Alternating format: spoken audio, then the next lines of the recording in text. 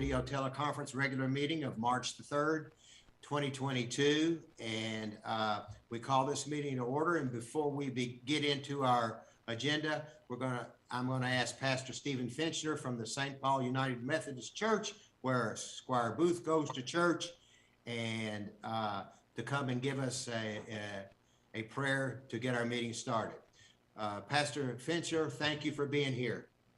It's great to be here. If you all would, let's bow our heads in prayer. Lord Jesus, I thank you for this time, and I thank you for our leaders. I thank you for Franklin County. And Lord, I just ask that as we plan and as people are honored in this meeting and as business is conducted, I pray your blessing. I pray, Holy Spirit, that you would give wisdom and knowledge. I pray, God, that you would build us up in our common life together.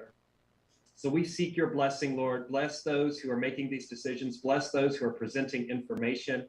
Help everything run smoothly today. And Lord, I want to lift up the words of Numbers chapter 6, verses 24 through 26 over this group. The Lord bless you and keep you. The Lord make his face shine on you and be gracious to you.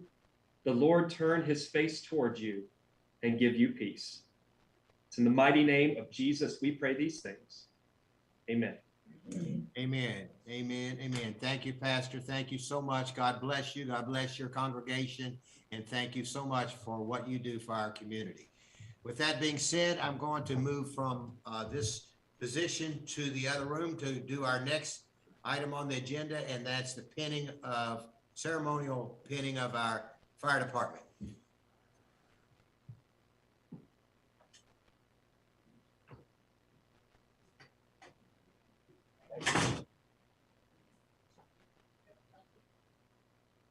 All right, kind of in a different setting.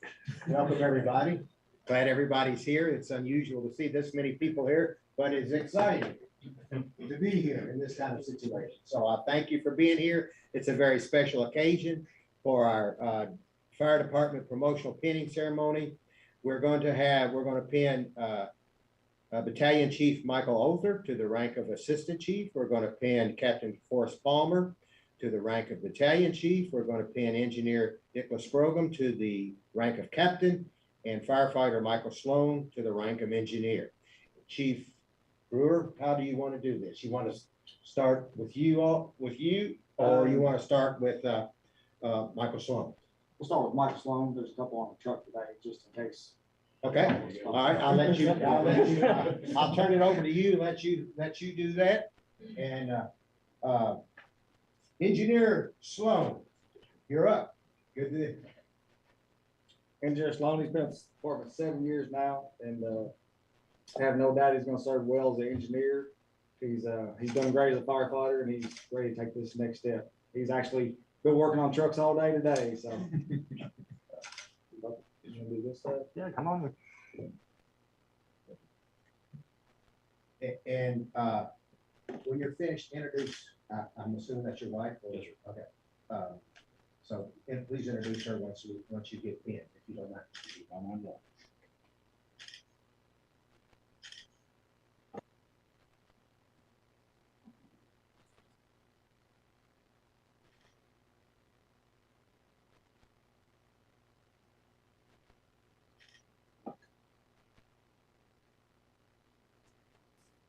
Looks like my wife Tabitha Sloan. Tabitha? Mm-hmm. Well, Andrew, did you get a picture? Do you want to just get a picture of those two? Yeah, let's do that. Hey, I think he would like it. 1, 2, 3. One more. 1, 2, and 3. Thank you, guys. Right. Congrats. Let's give him a round of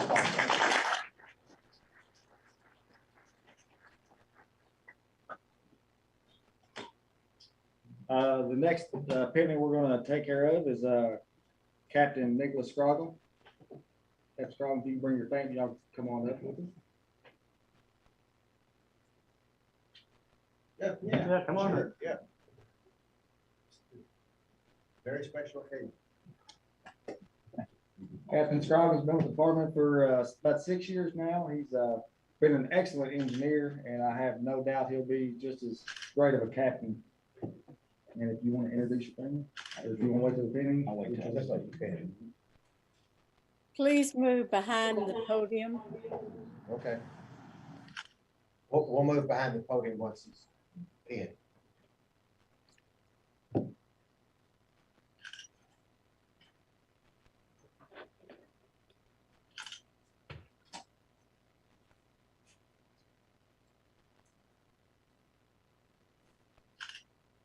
Captain, if you and your family will move kind of centered around the podium there. Thank you, Chief. Mhm. This is my mother Candy, my father Leroy, my girlfriend Kimberly, and my sister Carissa. Okay, you got a big family here, so. A few more. All right, there you go.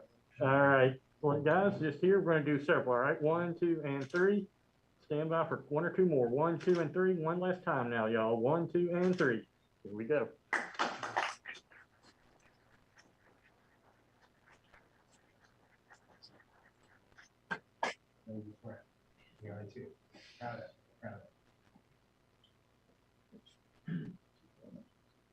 The next painting will be Forrest Palmer, the rank of battalion chief. Come on up with your family.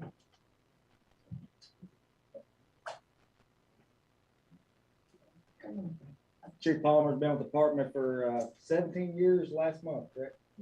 And this has been a long time coming, and I have no doubt he's gonna be a great battalion chief for the department.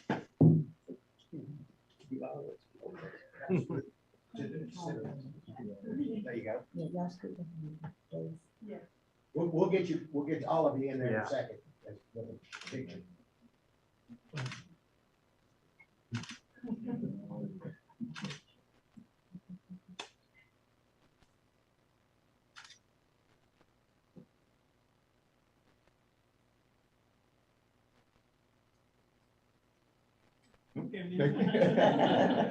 Will you introduce your family and make sure, let's get them all in, make sure we're all in This this. is my wife, Brenda, my son Eli, my daughter Candace, my other daughter Katie, she's beside in here, and then this is my mother, Pam. This is my grandmother, Faye. And Ann's back in the back. All right, guys, we're gonna do several right here, please. 1, 2, and 3. One more. 1, 2, and 3, and one last time. 1, 2, and 3. We're good, thank you. Thank you. And Eli, I want to tell you something. I had your dad in school. When we're outside, I'll tell you some things. I'm proud of it.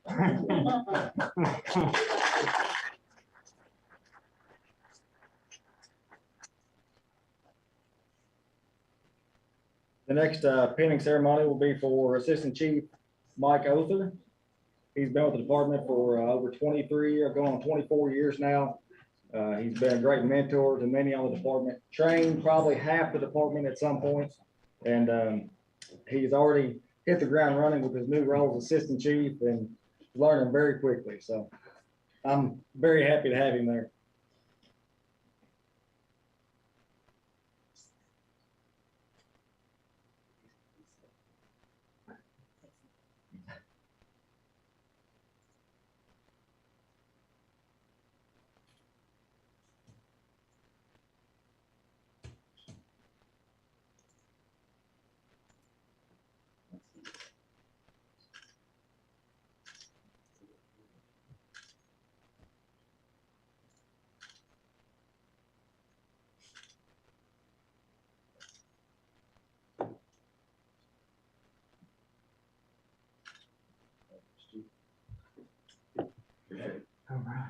Right. Yeah, come on, there's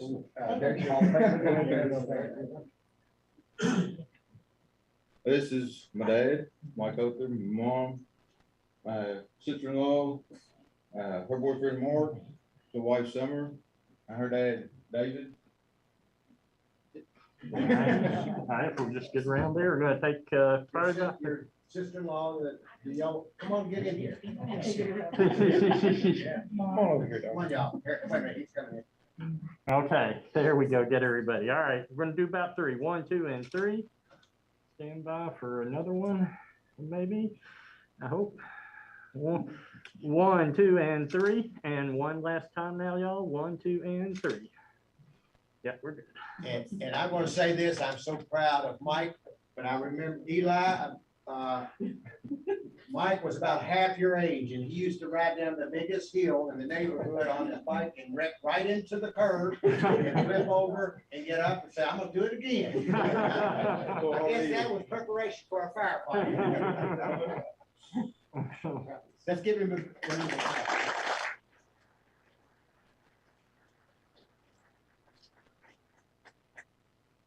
And last but not least. Yeah, this one got delayed a little bit for some other issues, so I'm gonna bring my family up.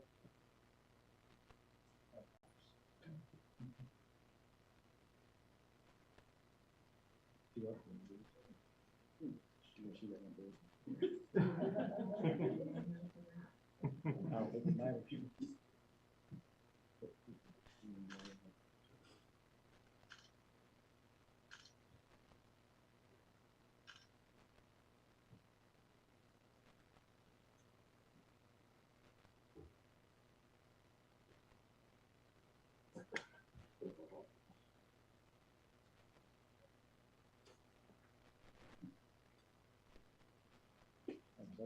And with me here is my dad, Jamie, my mom, Carol, my wife, Autumn, and my daughters, Sadie and Abby.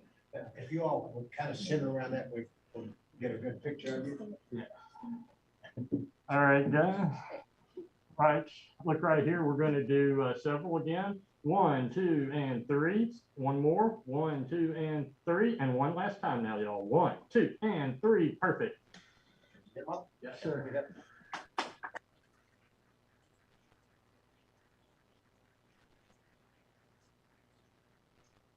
As you can see how awesome, how proud all of us are. I know you're proud. We are very proud too. This is fantastic. And our new chief, our new assistant chief, our new engineers, our new battalion chief, our captain. Congratulations to all of you. If you all will come up and let's stand together and let's take a picture.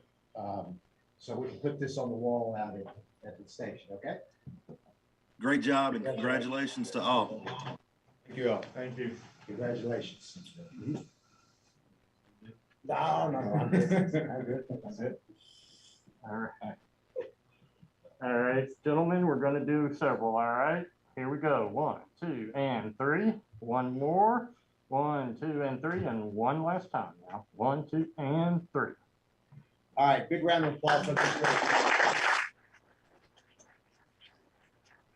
Thanks everybody for being here. If you're sitting at the table, if you stay, you got to vote. Thanks, everybody. Thank you. Thank you.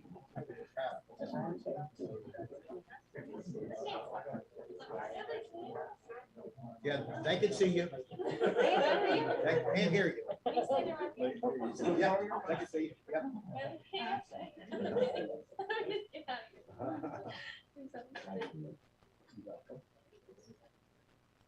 Thanks again, everybody. Thank you. Be safe. Nice seeing you again, Jen. Good to see you. Tell Casey hi. I will. As a matter of fact, I saw him today at the Capitol.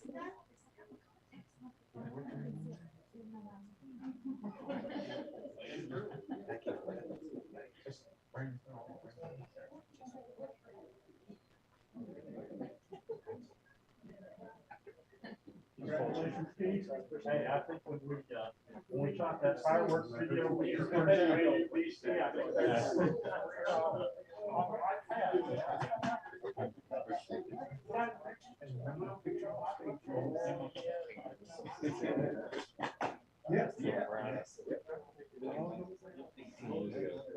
Me working under you.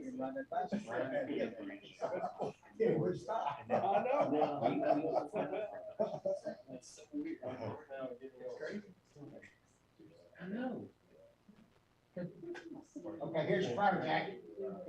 Chief Bruce. Ed, you're next. Okay?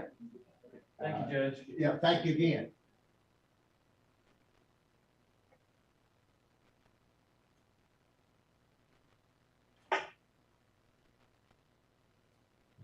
That was really nice.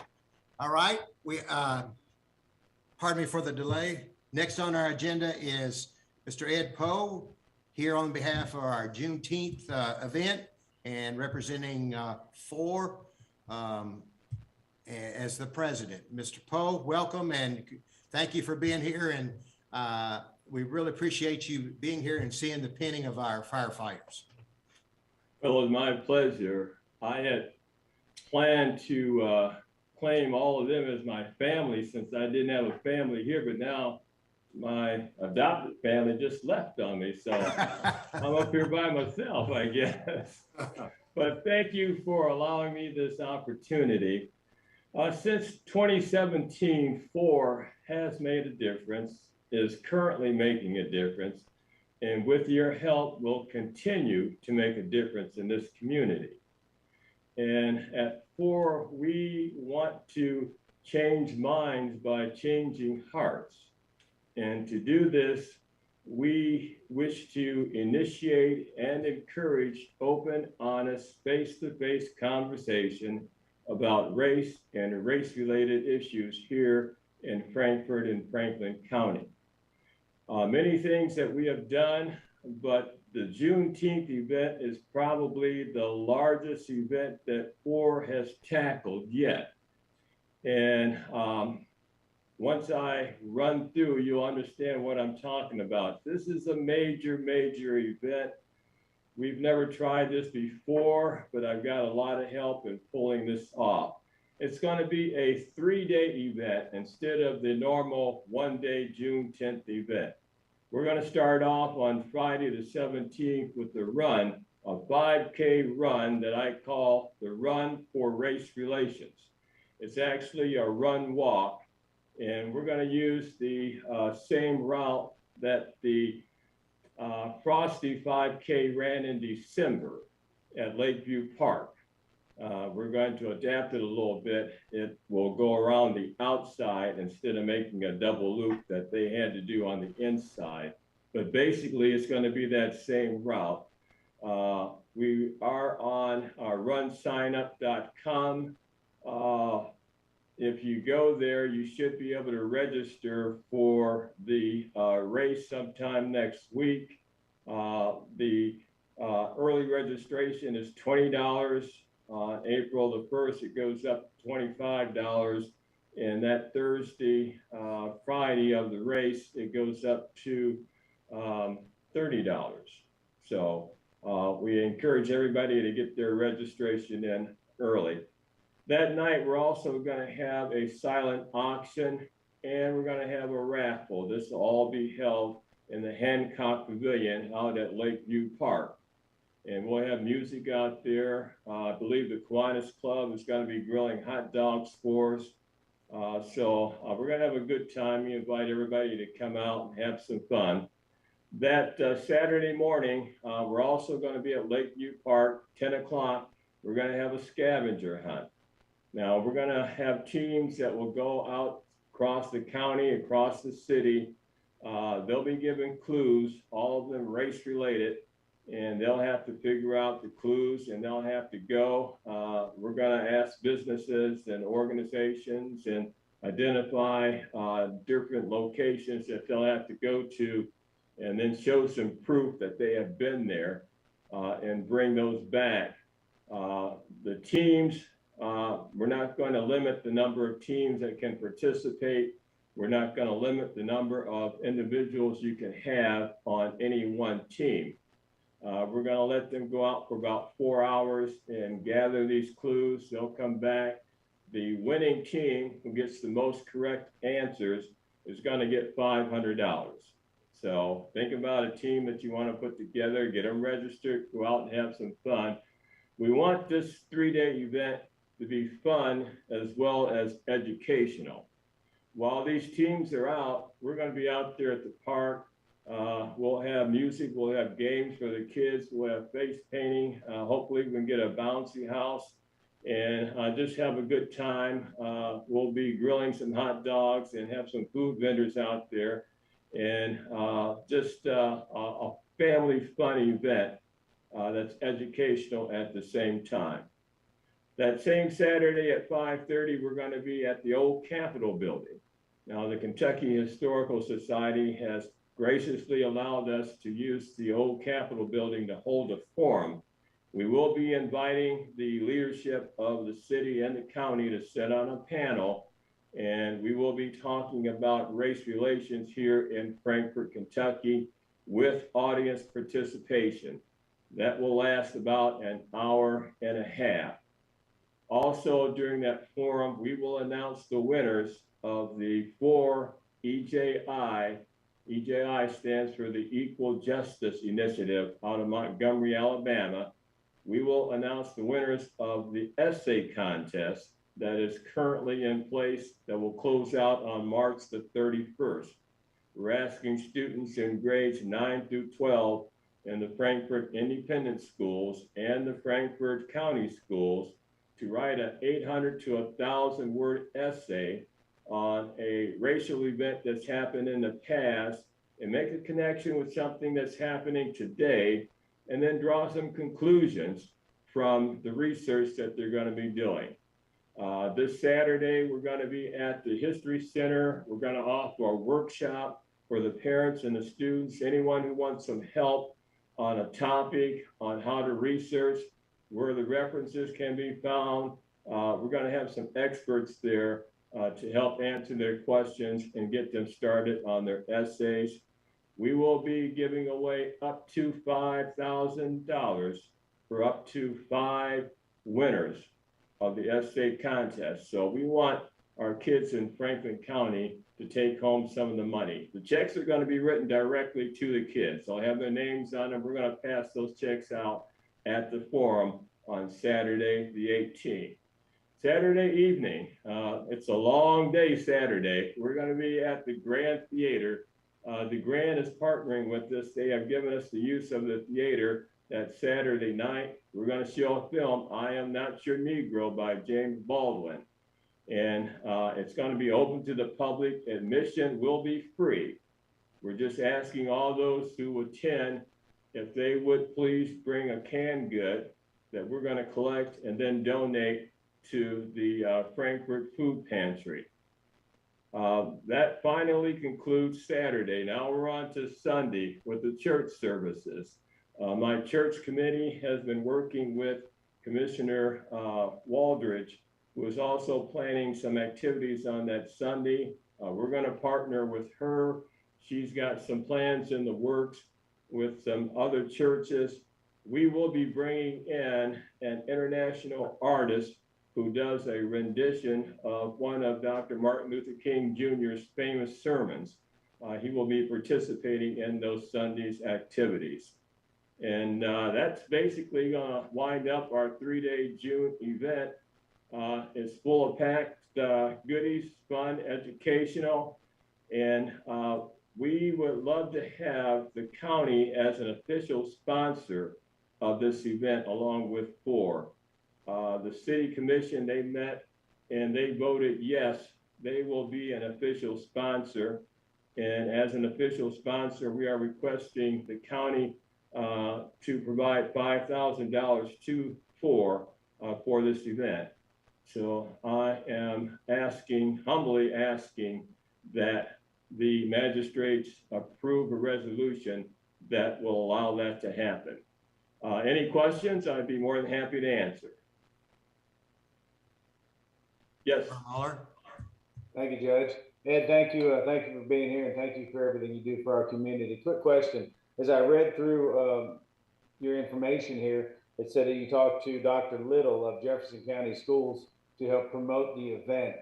My question is, have we talked to Lexington, and how do you intend to promote the event?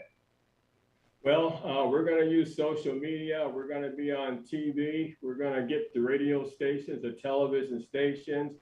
We will be talking to the Urban League and the NAACP chapters in Louisville, also with the running clubs that we can identify.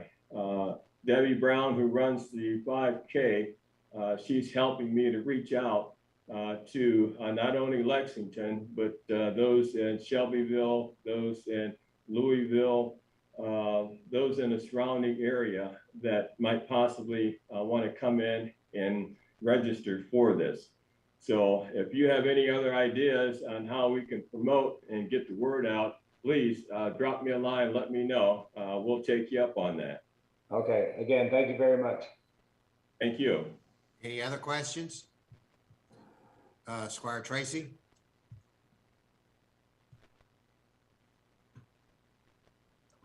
Thank you for being here with us, Mr. Poe.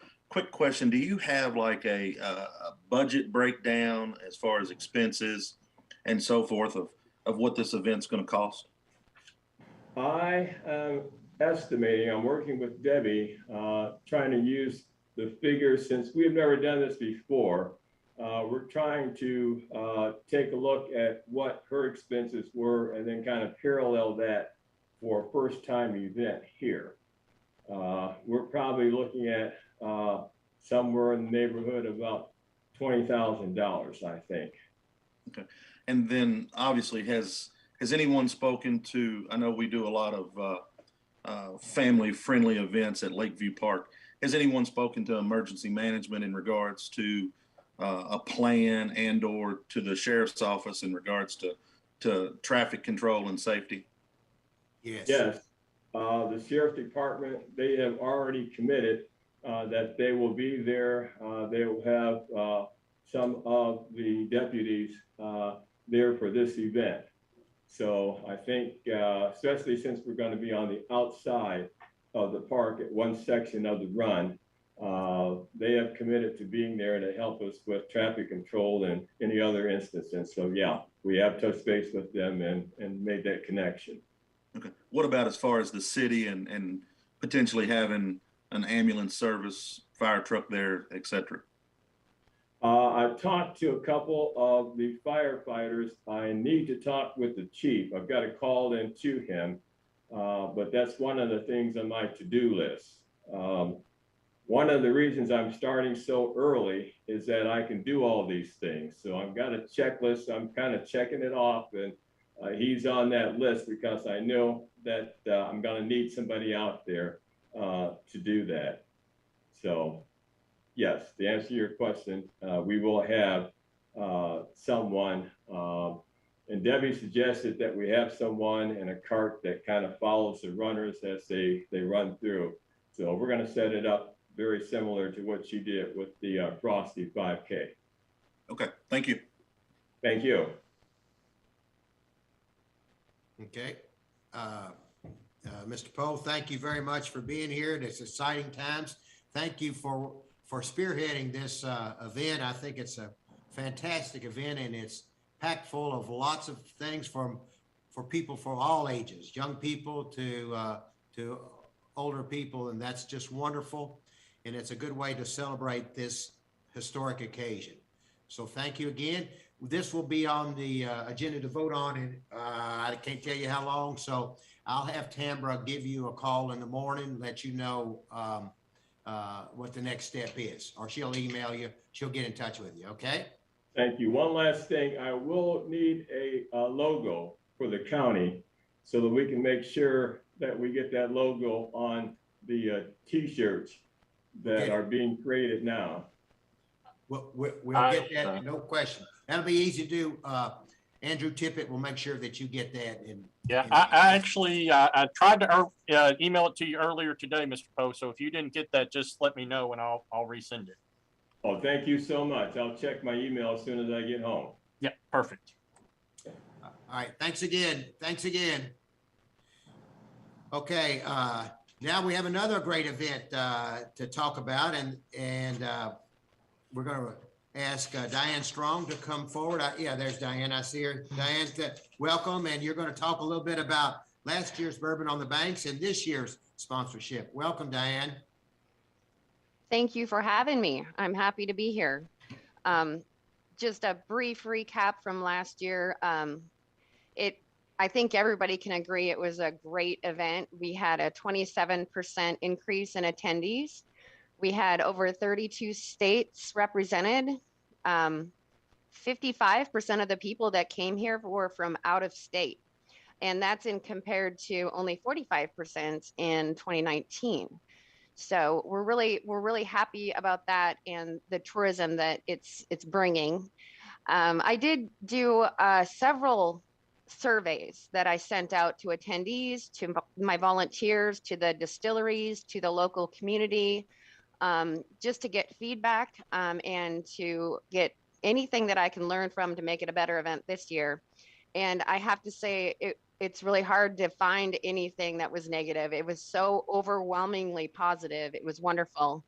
I've also gone out and spoken to the local merchants and tried to get as much feedback there to improve the event.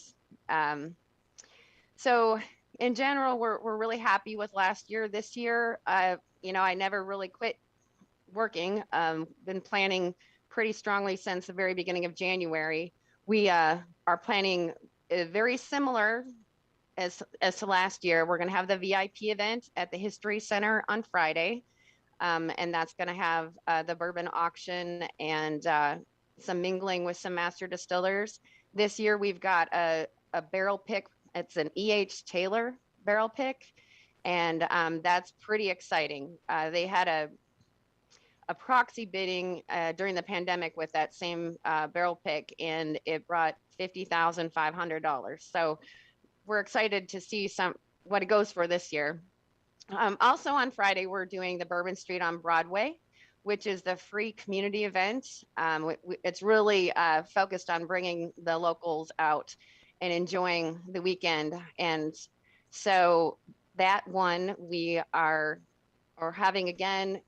We have an area at that event called the Kid Zone. It's completely free. It's a safe little area with lots of, there's face painting and there's tumbling, and we've got some, the ballet groups coming out, and there's just all kinds of free things for the kids to do.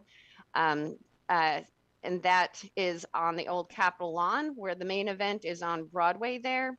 The whole event is kid friendly, family friendly, but when you're walking around and you've got the circus going on and everything going on, it's, you know, you got to kind of hold on to your kids, and because there's a lot of people. And that kid zone is a place where the parents can relax for a minute, let go of them, let them run and have a good time, and they can still see everything that's happening. So there's that. And then Saturday event is going to be the big event down at the river. We are capping it at 2,000 people. The goal of this event is to keep the integrity and keep it educational, focused on bourbon history, and learning about the process of distilling bourbon, meeting the distillers and their brand ambassadors. And personally, my goal is to keep that integrity, keep it small. I don't want people waiting in lines to talk to people. It's going to remain fairly intimate like that. Going forward, this event has the potential to get much larger, but in that sense, we'll add another day as opposed to increasing the numbers at that event. So we may be adding, oh, we'll have the after party as well. Sorry, that's in the planning, and it may change a little bit this year. We're not sure. We may have a couple neat little VIP things happening on the Saturday event where people can do one-on-one tastings. Throughout the weekend, we have a lot of things going on. So we've got the Historical Society does tours, and we advertise that on our website. You know, there's the walking tours. We've got the boat tours, Kentucky River tours that teams up with us, and they do the tours, and they do a lot of history, the river history, the bourbon history. Our advertising this year is really focused on, this isn't just a big party. This is about learning about us and what got us here. Bourbon, the Buffalo Trace. It's, you know, it's more than just a big party. It really is. It's all about bourbon, and just, you know, we are asking the county if you would please be the sponsor of the Kid Zone. I think it's appropriate. We've got, I mean, it's designed specifically for the locals, especially, and the families. And I know last year when I asked for you guys to sponsor Bourbon Street on Broadway, some of the responses that I heard was, you know, we're more than just bourbon.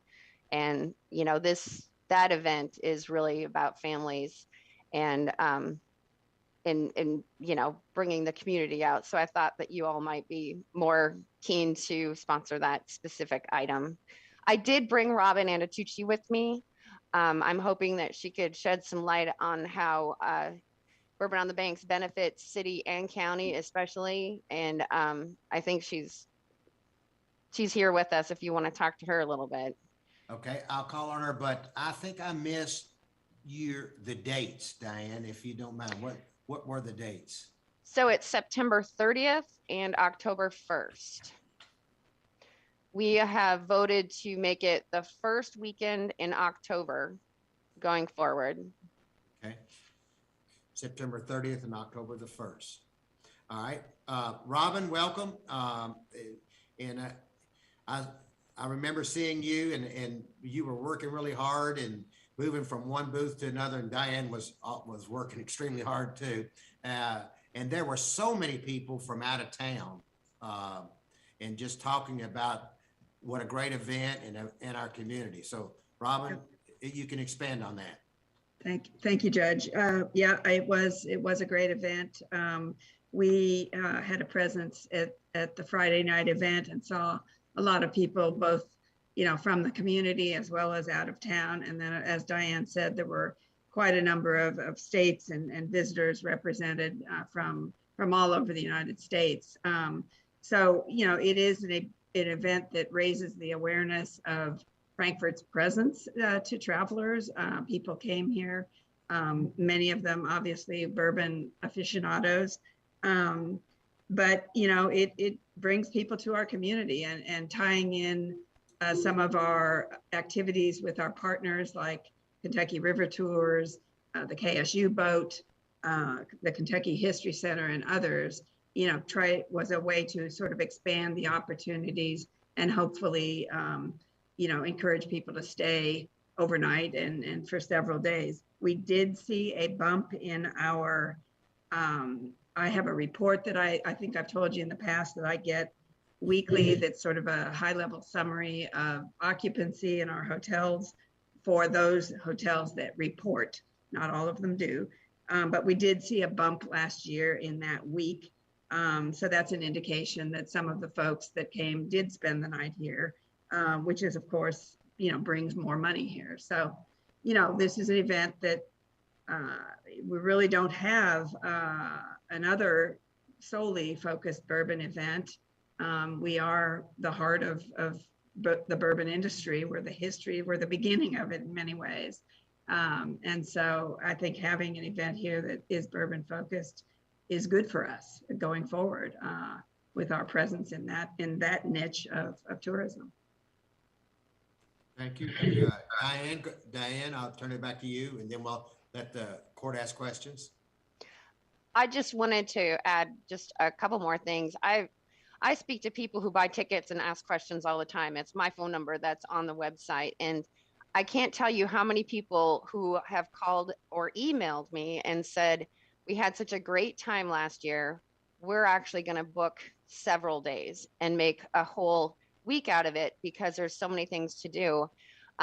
I have been working closely with the web design, and we have a page that's dedicated to visiting Frankfort. And I asked that they not just add the hotels and places to park, but to list all of the different activities, whether it's visiting the Capitol or going to Coast Spring Park or Salado. And you can go visit the website and you can look, and there's a link there that goes to all the different things we have going on, county and citywide. Very good. All right, Diane, thank you very much. And let's see if there are some questions from, okay, Squire Muller, you can go first. Thank you, Judge. Robin, thank you for being here. Diane, thank you for being here. Question, you'd mentioned Buffalo Trace. How are they involved in this event, or maybe the event last year? Well, last year, because of the pandemic, corporate would not allow them to partake physically in any event. They donated generously to our VIP auction. And we expect that they'll do that as well. We are in talks this year. They haven't opened up to doing events. They do, from what I understand, those that I'm talking to, they are very hopeful that they'll be allowed to do events.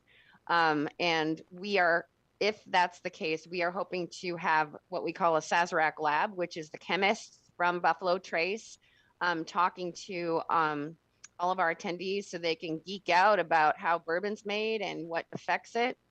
And hopefully they'll be sampling at the event. And we're asking to have Harlan Wheatley come to the VIP to do the master distillers there. Now that's a big ask, and I'm not saying that's happening for sure, but that's really our goal.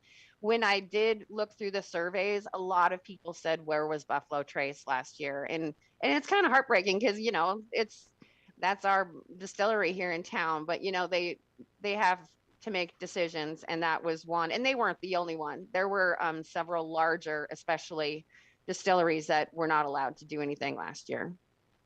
Okay, thank you very much. But we know Buffalo Trace is very supportive in doing everything they can. That's the main point is. But we And, would like you know, to see them there. Excuse me, sorry. Go ahead, Robin.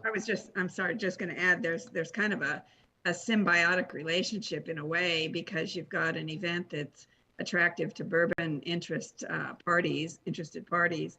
And of course, Buffalo Trace is a big draw as well. And not only are people attracted to take a tour there, but they come there sometimes for multiple days to see what's on the shelf so they can buy. So they may come from a lot, and then they're here for a couple of days looking to shop. They see an event, they might go to that. So it kind of can work together. I think that's a nice feature too, because the draw of people coming to buy bourbon at Buffalo Trace, as you might know, if you ever drive by there and see the line, is pretty significant. And that's saying it mildly, especially on Blanton's or Weller Day. It's huge. Okay, any other questions? Squire Blackburn. Yes, thank you, Diane. Is this a sole sponsorship, or are there multiple sponsors for Kid Zone, or would it just be to ask to the county? You would be the only one sponsoring the Kid Zone. Okay. The Bourbon Street on Broadway is sponsored by Free Credit Union. Okay. Okay. Have you asked the city for any sponsorships? So far we have the MOU, and we have asked for additional, and that's not been approved yet. I mean, they're waiting to put that through. Their in-kind sponsorship is pretty hefty when it comes to the hours that they have to put towards our event. Sure. But they were very pleased with the way it was run this previous year, and are entertaining the idea of adding money to that. So. Okay, thank you. And I noticed it said tax deductible donation. Is that because of the 14 event tickets at $65 each? I believe so, yes. My marketing team put that together. Okay, thank you. Absolutely. Squire Sebastian.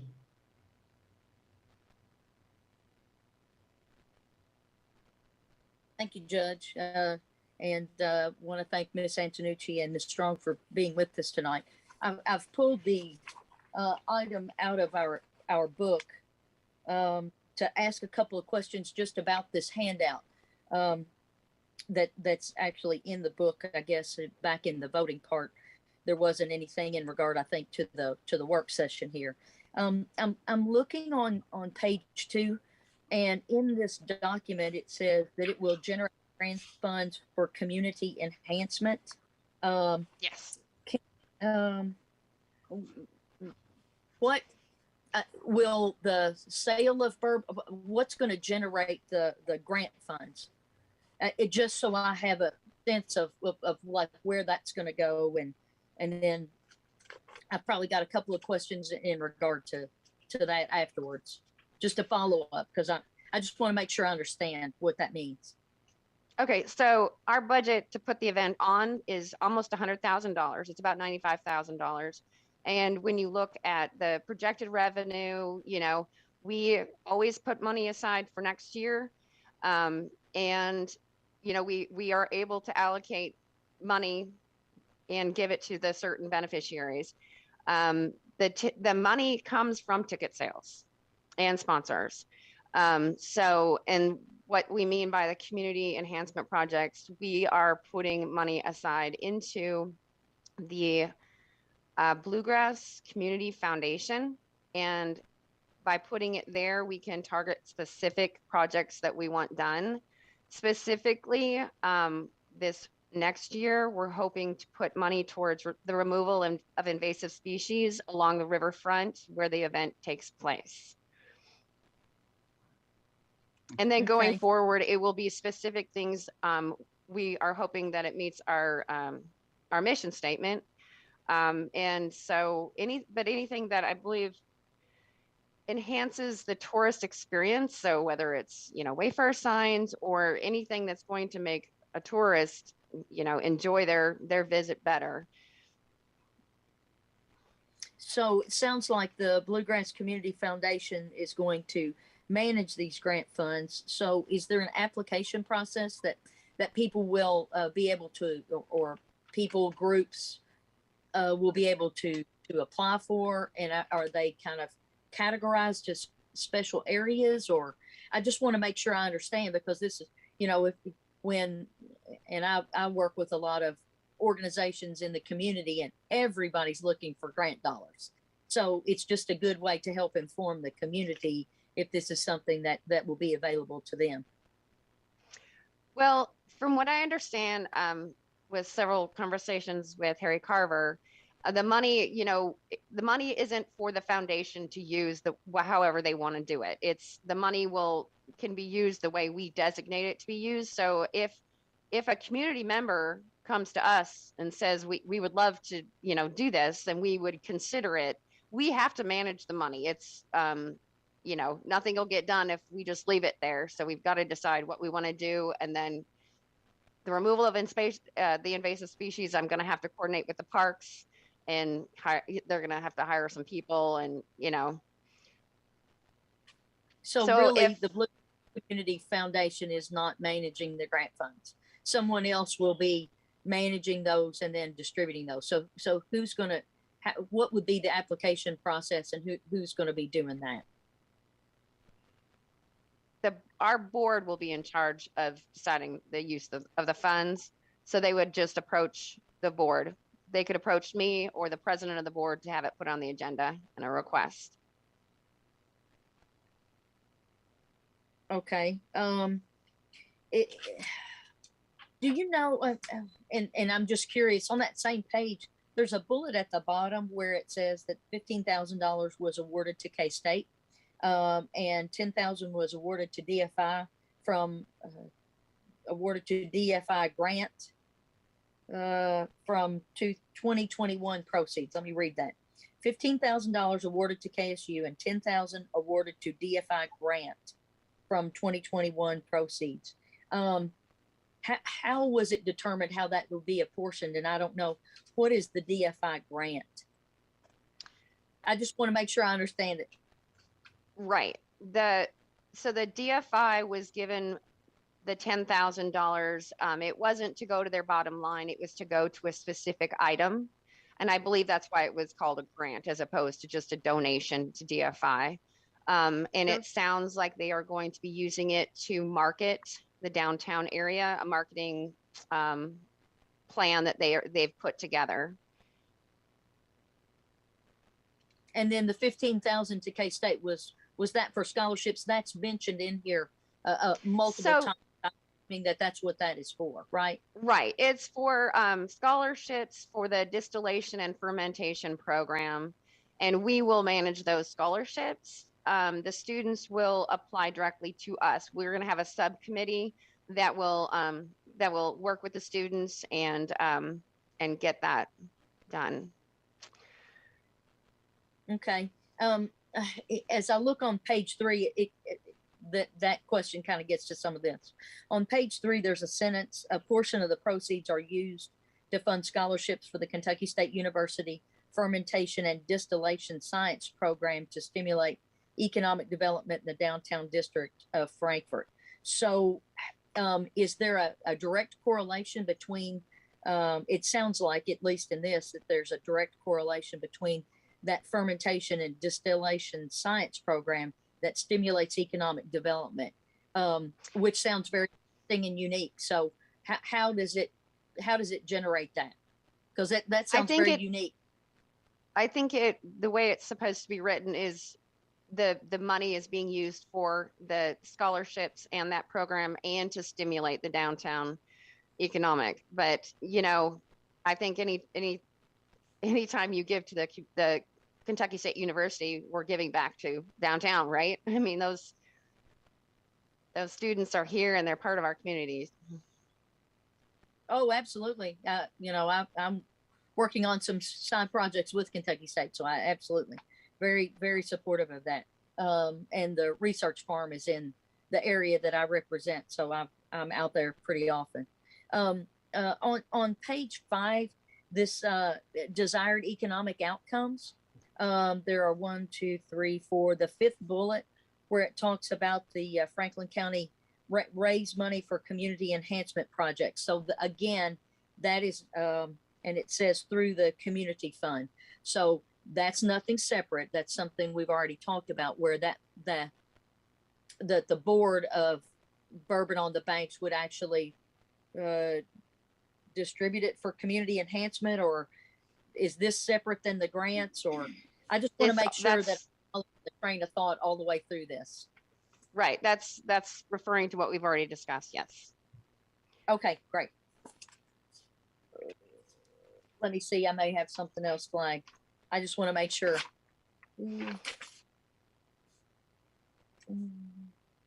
No, I think that's it. I've got the community enhancement programs flagged again, but it sounds like that is a decision that the Bourbon on the Banks board makes as to how the money gets allocated out. Thank you. Right. And I should say that since I sent that deck to you all, we have recently voted to add one more beneficiary.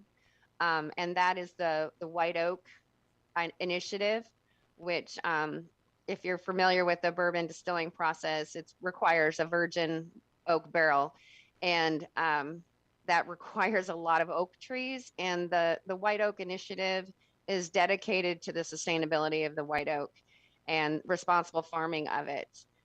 We feel that that's really important. So right now, the proceeds from our merchandise store online is going towards that. And at the next meeting, I'm going to ask a vote to have some extra proceeds put towards that as well. Okay. One other question. This request is coming to us outside of the typical request we hear with the budget.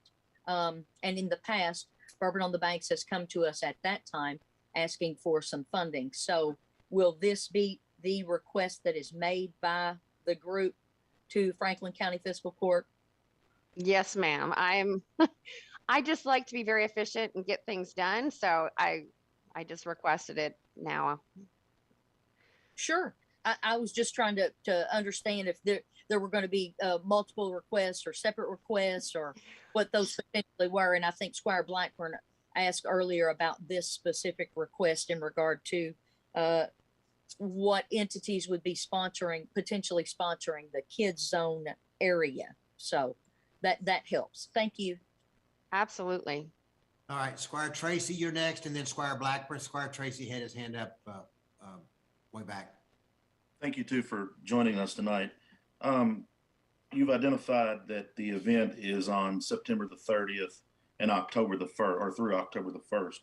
Now that you've made us aware of the event, would there be any reason that we can't push this back to the budget session and it be a request while we're doing budget? When is the budget session? Approximately what month is that? It won't get passed until June. I think. Yeah, we'll start in May, June. It'll take effect July 1. I would prefer it before then. We're trying to line up our sponsors now, and we have a lot of sponsors that are asking for what's available to be sponsored. At that point, I was hoping to have all the sponsorships in line. If my choice is nothing or wait, then I will wait. Okay. And then my next question would be, obviously we supported the event last year, and was happy to do so. I think it was successful per se. And personally, I'm not in favor of the sponsorship of the Kid Zone in regards to the event, because it's featuring alcohol. So for me, I look at it like it's, kids, alcohol. So I'm not saying I'm not in favor of supporting your event. I'm just not there with, quote unquote, being the sponsor of the Kid Zone, if that makes sense. And I hope you understand. All right, Squire Blackburn. You're on mute, Squire Blackburn. I've got a habit of that, don't I? Thanks again. When you brought the scholarships, it reminded me, I know we're a couple years into this, and I think our community loves good news stories and everything we do. I know it was a highly successful event last year. Have we had any students apply for these distillation and scholarships? And if we have, how many have actually benefited from it? We have not had anyone apply. When we voted to set the $15,000 aside for KSU scholarships, we had not heard back on the status of the 2019 donations. As it stands, those funds have still not been used. So I'm thinking that they will offer, I'm not sure how that's going to work out. I'm guessing that any student, to explain why that might have happened, is that that program was created, I believe, with a bunch of grants. And with those grants came funding for some students, some scholarship money possibly. And that was enough for the students that they had in the program. And then, of course, we had the pandemic year. They didn't get the funds until, the event took place in the fall, and then the program starts the next fall. And so that was the pandemic. So it's very possible that that's what happened, and that's why it wasn't used. So those funds are available to those students this year, I would guess. We have not advertised that these ones are available yet. We literally just voted on it last month. Well, do you know how much is in that fund right now? 15,000 plus the first year's scholarship contribution? The first year scholarship contribution is at KSU, and it's earmarked for scholarships that they will hand out. And that was 10,000. 5,000 had gone to the band, and I believe 10,000 went to the students. And then this year it's 15,000 for the students, and then we will offer those scholarships. Oh, okay. So 5,000 went to the school band, and then there's 5,000 in scholarships from the first year. Is that correct? There was 10,000 in scholarships to the students the first year. Oh, I got you. All right. Thank you. That's I'm sure those students will be more interested in the program when they know there's some financial aid available for them. So that's great. Quite a bit of it. Thanks. Okay. Squire Muller. Thank you, Judge. Okay, Diane, I'm going to circle back to Squire Tracy's point. It's a valid point. Is there any other scholarships, sponsorships that you could think of if, and I'm just speaking for myself, because I got a feeling, I'm kind of leaning that way too because of the kid and alcohol thing. Would there be another scholarship, even if we committed to the $5,000, is there another sponsorship that you can think of that you could maybe talk about that we could look at? Absolutely. You can just be what we call like a partners sponsor, which is, you get your logo on everything and your name on everything as being a sponsor, and we just give you a nicer ticket package. That's a very popular way to go. We absolutely don't have to do the Kid Zone. That's not an issue. Okay, thank you. And I guess since we're kind of in a work session, I would lean towards more of just being a sponsor for the whole event not specifically the kids zone, but that's just me. So I'm throwing it out there. Thank you, Diane. Absolutely. And I can send that that deck. I can email that to you guys to see what it looks like. It's very similar. It's just a lot more tickets and it's about, you know, tickets and not having your name on anything like that. No, yeah, and that's fine. And I hope you understand, you know, a lot of the things we do at Lakeview Park and things like that are just super family oriented. And, you know, I'm proud of this court for supporting this event. But, you know, I think I would personally rather be just a big sponsor for it than an individual kid zone sponsor. So. Sure, absolutely. Thank you again. Okay, anybody else? All right.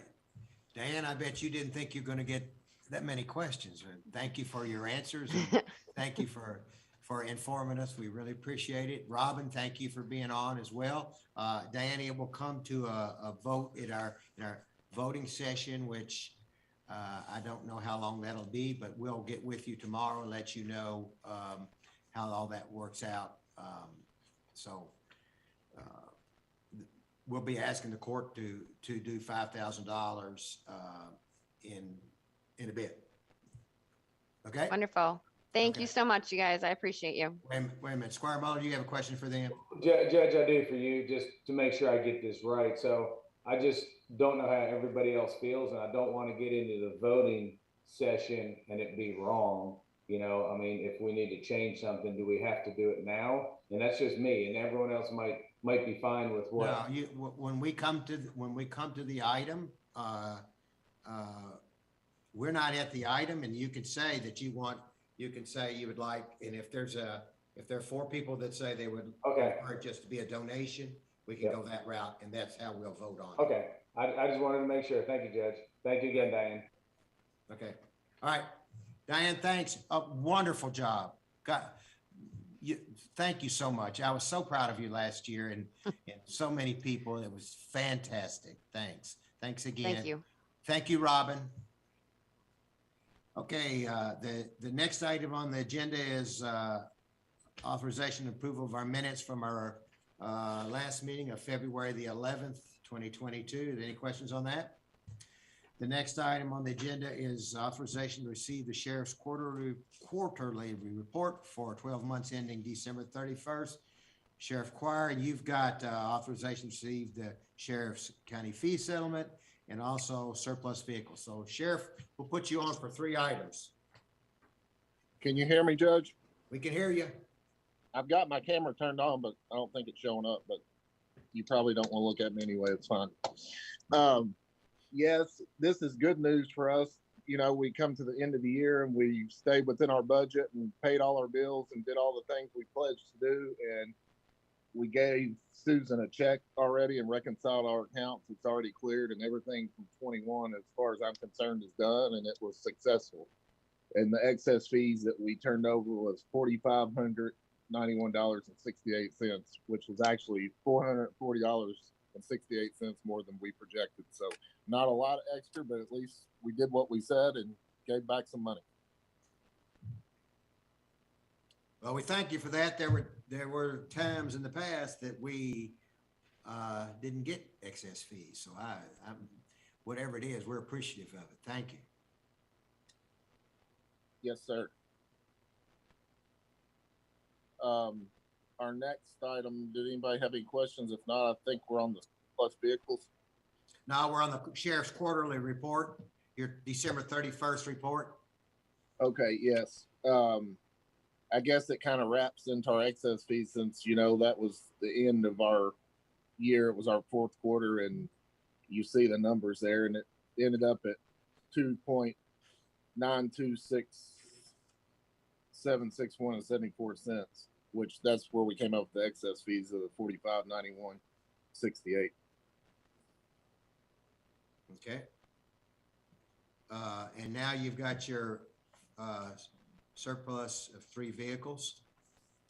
Yes, you know, about a month ago, we surplused that truck and ended up getting another one, which was really good for us because we're replacing vehicles. 2 of these vehicles are 2016 models, and you can see the trade-in value for the F-150 is $25,000, and The trade-in for the Explorer is 10,000, and then of course the 2020 Tahoe, we actually paid 37,000 for it. We're getting 35 for it, and it's 60,000 miles, which puts it out of the powertrain warranty.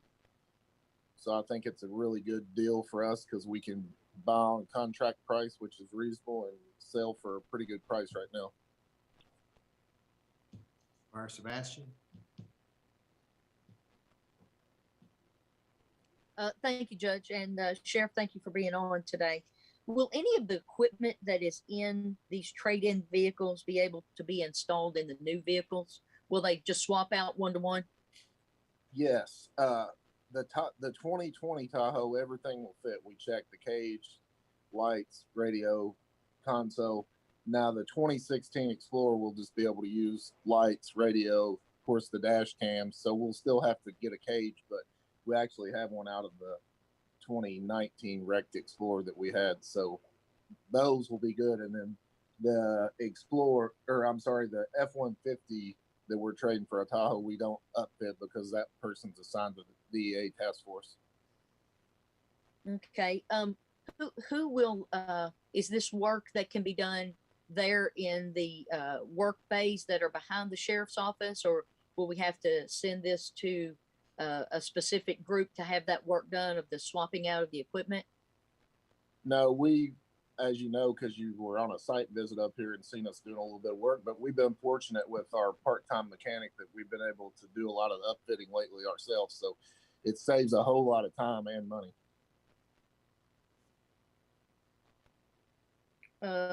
Okay. Thank you. Thank you so much. Yes, ma'am. Squire Muller. Thank you, Judge. Thank you, Sheriff, for being on. Quick question. What is the lead time on the vehicles you're looking to purchase? They actually have over 100 of these Tahoes in stock, believe it or not. So they're readily available. It's just a matter of going through the process of the surplus and then talking friend and then writing the check for us. Okay. Thank you very much. And I'll be sure to tell Lucas you did a good job tonight. Thank you. Anybody else? All right. Let's go to the next item. Thank you, Sheriff. Yes, sir. Have a good evening. Be safe. Thank you. Next item on the agenda is authorization to approve the resolution in support of sponsoring the Focus on Frankfurt Juneteenth 3-day event in Frankfurt and Franklin County. They ask you for a $5,000 pledge to help sponsor this event. You've heard Mr. Poe talk about it. Any questions? Any more questions on that? All right. We'll move on to the next item. The next item is, and you've heard Diane Strong talk about the authorization to approve the 2022 Bourbon Street on Broadway Kids Zone sponsorship. And so you've got some suggestions. Squire Tracy. Thanks, Judge. Back to the previous item. Sorry, I have my hand up. This is a new event to our community. Moving forward, the one thing that I would ask is that Mr. Poe and his group just try to help us in regards to keeping in line with budget discussions and so forth. So if this is an event that he thinks is going to happen next year under next year's budget, I just think it would be just to keep it uniform and clean and clear to ask during that session, if possible. Thank you. I thought somebody wanted to not do sponsor Kids Zone. I thought you said that, Squire Tracy, that you didn't want us to sponsor. No, sir. I had my hand up for the item before the bourbon on the banks. I was talking about in regards to Mr. Poe, in regards to his item. That being a new event, I understand that he probably wasn't aware of our budget schedule. Okay, I understand. I'm Thank sorry. You. Thank you. Are you ready to move on now to the next one? Okay, so let's move on now to authorization to approve the 2022 Bourbon Street Broadway Kids Zone sponsorship. Squire Muller. Thank you, Judge. I guess now's the time. I mean, I completely support the event. I think it's a great event for Franklin County, but I'm not 100% about supporting the kids zone, and that's just me, just because. So, I would rather just see us. I'm fine with the money. I'd rather just see us be one of the main sponsors for the event. So I'd like to hear from the rest of the court. Thank you. Squire Booth? I agree with Squire Mueller on that issue. Anybody else? Squire Moore? I 100% agree with Squire Tracy and Squire Miller on this. Don't want to support, don't want to sponsor the kids zone, but be glad to sponsor the event. Okay.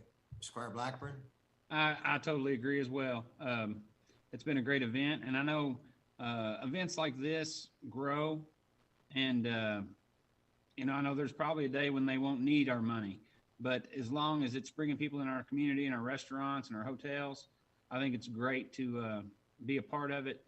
And but again, you know, I think Scotty said it best. The draw is bourbon. The first name in the word is bourbon, and to have Kids Zone and a bourbon event, I totally get it. I totally understand it. But at the same time, I wouldn't want Franklin County taxpayer citizen money going towards, you know, promoting kids in a bourbon event. You know, we are still sponsoring the bourbon event though. Yeah, but not on a big flag that says Kids Zone. I think it's a distinctive difference. So that's where I'm at. Okay. Anybody else? All right, so I think there's enough votes there to remove Kids Zone and Bourbon Street sponsorship for 5,000. So I was thinking that we could just, if it's okay with the court, authorization to approve 2022 Bourbon on the Banks sponsorship in the amount of $5,000. Did you all hear that? All right. Okay. All right. The next item is Judge. Yes, sir. Sorry. Just to follow up on the last item, along with this one. In the past, this request has came to us during the budget time. Moving forward, I would just hope that, again, to keep everything clean. I know there's some new things that Ann sent out as far as requirements and so forth for people to be able to receive monies from the county. So just moving forward, again, we're several months away for this event. So again, I support it, but would definitely be in favor of it coming through during budget session. So thank you. Okay, so yeah, okay. And if you would send a letter to them, to Diane Strong, Bourbon on the Banks, that if they're going to continue to ask us for money, that they be part of the process and get their application in for next year. But that still doesn't put us in what I will do. I guess what we'll do, Ann, is we'll make sure that it's on the list for this year, that we'll put it in there for next year, Ann, if you don't mind. Would you like me to request that they send the same articles of information that we asked the other agencies for? Yes. I think that would be great. Yeah. Thank you. All right. Thank you. Yeah, but let's make sure we get it in for this year as well, okay? Which will be for next year's budget. Yeah, but we'll be funding. I think what the sticky wicket, and I'm sorry I brought this up. The sticky wicket for me is they're asking for an event that falls within the next year budget. Well, we wouldn't make the donation until the next year's budget anyway. If you all make the commitment now, there's plenty of commitments you've made in advance. I'm sorry, this is Susan, that you don't make until future years. So yeah, we wouldn't be writing a check until next fiscal year. So it would have to be incorporated into the FY23 budget. You're correct. Yeah, I'm just making sure everybody gets that. That's right. Thank you. Squire Tracy. Yes, Judge. And if it's okay with you guys, and could you also ask, I'd like to ask the same question that I did of Mr. Poe in regards to funding and expenditures and things of that nature? Do they have a detailed item list Yes, available? a recent budget is one of the items we ask for. Thank you so much. Okay. Anyone else? All right. Next item on the agenda, authorization to approve Lakeview Park Master Plan as presented by Hitchcock Design Group. Before we get into that, Susan and Ann, I want Susan, you to go first if you would. There's Randy on. Good to see you, Randy. Thank you for being on. I think you've got some, Susan, you wanted to ask some questions and talk about the financial side. And then then Ann's got some things that we need to talk about before we take any more steps. Go ahead, Susan. Good evening. The questions I had were really, I guess, intended maybe to follow with the court's discussion, but because the funding mechanism really hasn't been discussed, there's been some loose, I think, information from Hitchcock talking about transient room taxes and so forth. But as far as capital funding, I really haven't seen any capital funding plans to even get the startup going. And the money as far as the convention center is concerned, the city of Frankfurt already is collecting, I think, a transient room tax of 1%. And they've not really been involved in this discussion about locating a convention center at Lakeview Park and committing those funds towards this effort. So it's a little, maybe a circular situation about the cart and horse and where the money's going to come from. But I was thinking in context, in particular, of our energy project that we had and the way that funding was and that whole project was presented, that we recognized up front that we were going to have to bond it. We were going to have to service the debt for a number of years before we recognized any kind of savings or offset. And this particular project just has not had, that I have seen, the in-depth discussion about a capital funding mechanism or a commitment of any kind of tax base or new tax dedicated towards this effort. It's March, it's always the time of year and we've talked about it before, about raising the insurance premium tax and designating funds for different purposes. And that is something that requires a strategy because it takes 18 months before you even see the first dollar.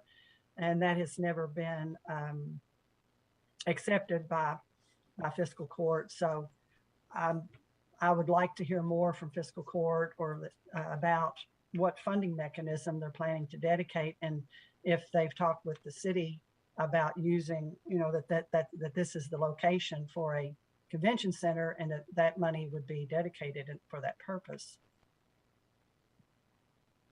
We've got Randy on. I think Randy had talked a little bit from Hitchcock Group about some possible ways of funding, but not real concrete.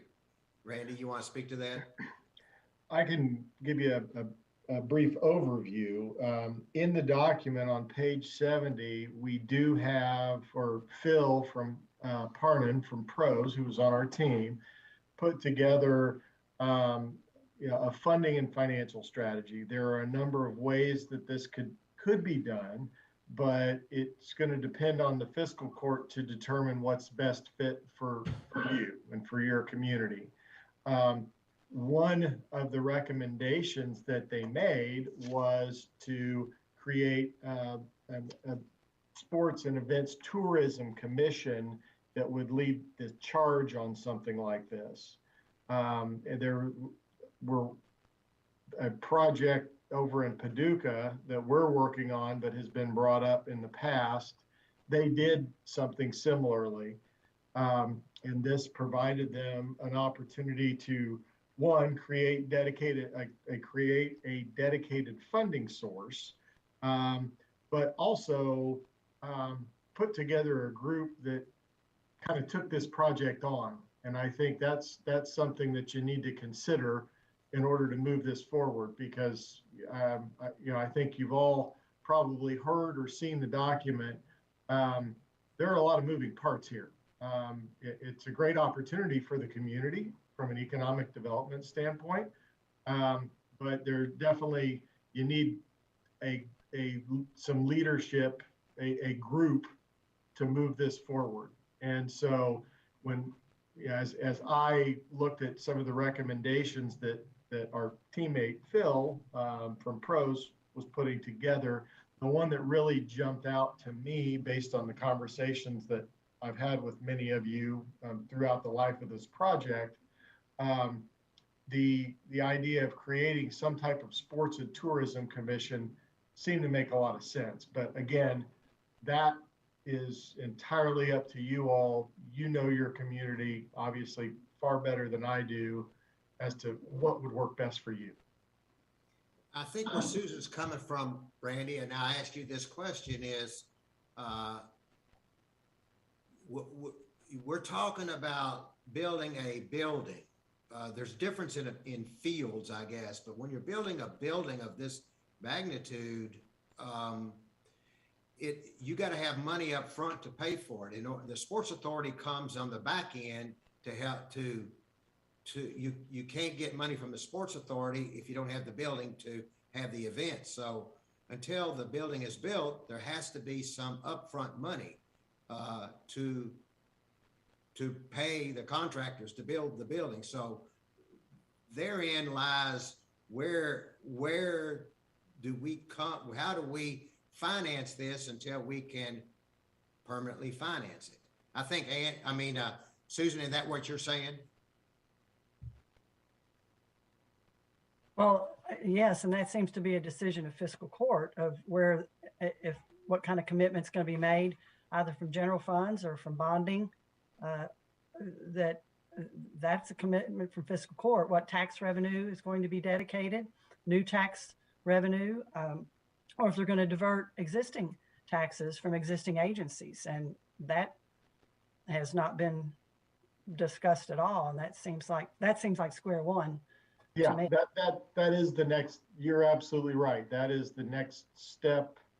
Now that the vision's been created, that we've submitted the document based on what we've heard from the community, and we feel confident in the program, how it could work, and again, the economic development opportunities that it would bring to the community. But the next step is you have to figure out, how do we want to pay for this? And I'm a landscape architect. I'm not going to pretend to be the guy on the financial end of things. Unfortunately, Phil could not join us tonight. Hopefully he'll come in. He's in a meeting right now, but he's going to try to get involved if he gets out of his meeting. But there are a number of things at your disposal, and I think you all have to decide which is the best fit for you. And if there are questions that come up that we need answers from Phil, I see a hand up already. Yeah, I was going to let you finish, and I was going to call on Squire Booth. Squire Booth, go ahead. I am so grateful to the treasurer for bringing up this issue. The county residents now look at us as Santa Claus, that we are giving them a present.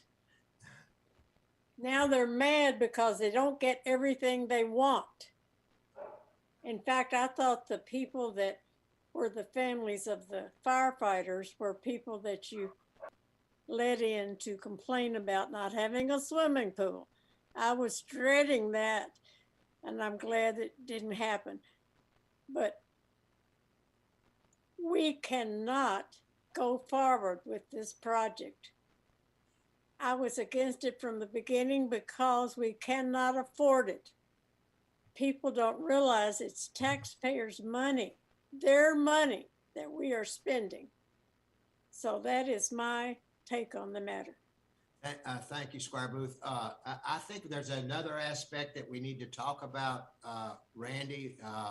which I think is a cloud looming over us. And I am assuming that you all didn't know this because it was never brought up, and Northcutt has found out through Department of Local Government that we got some issues with what's being proposed here. And I'll let you go next.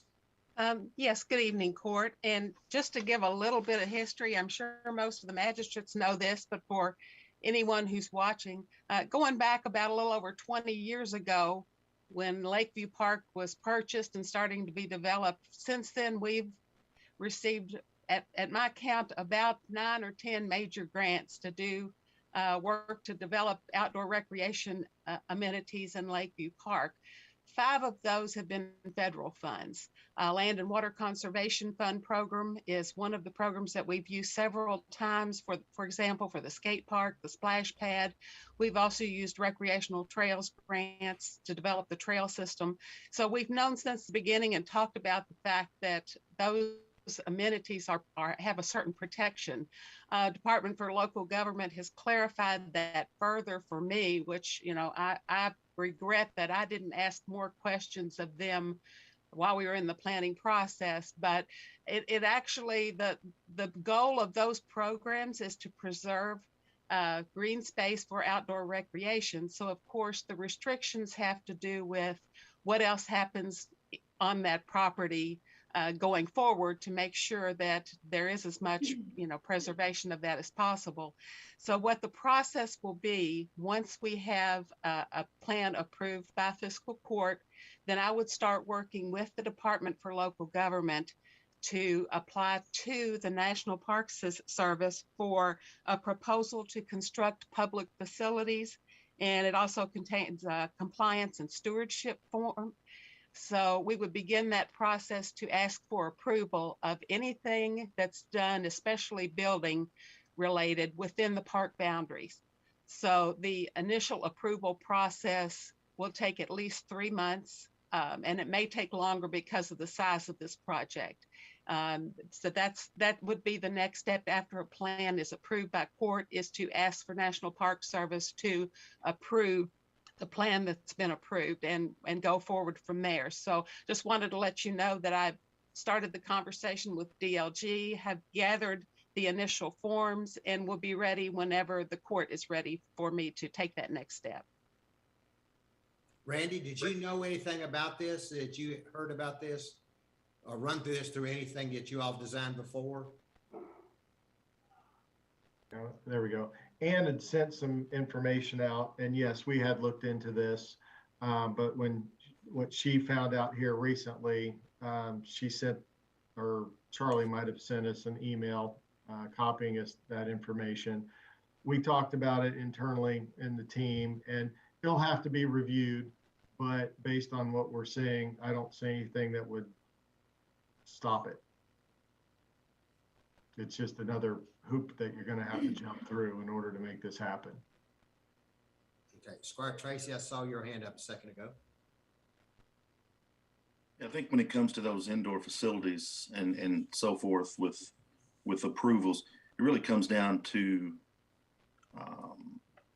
recreation and so forth. Is that right, Ann? Yes, they want to make sure that it's connected to recreation, and specifically, if possible, to outdoor recreation. They may have questions about the civic center goal of using part of a building for that purpose, since that wouldn't necessarily be recreation connected all the time, and the fact that it would restrict use of the general public to certain areas during certain times, which we know that already happens, during ball tournaments and certain things like that. But I think that their goal, as I said, is to preserve as much of the green space for outdoor recreation as possible. So they're very careful, and it'll be an extensive process, and DLG has offered to work with me going through that. Thank you. Thank you. Okay, other questions? Other questions? Randy, I'm gonna go back. I'm gonna ask you this question. I've gone back and I don't know how it ended up this way. When we started out, we did a survey, we did focal groups and all of that, and it was all talked about, all these needs, and swimming pool was obviously there. At some point, and I haven't asked the Squires, but did somebody tell you not to put a swimming pool in? Because the answer that we got from you is why the swimming pool in there, because it was too expensive. And expense wasn't part of any other of the plans, but the swimming pool for some reason was just brought up that it was too expensive and wasn't in there. Was there, did you, how did that happen? How did the swimming pool not become any part of this plan? Well, that was really driven by the study that Phil did. It wasn't a matter of it's too expensive. It was, as we went through, and Shannon's on here, she can jump in, and I think it is written in the document. I'm not exactly sure which page, but it was clear to us that yes, the community wants some type of an aquatic facility. They absolutely do. But when Phil studied that and compared that to an indoor facility that would provide indoor recreation as well as some of these other uses that we heard as far as high school graduations and community space, when he compared those two based on everything that was around, financially, the one that bubbled up to the top was what we ended up with today. So it wasn't that you can't, no, it's too expensive. It's just financially, and from the, the highest and best use, if you're going to pick one, the one that we're suggesting was the highest and best use. I mean, at this point, you could still turn around and decide to put an aquatic facility on there if you wanted to, but it's just not going to give you the return that what we're suggesting will. And we've been over that. I mean, I think we've talked about that a number of times. It came up in our last presentation. We just, unfortunately, Phil was there. We just weren't able to help explain that to the public. Okay, Squire Tracy. Thanks. Randy, I don't know if Phil's on or not, I can't see, but would the fact, obviously you all got a copy of the city's plan, parks plan. Would the fact that they had swimming pools indoor listed as a high priority, would that have had something to do with it? I can't speak for Phil on that, but I know that he analyzed, I mean, when we started this process, we gathered a lot of information, and he went through and analyzed all of the information that we gathered. And my guess is if he's seeing that, and I think at some point there was some discussion about the YMCA, there was some discussion about, there were some existing swimming pools. But again, I don't want to speak for Phil, but I know based on the information we gathered and the research that he did, this is where we landed. Thank you. Or more, I saw your hand up. Yeah, Judge, I received this 99 page, actually 100. I think there's a back sheet that's not numbered 2, plan Friday, and I've gone through it as much as I could in that amount of time. And I'm really not prepared to vote on this or even really do a good talk about it at this time. I think we need to put it off to another court session. But I did make it through part of it. And on page 75, it's got the ethnicity of this broken down. And it's 95% white people over $100,000 range.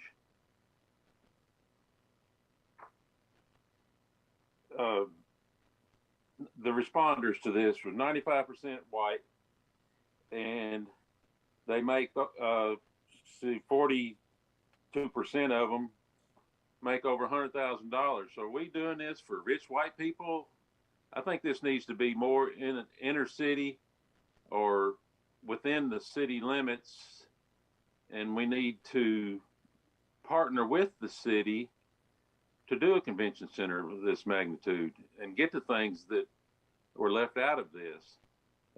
Not against doing softball fields or whatever out there that we need to do, but this convention center, I don't think it's what we need in that part of the county. That's just my 2 cents at this time. And are you requesting that we hold off any approving this as well? Yes, I am. I haven't had time to go through this really like I should. Okay. And it's a very serious undertaking, and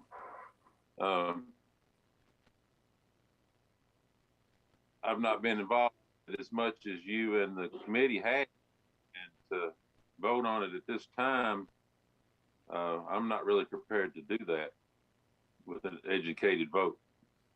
Okay, well, let's have some more discussion, and Squire Tracy's got his hand I up. can follow along with discussion on it, but Yeah. and like I said, I've rushed through it, but takes me more than one time flipping pages and fine print to take it all in. All right, Squire Tracy. I've got a question for Tambra. Ms. Tambra, can you tell me when the information was sent out? I think it was requested that it go out as soon as possible after our last park committee meeting. Is that accurate? I'd have to look back at my emails. I sent it out electronically and then printed out a hard copy for every one of you and sent out an email just letting you know it was there. Okay, thank you. That was before the park committee? After the park committee meeting. Yeah, right after. Yes, when Squire Tracy contacted me. I think it was last when I got a message that it was in my box. Okay. Squire Blackburn. Yes, thank you, Judge. You know, I've got children that live in this community. I'm a school teacher. I see over 1,000 students a day walk through my hall, and so this is really near and dear to my heart. When we had the meeting at the library, that's when I received the plan. I had it printed out for me, and I've watched every single park meeting. I've read the plan cover to cover. I've made notes on tons of pages. I've done my own research. I've spoken to people in McCracken County that have done this exact same thing. I looked at their funding mechanisms.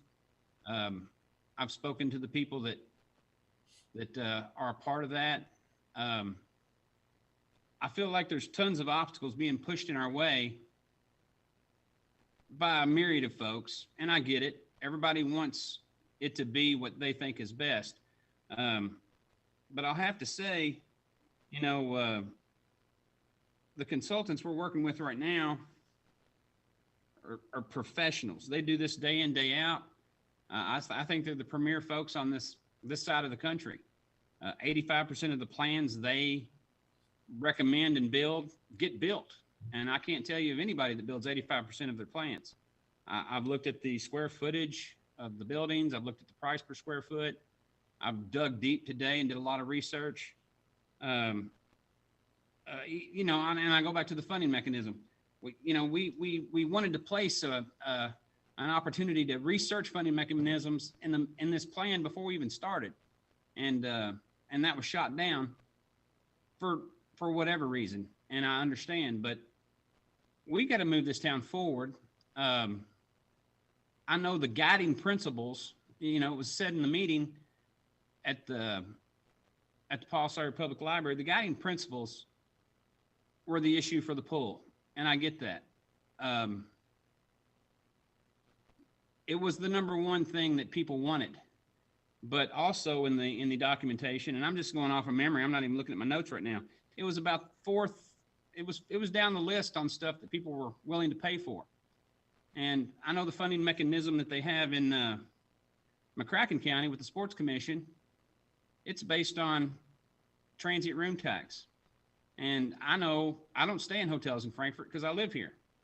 But I don't think a lot of people have gone to a tournament with travel teams, travel volleyball. My daughter played travel volleyball. I know folks have travel girls on softball teams, baseball teams.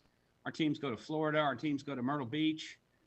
We've got over 250 youth in this community that do football, and they've traveled all the way to Indianapolis and other places to play football.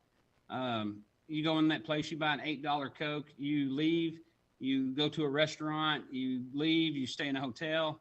And if you're going to pay 3% more on tax to stay in the town that you're staying in, that's a no-brainer. I'm not going to drive to Georgetown if my daughter is playing in a tournament in Frankfurt. I'm going to stay in Frankfurt. I know there was 3 hotels in McCracken County when they started their project. There's 12 now. The restaurants have exploded. They're making anywhere from $79,000 to $92,000 a month. I know their initial phase was bonding, and then it's paying for itself. And then the revenue generated for tourism. You know, we're just talking adding an extra 3% on. If in my mind, I know we haven't discussed this, but I've been doing a lot of research. You know, 6%, you double that. So if they can make 80 grand a year, tourism's not going to know what to do with all the money they're going to get. And that's outside of the commission for this project. So I think the funding mechanisms are there. People have done it all over the country. I think we're nearsighted to think, you know, we're smarter than the people that have done this multiple times. We've talked to the people. I've talked to the people. I've seen the roadblocks. They're small. They're overcomeable. I'm a fix-it guy. If something's wrong, let's fix it. But let's not stop it. Let's not even not get the ball rolling before I mean, I understand, Ann, you know, she got those, the thing with the walking trails and the federal grants. I mean, I know she mentioned it, and she's got applications and forms, but it's the first thing I heard of tonight.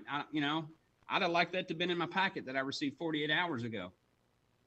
There's a lot of stuff. I just don't want to be a roadblock every time we have a meeting. I've had the time to read it, and I've got 2 full-time jobs, rental property, kids, travel. This is the job that we were made to do, and we took and we ran for, and I'm ready to do it. I just hope other people in the community can put their head in this plan, not just see it one-sided. This is a multifaceted plan. This was well thought out from folks that do this every day, that see obstacles in other communities and have corrected those and were prepared when they came to our community. This is something that will change transformationally our county, our children. I want my daughters. Here's the thing. The best and brightest in Frankfurt, they go to college, they never come back. I don't want to get on an airplane to see my grandkids.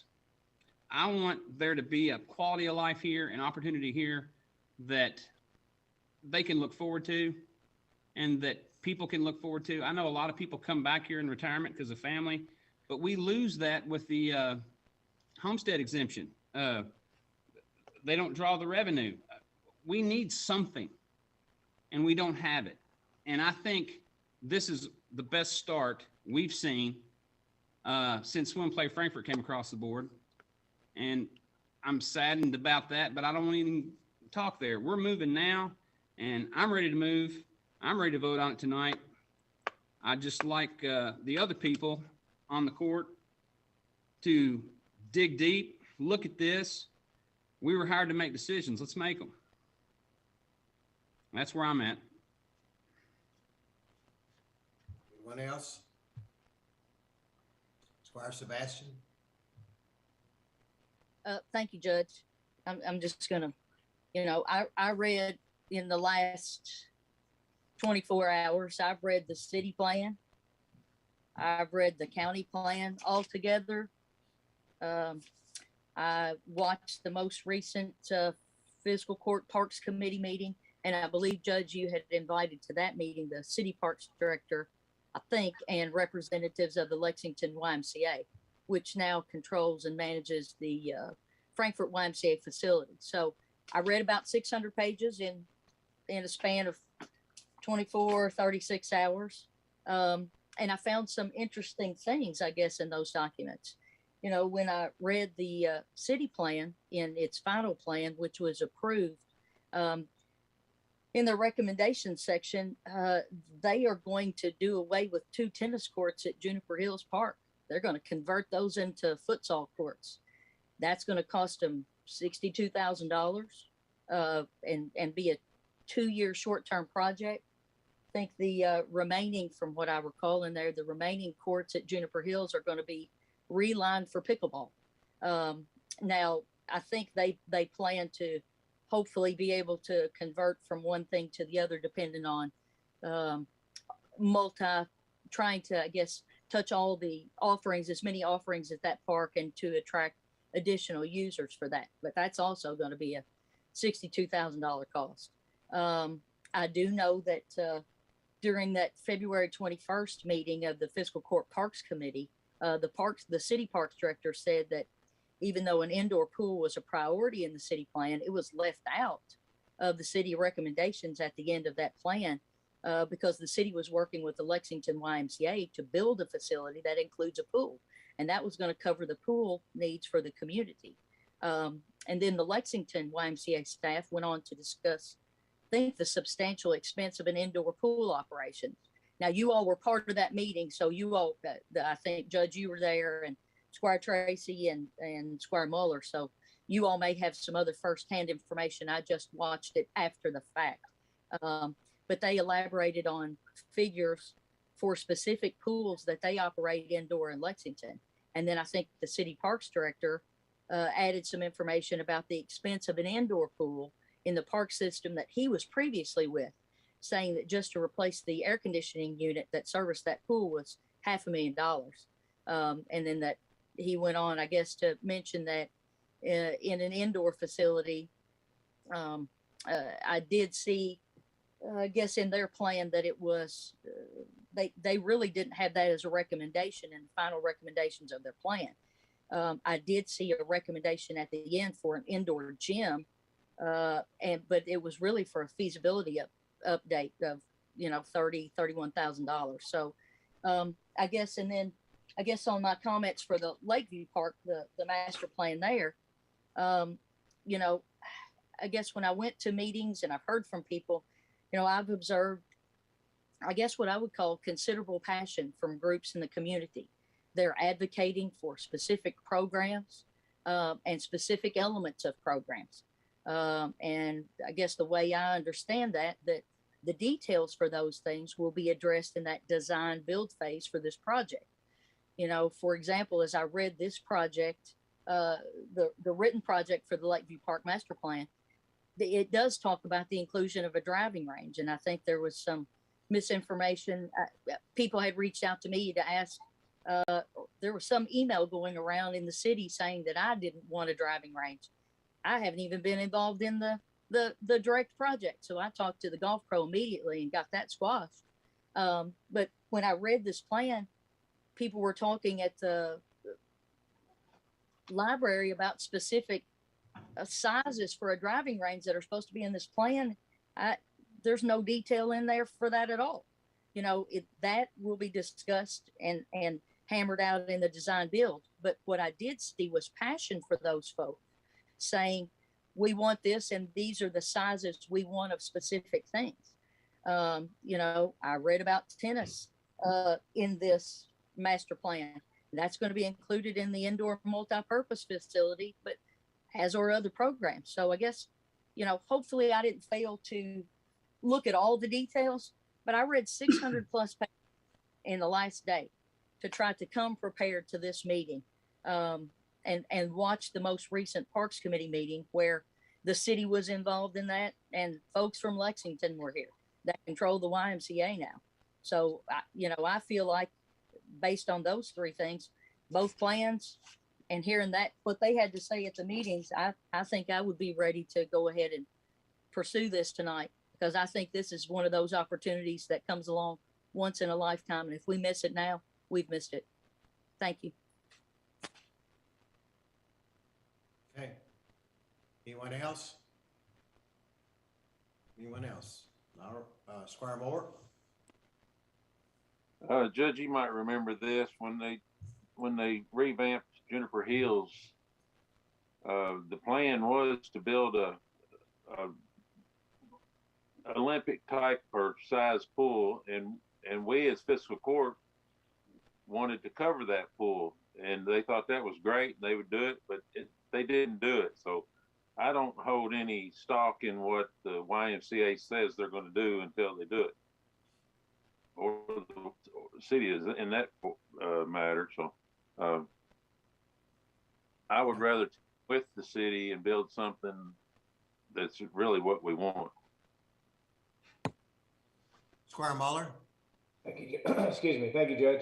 And thank you to the Hitchcock Group for being here. As far as the pool, since our last park meeting, you know, I've had meetings with the city and with the school system, and I believe those two entities, and hopefully with us, we can figure the indoor pool out in a better location. And I agree with Squire Moore. I think we need to take it upon ourselves to figure that out as a fiscal court. And I think, you know, we can do that. I just want to thank the Hitchcock Group. In all seriousness, they, you know, we spent a lot of time figuring out who we wanted to hire. I think they went above and beyond what we needed. There's been a lot of things that have been thrown at them, and they've reacted in a positive manner. And I couldn't be more proud. I think, like some of the other squires said, this is a pivotal time in Franklin County and Franklin. I mean, we could literally change this community for decades. So I too am ready to move forward with this. Thank you. Okay. Anybody else? Squire Tracy? Thank you, Judge. You know, I'd like to just circle back and say something I've said many times before. Why not us? Okay. All right. Thank you, Randy, for being on. And first and foremost, we can't move forward until we get approval to move forward. So, I mean, we're going to have to either pass or turn this plan down, and we'll just see how that goes. And then once, when we have a plan, we'll have to send it to the National Park Service, because it may be all mute. They may say we can't build a convention center out there. So we'll just have to see. So we'll be back in touch with you, Randy, and thank you. We'll see how it all plays out. All right, Appreciate thank it. you. Okay. All right, the next item on the agenda is authorization to approve additional funding requests for the Franklin County Humane Society. Sam Marcus, are you on? Sam Marcus? Yes. Yes, I'm here. Okay, thank you, Sam. Do you have a video? Yeah, let me see if I can get it started. There we go. Okay, hi. Hey, Sam. Hey there, nice to see everybody. Sorry Yeah, for the it's good to see you. sorry for the lighting. Gosh, terrible lighting there, but there's the new facility behind me, so there you That's go. cool. Yeah, good deal. Thank you. So did you want me to say a few words? Yes, sir. And talk about what you're asking for. Okay, so quite a bit has changed since the last time I saw you all, which was last May. And biggest thing that's changed is we're under construction, which is huge. We made the decision to move forward last fall. We decided that although we were not fully funded, we couldn't wait any longer. I think part of that was borne out by the fact that we had our 6th building flood last March. As a matter of fact, exactly a year ago. We were out of the shelter for a month then, and that was helpful to propel us in our decision to get this thing built. Again, we weren't fully funded. When I met with you all last May, we had a capital campaign goal of $1.6 million. At that time, we had raised about $1 million $1 million in 10 months. So we thought that we had about 600,000 left to go.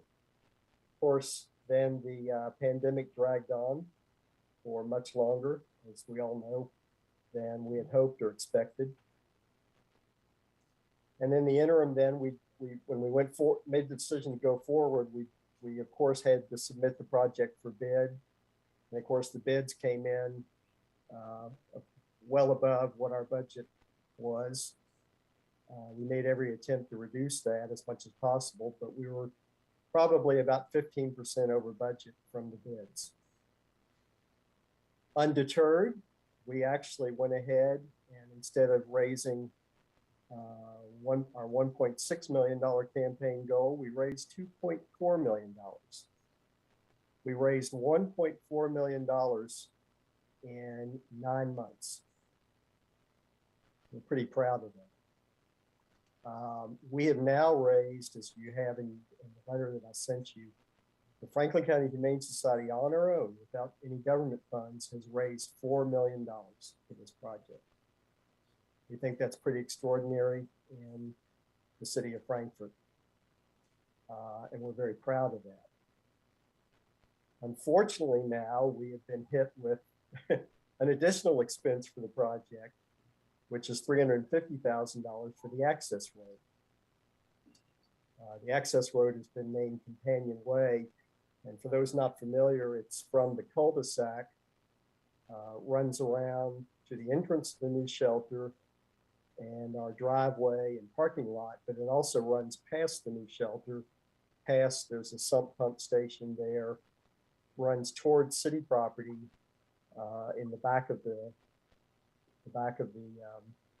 Carpenter Farm and near a nature trail.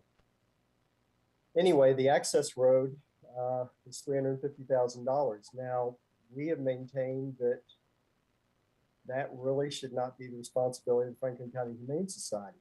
It's a public road. We're pursuing that approach with the city, but you know, that road will be used by citizens of Frankfort and Franklin County. It'll be used by certainly by the city of Frankfort, and it will also be used by the Frankfort Plant Board because a part of that road goes into the property. We've asked the Frankfort Plant Board for $50,000 toward the cost of the road, and we're hopeful and optimistic that they will actually support that request. And that should happen at their next meeting, we hope, this month. That would still leave us with a $300,000 hole. Now, you know, we're not saying we want the fiscal court to pay for the access road. That's not the point. But what we have asked you all for now for 2 years has been a total of commitment of $1 million. 2 years ago, you were nice enough to support $800,000 of that request, but never the full request. We've never asked you for more than that. And as I told you 2 years ago, we wouldn't ask you for more than $1 million. We haven't asked you for more than $1 million total, and we aren't doing that tonight. Having said that, the project has grown by well in excess of $1 million alone from where we were 2 years ago. So we think it's certainly a reasonable request. And, you know, the fact that we've raised $4 million, it's pretty hard for us now to go to our donors and say, you know, we had a $1.6 million capital campaign. We raised $2.4 million with your help, but we still need more money. We really think we've done our part. We think we've done more than our part. So, you know, we're asking for the court to increase its commitment toward the project from 13% of the overall cost of the project to 16%. We feel like that's, you know, certainly a very nominal request. You all have mentioned some of the projects that you're considering. You know, this also is a once in a lifetime project. This is a 50-year plus project for the community of Frankfort. And, you know, we ask you to consider that. I think that the last thing I might mention is I believe, if I'm not mistaken, and you all will want to talk about this, there may be some other funding mechanisms at your disposal other than for this to be a budget item. And I guess, Judge, maybe you would be able to speak to that if necessary. Well, you and I talked about possibly seeing whether our road department could help with that road out front. And we talked with John Mitchell, and John Mitchell has said that he can't do all of it. He may be able to do some of it, but would prefer not to do it because when he's afraid when the time comes, it's going to take away from our other projects that are out there. So he's suggesting that he would highly recommend that the court, if it goes the route, would approve the 200,000 as opposed for the be in-kind work from our road department. John Mitchell, do you want to say anything about that? Are you on?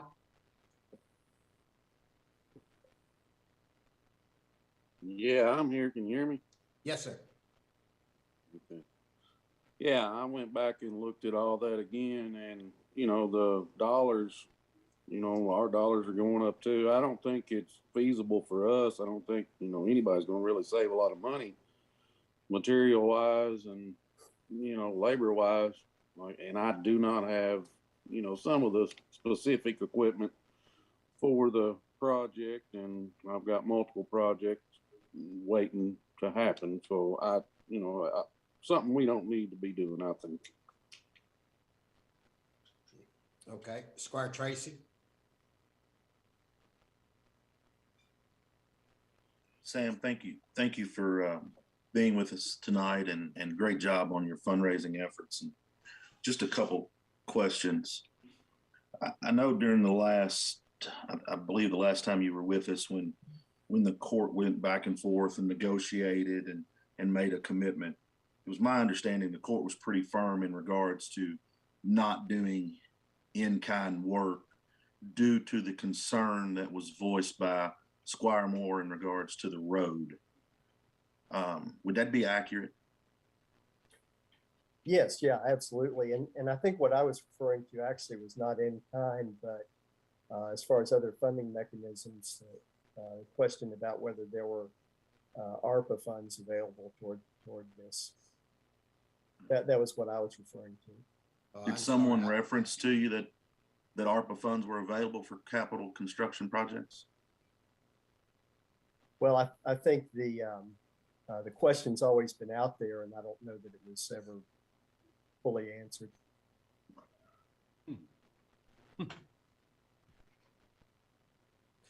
Ann Northcutt, are you on?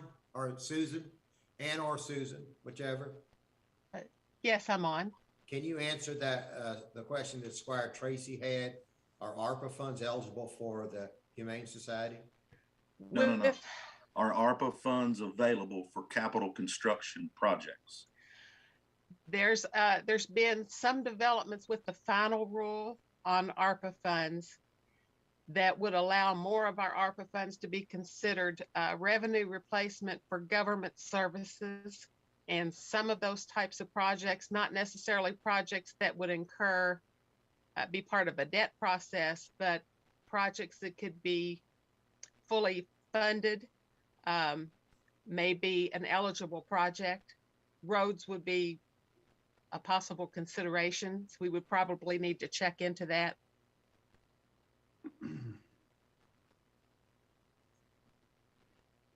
Okay. Squire Sebastian. Thank you, Judge. I tried making several calls today because I haven't seen anything that talks in the final rules about capital construction projects being eligible for ARPA funds.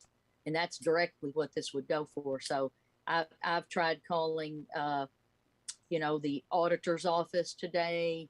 I've got a call in to DLG just to double check and see what they're aware of, because we've all said at the beginning of this with ARPA funds, no one wants to get into a situation where we're in a payback because we get ahead of certain rules and interpretations. So if we're talking about ARPA, I think this needs to come off the agenda tonight because I'm definitely not ready to talk about ARPA funds in relation to this. Well, I think Sam just At all. brought that up. We don't know about ARPA. I mean, it doesn't have to come out of ARPA. It can come out of general funds. It can come out of any fund. Yeah, I'm sorry. Maybe I shouldn't have raised it. I was just trying to offer an alternative, but I mean, again, from our perspective, and it's been that way, and it's that way now more than ever.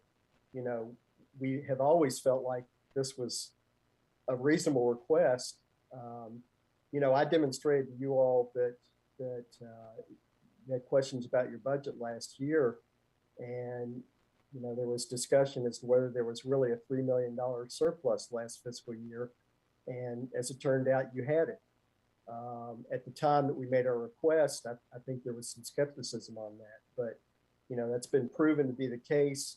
And so with $3 million surplus, your reserves went to $11 million.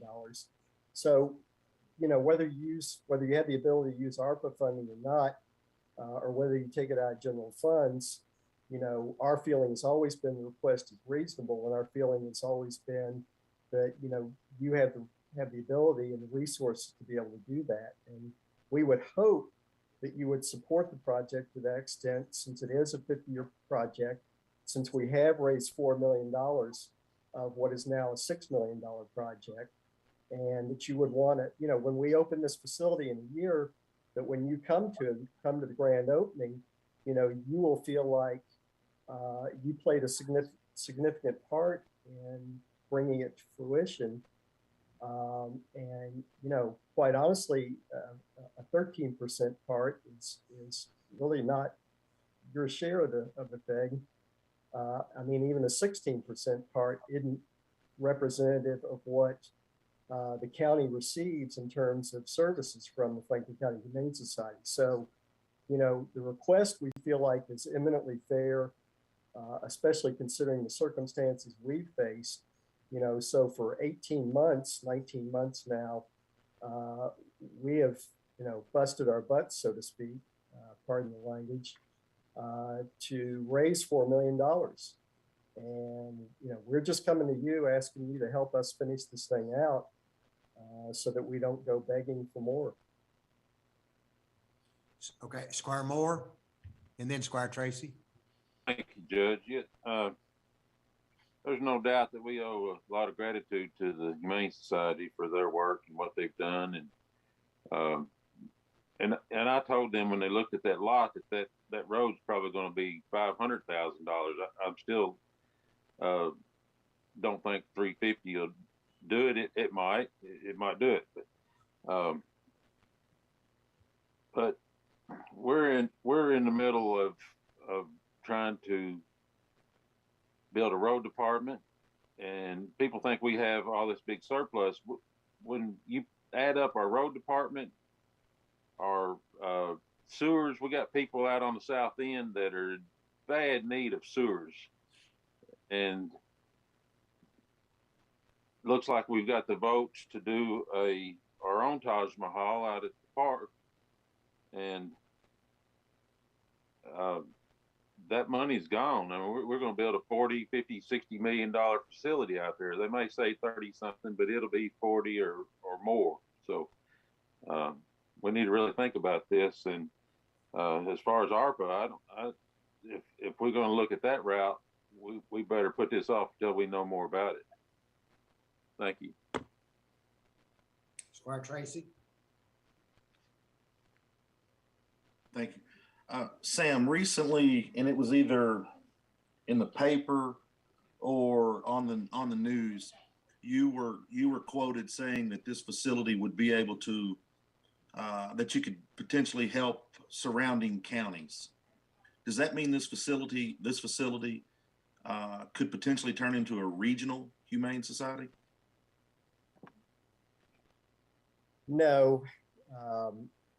First of all, what we expect in the first couple of years would be quite a bit of increased intake from Frankfort and Franklin County because it'll be so accessible and so publicly well known.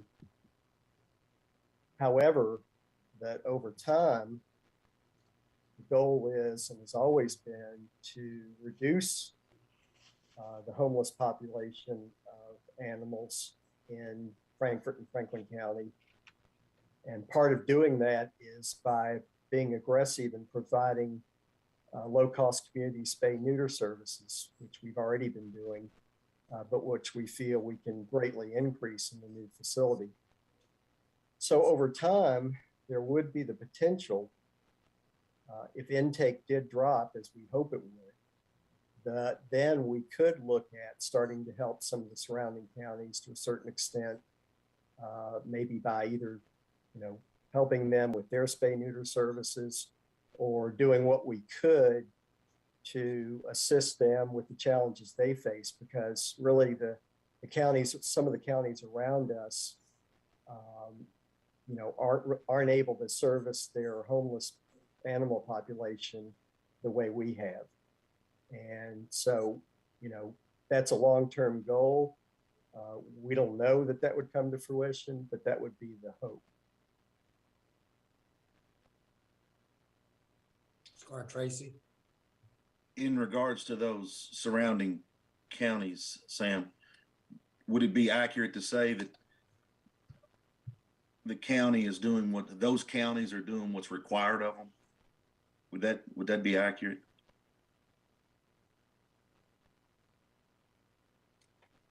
Well, I guess that's more in the eyes of the citizens of those counties, really, than I don't know that I'd be qualified to make that judgment. Right. Unfortunately. Okay. Thank you. Squire Blackburn and then Squire Booth. All right. Sam, thank you so much for coming out tonight. I know the Humane Society does a tremendous job. I want to applaud you on your fundraising efforts. I think that's huge. Again, the services you provide go well above and beyond, what our local ordinance is for what the county is required to do. You go above and beyond. The spay neuter program, I think, is a huge success. And I think you've got a great idea and a great goal.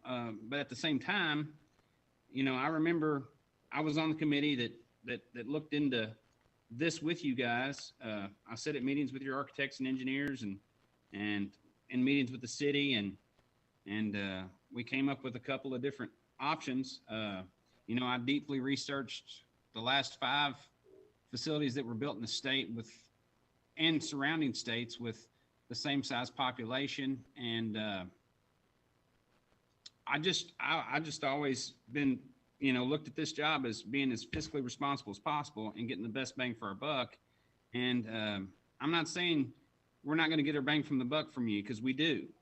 You do a tremendous job, but the facility, and then your consultant saying that the one that we had, there was no road involved. There was things that were ready to go.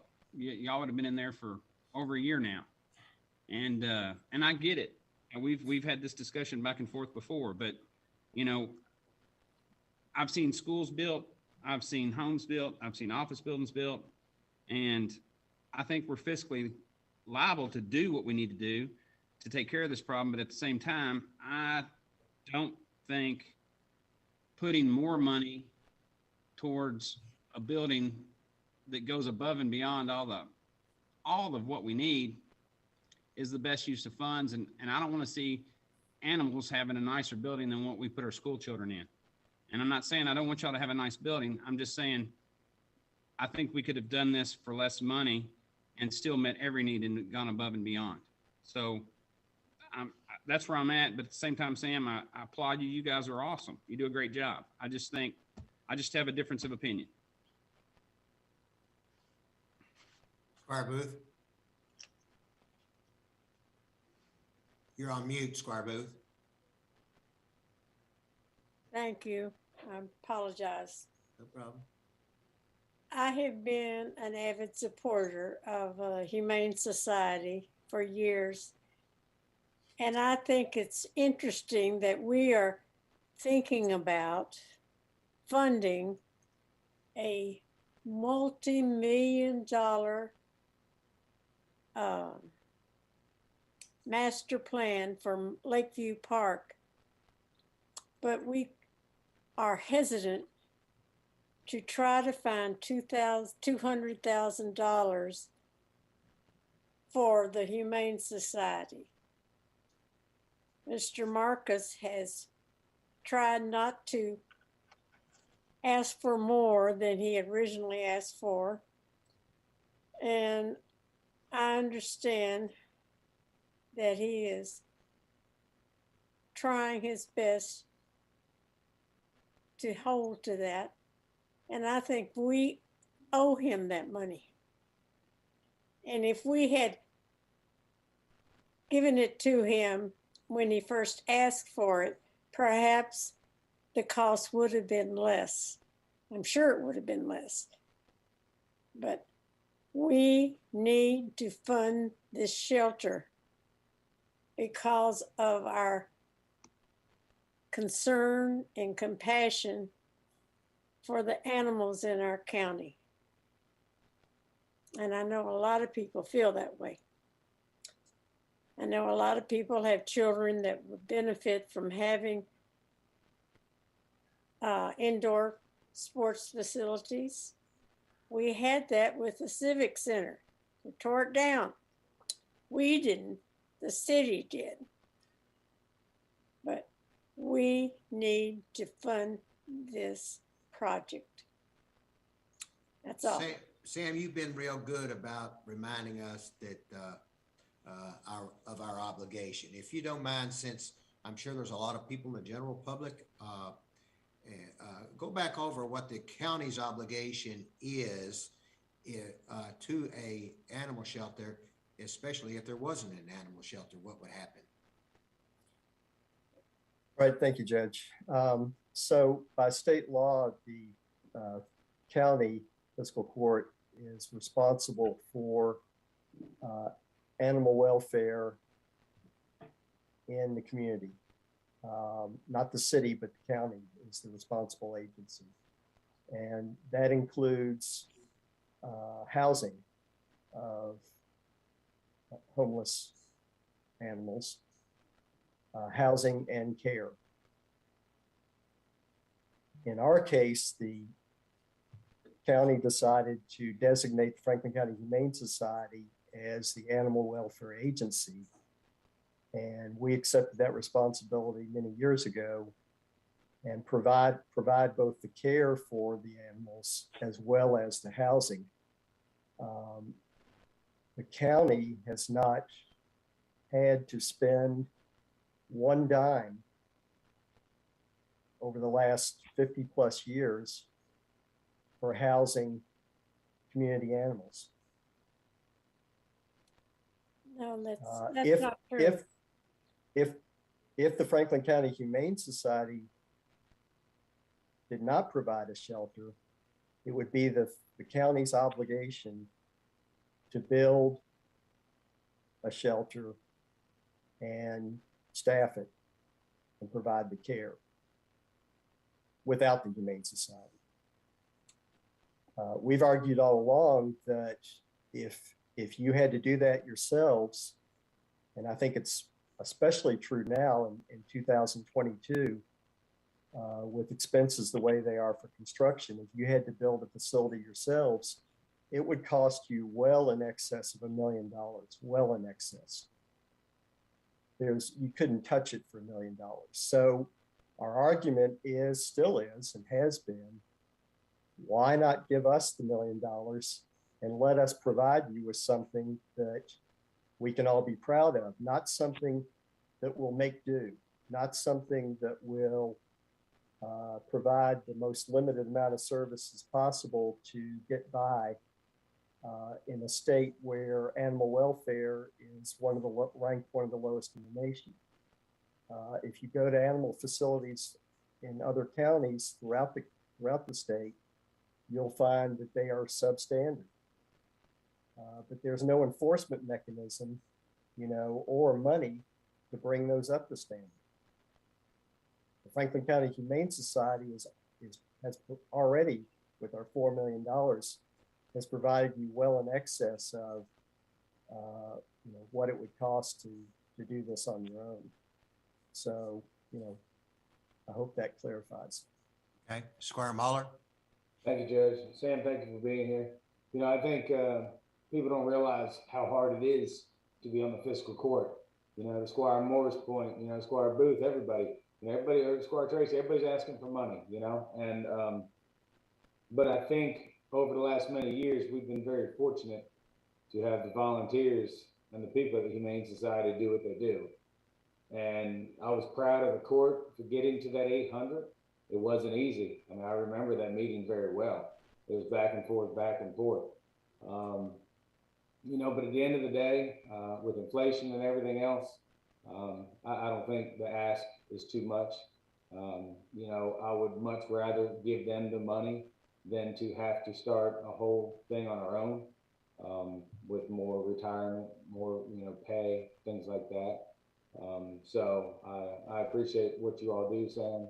I know there's been mixed feelings on the court about what you're building. Does it have to be this big? Does it have to be this pretty? I see both sides of it. I mean, you all want to build something that you're proud of. And honestly, you're going to make us look good for giving, I feel, an average amount of money for what our responsibility should be. So just wanted to say that. Thank you. Okay, anybody else? All right, Sam, as you know, this is the work session and we'll go to a voting session in a bit. I don't know how much longer that will be. Hopefully it'll be before midnight, but not sure. So we'll see. We'll get back with you and let you know how it all turns out, okay? I appreciate that. And I hope if nothing else, we won't leave this empty-handed. Yeah, Sam, before you go, just an FYI, or yeah, I guess we'd say FYI. Where are we when you're for the asking of our 800,000? And if we were to approve this 200,000, would you need it now? Would you need it 3 months from now? Would you need it 6 months from now? How would that work? Yeah, I appreciate your asking that. We are, of course, in construction. The construction time period is from, I think it actually started January 19th, I believe, was our building permit date. And the contract calls for construction to be completed by March 21st of 2023. So this would fall within both the 800,000 and the 200,000 would fall within your from now, from the current budget into the next fiscal year budget. But the funds would actually be needed prior to March of 2023. So the whole $1 million, if we were to approve the 200, the whole million would not be drawn until the new budget of 22-23. Is that correct? You could do it that way. Anything this spring, right? Right, you could do it that way, certainly. Or you could do part of it now and part of it after the new fiscal year. Whichever works better for you all. Okay. All right. Any other questions for Sam? All right. As I said, Squire Booth. I think Mr. Marcus said that we don't fund them at all, but since I have been a magistrate, there's been $50,000 a year designated for the Humane Society as our animal care facility. At least that's my belief. What I meant, Squire. Point that out. What I meant, Squire Booth, and what I believe I said was that you haven't had to fund any the housing. Oh, okay. You have funded. We do have a service contract with you for intake and care, but not for the housing. Okay. Okay. All right, Sam. Thank you. Great presentation. Thank you, and congratulations on on raising the extra money and raising any of the money. And during these times, it's very tough. But congratulations, and we'll have you an answer here soon. Thank you. Thank you. Mhm. Okay, the next item is authorization to approve a request from Rosum to transfer the remaining balance of the Fiscal Court Utilities Fund to the Fiscal Court Rent and Utilities Fund. Is there anybody on here from Rosum? I believe Squire Sebastian, you're part of that. I believe you requested that at our last meeting. You have anything to say about that? I did, Judge, and I just wanted to share with the court and just reiterate again there are other agencies that provide utility assistance. So, and people are more familiar with them. Bluegrass Community Action Agency is the one that typically folks think of automatically. So while the requests are plentiful for Bluegrass Community Action Agency, they are less plentiful to come into Rosum. So if we continue to leave this pot of $6,100 in only utilities, it will take quite some time to actually expense that off the books. If we do move it into assisting with rent and utilities, as you can see, the larger portion of our funds were for that, and they've already been expended completely. So the board would like the board of directors of Rosum is just purely asking for this amount of money to continue to go to utilities, but also have the additional allowance of that being expended on rent for citizens of Franklin County. So that's the request. Thank you. Any questions? All right. Thank you. Thank you, Squire. The next item is second reading approval of an ordinance amending the table of ordinances zoning map changes to the Franklin County Code of Ordinances for a 1.51 acre portion of property located on 994 Shadrick Ferry Road from AG to RR. Robert Hewitt. Sure. Thank you, Judge. Good evening, court. So the Planning Commission held a public hearing on January 13th, 2022, in which they took testimony and evidence into the record. For this request, they did recommend approval to the fiscal court with the 4 findings of fact located on your ordinance, vote of 10-0, unanimous out of the 11-member board. Happy to answer any questions, and that's all I have on that item. Robert, my first question to you is, how'd you get off so easy tonight? Only one item on the agenda. And well, I have 2. Oh. Okay. Oh, yes, you do. I'm sorry. Yeah. Well, there's more coming in the future. So. Okay. Yeah. I'm sure of that. All right. Any questions for Robert on this rezone? All right. Thank you, Robert. We'll see you in a minute on the Lewis Ferry part. Okay.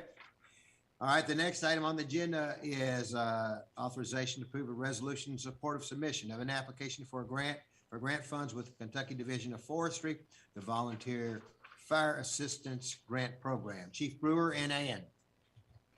Thank you, Judge. Good evening, court. The Volunteer Fire Assistance Grant is a grant that's put out by the Division of Forestry for rural area departments that provide wildland fire protection. The fire department is looking to apply for a skid unit that consists of a pump, hose, water tank, all in one unit that could be slid in and out of the truck, which will make it great because in the future we're looking at upgrading the brush trucks due to their age. So it would be a great option to be able to switch everything over from one truck to another. Okay. Squire Sebastian. Thank you, Judge. I would like to find out if any of this equipment on the out of service, I guess, brush trucks or those that we're planning to take out, can any of that be used on this vehicle? Because didn't we just take a brush truck out of service? We did.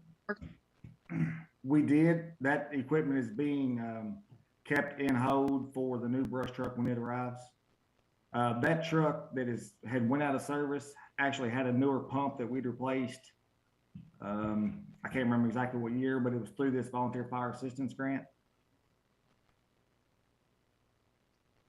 Okay, and so this is going to be additional equipment that in addition to what was taken on the out of service truck? No, this would actually be for a different brush truck, truck 7. It serves the rural area out on Aunton Road. It's got an aging fire pump that is been on the department longer than I have, so we're looking to upgrade some of its equipment. Okay, I understand now. This is not for the new brush truck. Totally No, get it's it. not. Thank you. That was just not clear in what we were provided. Thank you very much. I apologize. Anybody else? Chief Brewer, I think you're at your house. I hope you were here earlier, and thank you for bringing your family in and all the other firefighters and their families. That was a great occasion. Thank you for that, and I'm glad you get to relax and be at your house tonight. Thank you, Judge. I appreciate it. I was glad to be able to honor the guys. They've really worked hard and they've earned those promotions. They sure have. Thank you. The next item is authorization to hire firefighter Tyler Hodge. Chief Brewer. Yes, we still have not filled the vacant position. It was on last court. We had to pull it last minute from the agenda, but this is the next candidate on the new hire ranking list that is still in effect. So the fire department's recommendation is to hire this candidate. And I'll be happy to take any questions. Okay. All right, there are no questions. Thank you, Chief. Thank you. Okay, the next item is authorization to approve Lakeview Park golf race. Charlie Lewis? Hey, guys, can you hear me? Yep. Thanks for having me on. Hopefully you have the document in front of you. We discussed it in our park meeting. The changing our golf rates a little bit, we're looking at just $1 here, $2 there for the daily rates. Excuse me. The season passes, the membership style stuff, we bumped those up a little bit. And the most significant one would be the small business organizational memberships, going from 200 to 350. And I'll take any questions. All right, Squire Blackburn, you go first. Hey, Charlie, how you doing tonight? Good. Good. Lakeview Park's a pretty popular place. Yes, it is. You're the man in the center of it all. Hey, thanks for coming on tonight. Thanks for being patient. You said on the small business organization, do those organizations include like the golf teams and things like that? No, the golf teams are separate. We do have a golf team rate discounted for players. It's $350 per player. And then a lot of those players will also get junior memberships. Sure. I just want to make sure we're fostering those kids that show up and do it, and they've got the place close by to do. I know I had to drive to Georgetown or whatever else when I was young and on the golf team, and I'd drive 100 miles to go hit a golf ball, but I'm glad we're taking care of them. Thanks. We should play sometime. I'd love to. Okay, Squire Sebastian. Thank you, Judge. Glad our parks director's here. Charlie, I got a question for you. These rates, they're coming to us in March. Why weren't they proposed back in the winter before the year turned over? Just to kind of plan for that. We're getting ready to launch into golf season. So I just have a question about that of time. And you mentioned it's kind of a seasonal thing. We're launching into golf season, but yes, I see your point. It could have been easily done January 1. Yeah. And then I guess the question would come to you and or our treasurer. In my world, this would be called the fiscal note. So what's our anticipated revenue projection by increasing these rates? I don't have that exact number in front of me, but I can run some numbers and get those to you. It would be minimal. That's what it looks like. It looks minimal to me. I'd just like to have that. Normally, when this thing is proposed, you have some idea of what you're anticipated to bring in. Or Okay. I couldn't have, in my world, I couldn't have brought this to you all without that. Sure. Yeah, I can get that for you. Okay, anybody else? All right, the next item is, Charlie, we got authorization to rehire part-time seasonal golf and park employees. You got rehires and then you got new hires. Charlie, you want to go over the rehires and then the new hires? Sure. Yeah, the rehires, these are individuals coming back that we've had previously, previous years. Some of them have been around for several years, actually. And then we've got a couple new hires, and we're currently taking applications for additional people to fill in some spots. Okay. Squire Sebastian?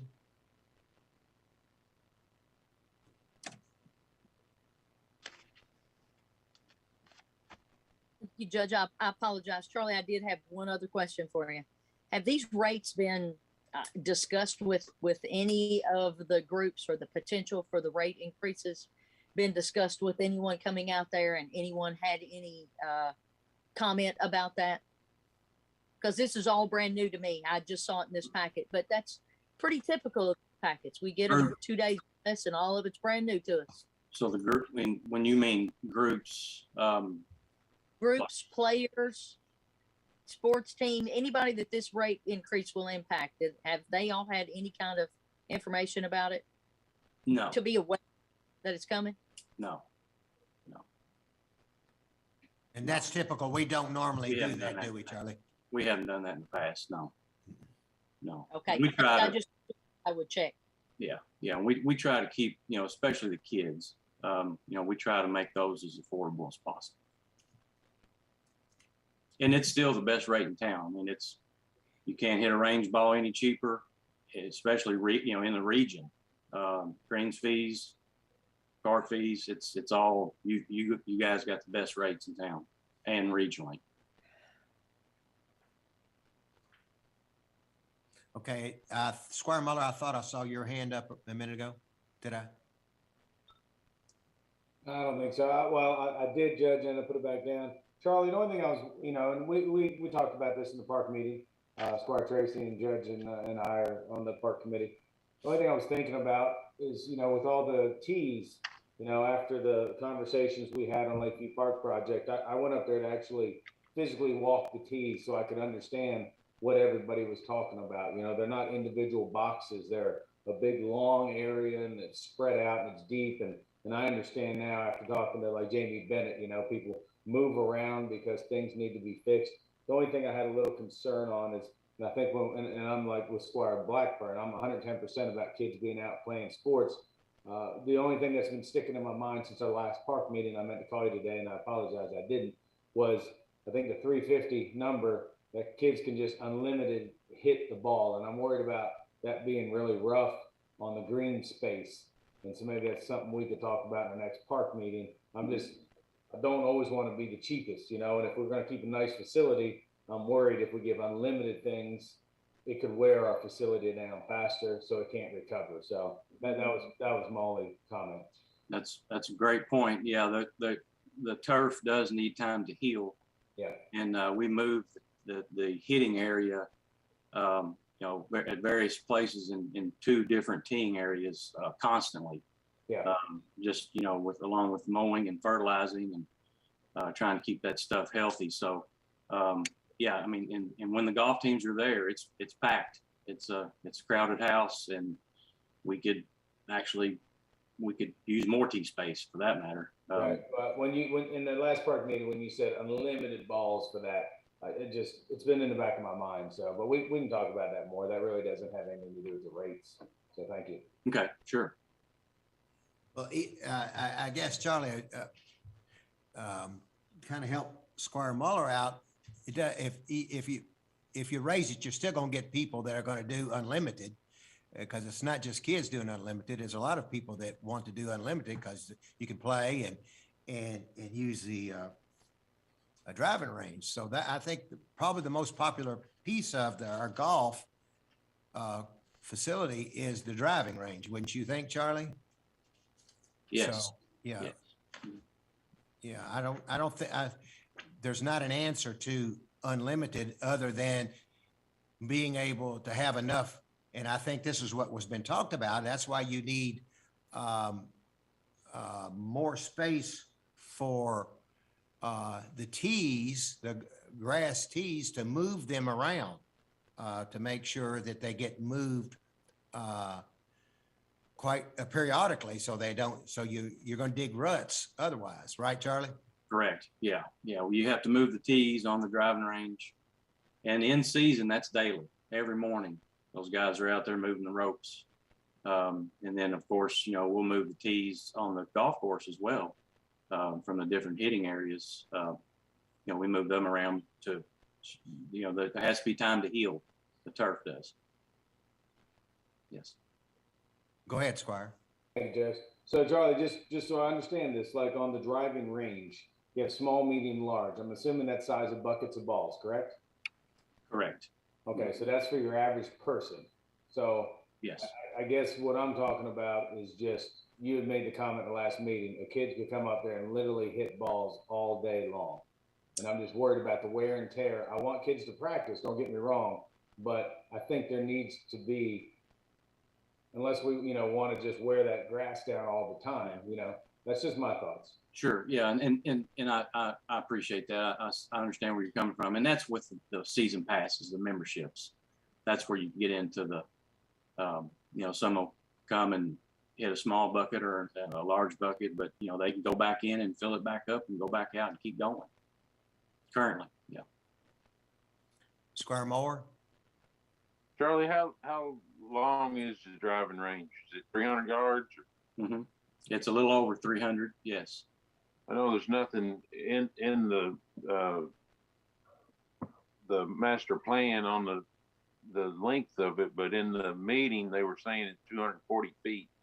Is that correct, or can that 240 yards is what is right? Yeah. Can that be changed? Can they move the building back or Sure. something to? What would that affect something else? No, we actually that is possible. Yes. What would have to be done to do that? Have to move the roads or? Well, I mean, there's a. Did you see the map? Yes. So that's the layout that's in the proposal. But that building can be adjusted to save T space that we have and keep the distance. Okay, thank you. But at this point, it's not designed that way. The plan that was approved, it's not, it doesn't Right. do that. Big concern with the golfers over that. I used to pick up range balls and we pick them up past 300 yards, and people, that's just not rolling up there because it was uphill, and 240 yards is not long enough. So something would have to be changed. Squire Sebastian. Thank you, Judge. I was just going to add, I read the plan. There is not a yardage amount that is predetermined in this plan. And that's going to be something that comes out of the design build. I don't know where that, or I didn't see it. Maybe that was a detail that I missed. I promise I read every word of it, but I didn't see it. Can somebody tell me if it's in there? If a number's in there? Because I sure didn't see one. I think Shannon presented it in the meeting, Sherry. I went to the meeting and I heard numbers thrown about, but I don't think she stated the number. I think someone stated the number at her, and then things happened in that meeting, and they never got the opportunity to go back and discuss that because some unforeseen things happened in the meeting about that time. Yeah, unfortunately. Squire Blackburn. Yeah, I was at the meeting. It was an arbitrary number that was a close approximate, is what I was told by the consultants.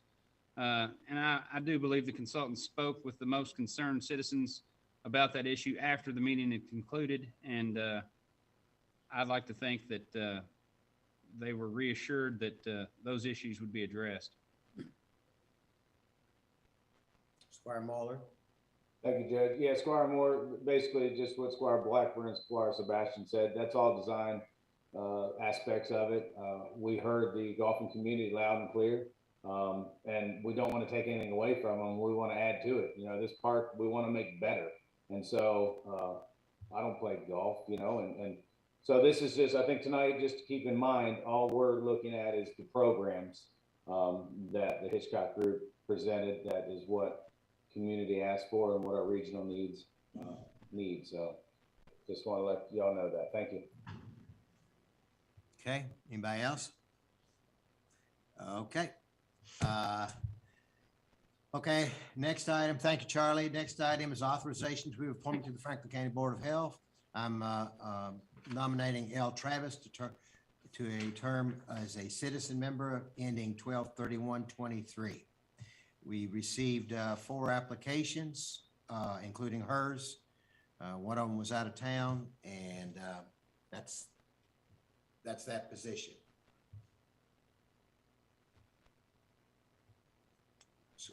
Squire Sebastian? Thank you, Judge. When you indicated that you had 4 applications were received, because I ask every time, how many did we get? You know, the next question that's coming. What set this applicant's talent, skills, and abilities head and shoulders above the others? Well, He was willing to do it. That's probably.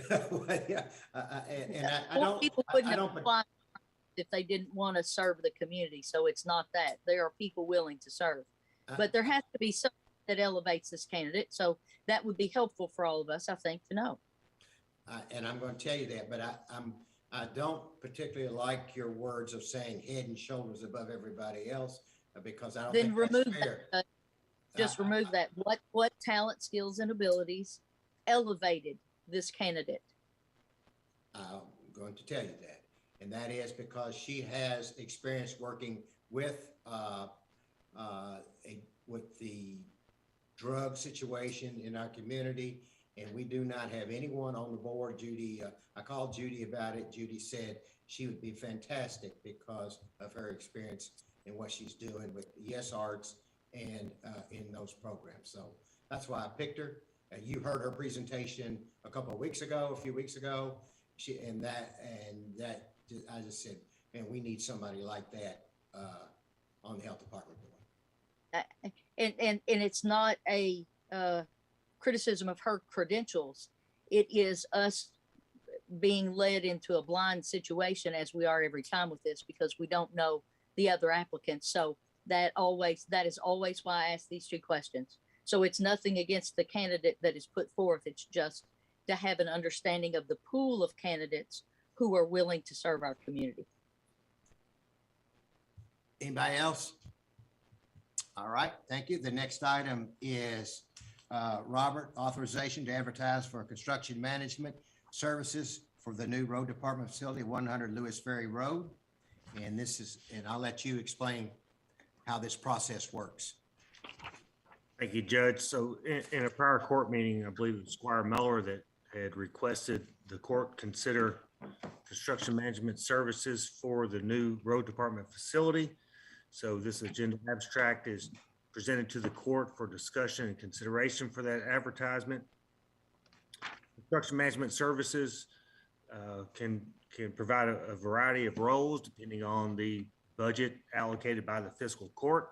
It can be just general contract management. It can be day-to-day on-site control of the project. As the agenda abstract says, it controls budget, scheduling, workflow, things of that nature. This is presented to the court for the advertisement to see if there's a need for or a will of the court to at least explore the opportunity for a management service to oversee the operations in whatever degree of that capital project. And I'm happy to answer any questions. Squire Muller. Thank you, Judge, and thank you, Robert, for being on tonight. Question, it says the road committee is currently evaluating the architectural submittals. How many did we receive? 4. Okay, So any timeline when, is that the road committee working on that, or who's reviewing those? The committee itself? Road committee, yeah, road committee's meeting not this coming Monday, but the next Monday, Robert, are we supposed to already have them scored at that time? No, sir. All I would request is that the road committee have reviewed the proposals and be prepared to discuss how many, if not all, firms that you would like to interview, and then after the interviews, to provide the scoring sheets independently, and then conduct another meeting to potentially recommend to the court an award to a given firm. Thank you. I've got mine scored. I thought the meeting was going to be this last Tuesday, so I worked on that and took it done. So my scored. Well, there's still time to adjust your scores after the interviews, so it's okay. Okay. Any other questions? Thank you, Robert. Thank you. The next item is authorization to approve an agreement with the On-Site Health Solutions LLC to provide annual biometric screenings and wellness services. Betty Jo, welcome. Yes. Good evening. This is to renew agreement with the On-Site Health Solutions to provide biometric screenings and wellness services. The provider we used last year, it's the same provider. Basically, is to provide the voluntary wellness program. It helps with the employees when we do on-site wellness checks. And in the contract, there is one change from last year, and that is they do charge mileage from Louisville. So that is one change in there. There's also an additional options that you guys need to choose from. Basically, they will do a nicotine mouth swab. Last year, the employee paid for that because they received Go 365 points for that.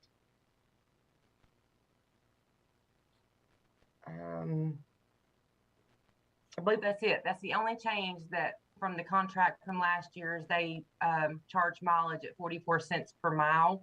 And that is what we currently use for the state. Betty, you're not recommending that we pay for these nicotine swabs, are you? Because it really is for the benefit only of for extra points, right? Yeah, I'm not actually. This is for the employees for their points for Go 365. I believe it's $20 if they want to do the nicotine swab. I'm not recommending that we pay for that. I believe that, in my opinion, the employees should pay for that because, like you said, they receive Go 365 points for that. And that's the same thing we did last year. You guys approved for the employee to pay for that, not us. Okay. And also, I'm sorry. I'm sorry. Go ahead, Betty. Also, there's another box there that we need to check. Any employees that is a waiver, we did allow employees to participate in this last year. And we will have to pay $50 for those employees that is on the waiver. And there's usually about anywhere from 5 to 10. So it's not a whole lot of cost. And you guys also approved that last year. So there is some boxes that the court will need to, the clerk need to check on that if you all approve those services. Okay, Squire Blackburn, I'm sorry, you had your hand up a second ago and I didn't get to You asked the question, Judge, and Betty Jo answered it. So okay. Thank you. All right, Squire Muller. Thank you, Judge. Betty Jo, thank you for being on. You said they're going to charge us mileage now, 44 cents a mile. Any kind of budget of what we're looking at? Yes, we're looking at, it's going to be around $450. I have about 7 visits scheduled and I did the mileage on that. So it's the 450 would be the most. Okay, thank you very much. You're welcome. Anybody else? All right, Betty, if this goes through, when do you expect start signing up for screenings? I will get those sign-up sheets out tomorrow. We're hoping, I believe it's, I will get those out, but it's going to start, I believe, March 21st, the last 2 weeks of March and the first 2 weeks of April. Okay, dope. All right. Thank you. Thanks, Betty. Thank you. All right, the next item is the first reading of amendment number 3 to ordinance number 6, 2021, relating to the budget for the fiscal year 2021, 2022. And Miss Susan. Yes, there are several items that I incorporated into this budget amendment. And by fund, the general fund, we have some, obviously we have some brand new needs. The tax abatement activation is the largest of these that I'm including in this amendment.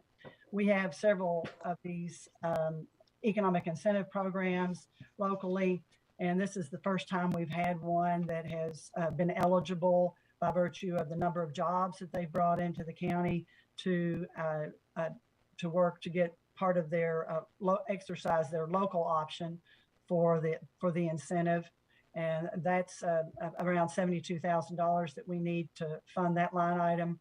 We've already obligated money for the senior citizens for their walk-in cooler. So wanted to go ahead and make the budgetary adjustment to reflect that.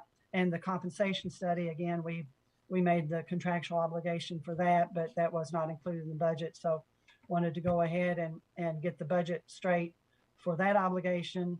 And then the items that are funding that are basically receipts that we already have on the books for the bank franchise tax and our public service corporation taxes, as well as distilled spirits. So just using those existing amounts, it also provides a small additional amount for contingency for transfers within the general fund. Then the road fund, this is insurance proceeds. There was I think a backhoe that was damaged and has been repaired. So we have insurance proceeds to offset, I think, the majority of that repair. And I believe those repairs are completed at this point. And the sheriff's office, as we know, has similar issues with insurance proceeds from multiple claims that we have received, and then the vehicle repairs associated with that, and then the surplus sales that they have initiated in prior courts and that have already taken place. We have receipts from those surplus sales, and to help offset the cost of a law enforcement vehicle that's already been purchased. And we'll place the remainder of the monies for the surplus and vehicle repairs, but I don't know, once they're in the budget, then if we have to do a line item transfer for if the sheriff is requesting more vehicles in this period or not, that's been discussed, I think. But we can always move that in a line item, but regular line item budget transfer. But this gets the money into the current year's budget and to make it available to spend. And the same thing with the excess fees from the clerk's fund. This was discussed in the last meeting that the court wanted to go ahead and try to put that within the current year spending opportunities within the capital projects fund. So this amendment will do that as well. And I did provide a narrative of each of those. Are there specific questions associated with the amendment? Squire Blackburn. Thank you, Susan, so much. I love how thorough you are, and I love the abstract because I know you wrote it. On the tax abatement refund with the Kentucky Business Incentive Program, I'm glad that we have a company finally taking advantage of that. But I noticed it said a rebate for the last 3 years. Is there like a grace period of how many years they can do that, or is there a cutoff, or can a company just sit around and not say anything and then say, hey, we've been doing it for 10 years, and then they go back and validate it and we pay it for 10 years? No, first of all, no, I don't think that they can go back to the beginning of time if they've been here for 10 years and they haven't exercised it, because what happens is these programs flow through the state and then the locals are secondary. And so the Cabinet for Economic Development really manages these, and most of the companies reach their year eligibility with the state funding and don't exercise the local option. So those activation times and those response periods are within a time frame at economic development with the state. That being said, this is the first one. Our occupational tax administrator did have a long meeting with economic development to try to, get up to speed and get reinforced on what the requirements are and to validate that this company had met those requirements. And these activation times are strange. And plus the company did have a change in their fiscal period. So they had a short period that appears to be older than, when I say 3 years, it was just a partial period. So, but that's a valid question to know that what the look back is and responsibility is. And I feel sure that was completely. I've got some information. I did some research on it today, and Mhm. according to the information I pulled out, that is in place in accordance with the Franklin County Occupational License Fee Ordinance for 10 years from approval of the project.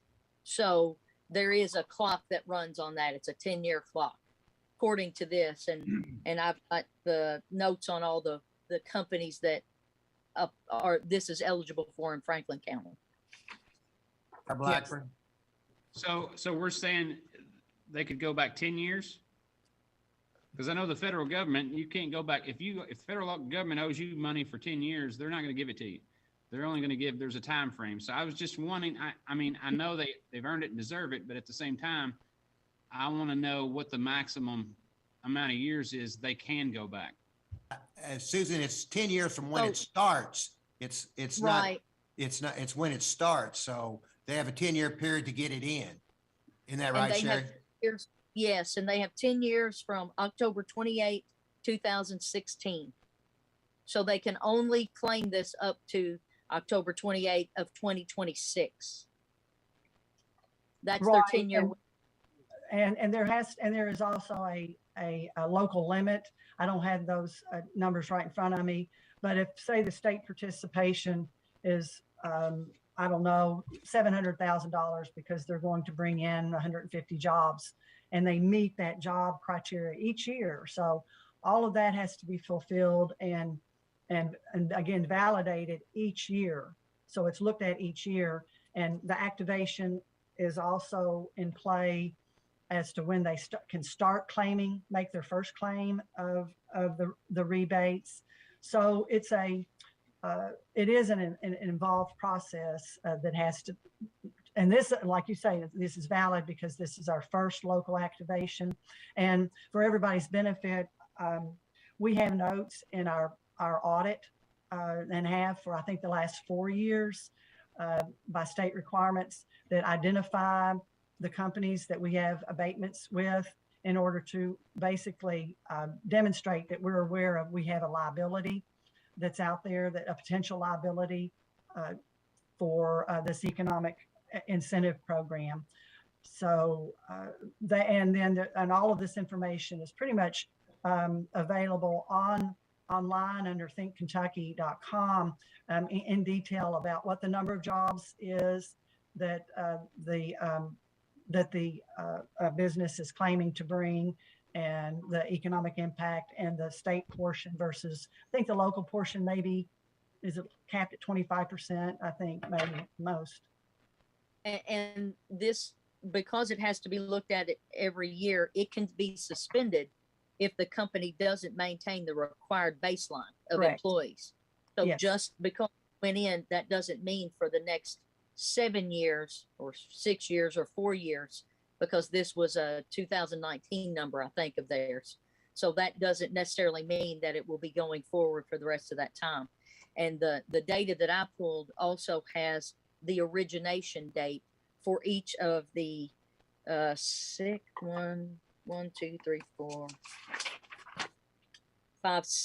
firms, and some of them have already passed that 10-year window. So the 10-year window's within the data that I found today. Wow. Finances are complicated, aren't they? Yeah. That's their job. Oh, I do have one more question. What happened to the backhoe?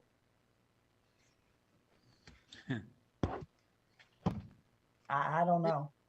I think a tree hit it. So it was, the backhoe, we covered this in the last safety committee, that's why JW is laughing.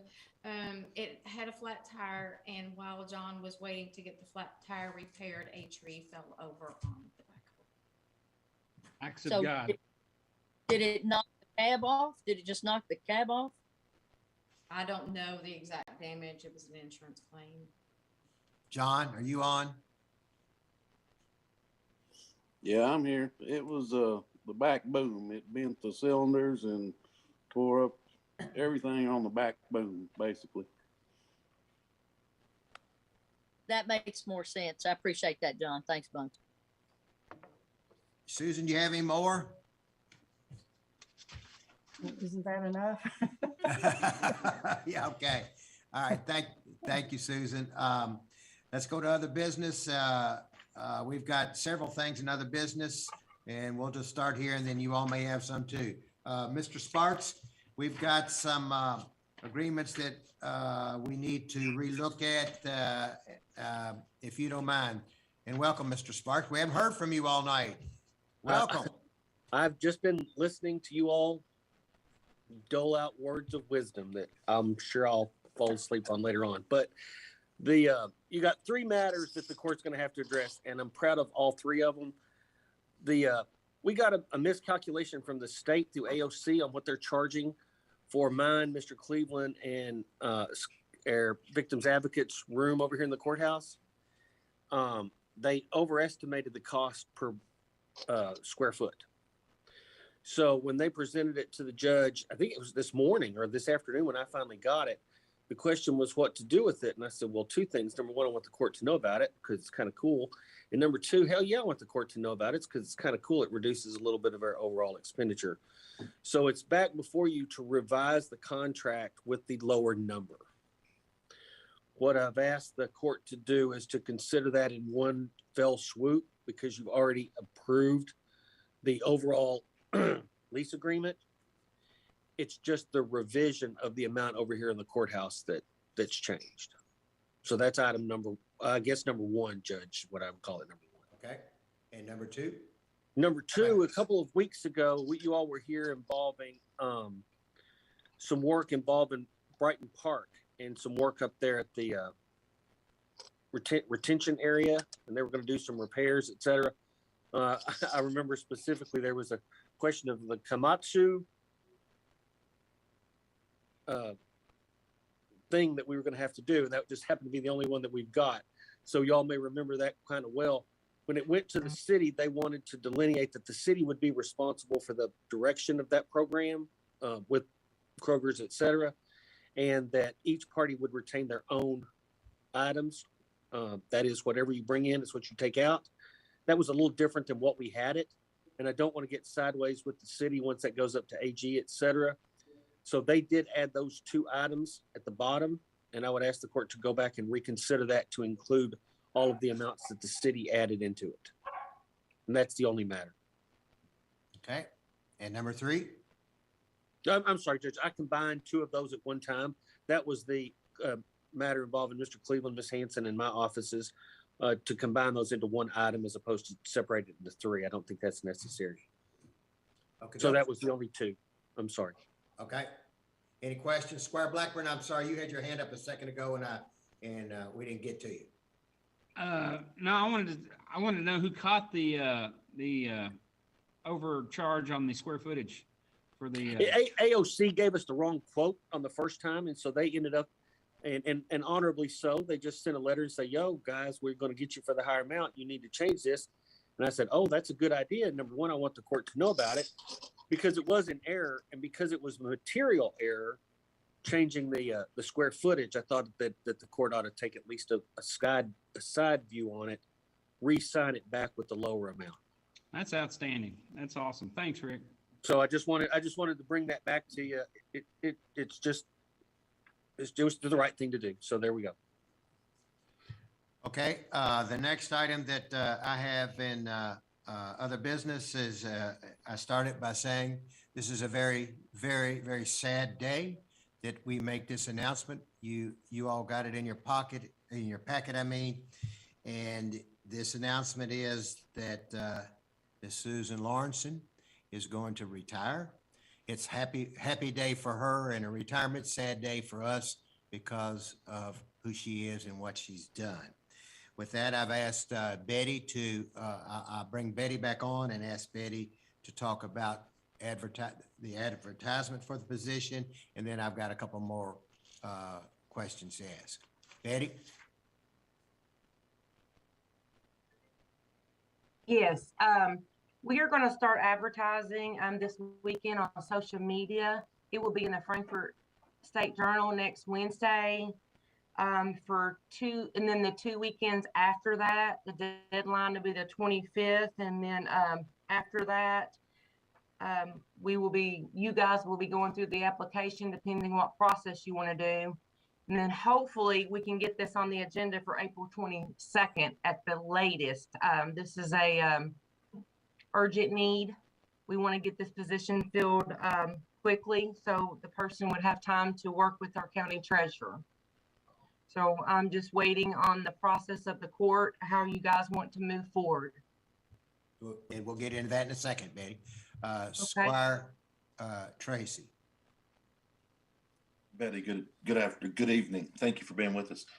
Is the State Journal and social media the only two ways that are going to be, that this position would be advertised? No, it's not. I'm sorry. I left out, we're going to be also doing it on Indeed.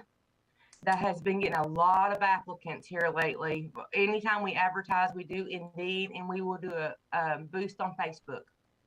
You're going to do Keiko too, I thought you said. Yes, Keiko. Keiko and KSU.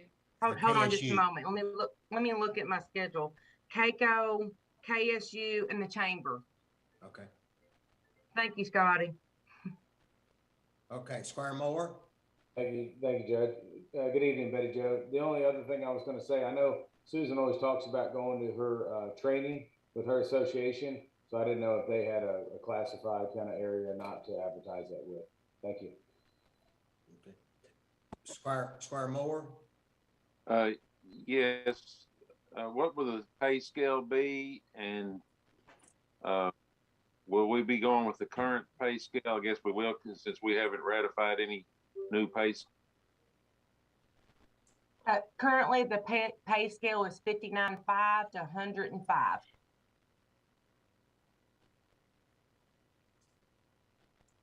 Okay. Squire Booth.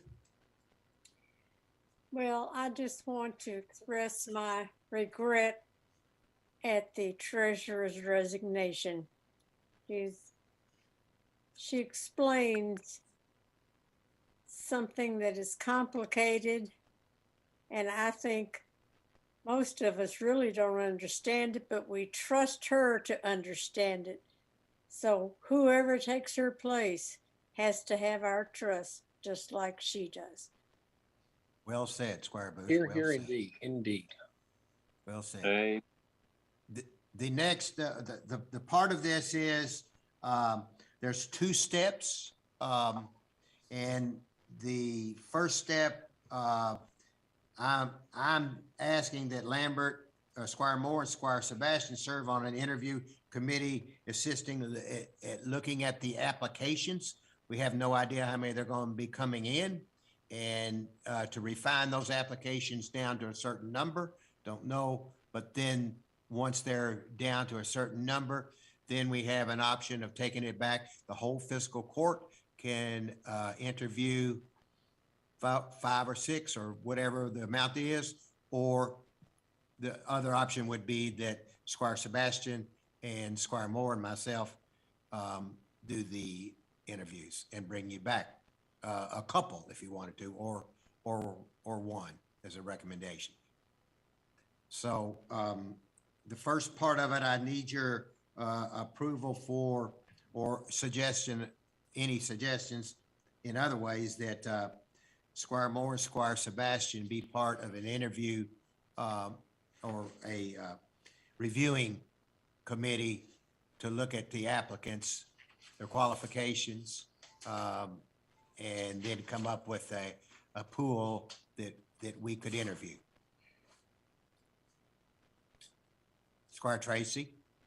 Judge, are you saying like a selection committee that will review the applications and then select? If you Yes. get 20, select 5, 6, 8, 10, 20 who, okay, all right, thank you. Yeah, yeah, that's exactly what I'm suggesting, yeah. Have no idea how many, but so you know, obviously the process is pretty cumbersome, and it's going to take whichever way we go, it's going to take all of us. If you're working, we're going to have to spend whole days on it working. If you want to go that route, if everybody does it, if you got a committee to do it, it can speed it up a little bit. And then there's the second question. That question is, how do you want to handle interviewing the final applicants? So 2 parts to it.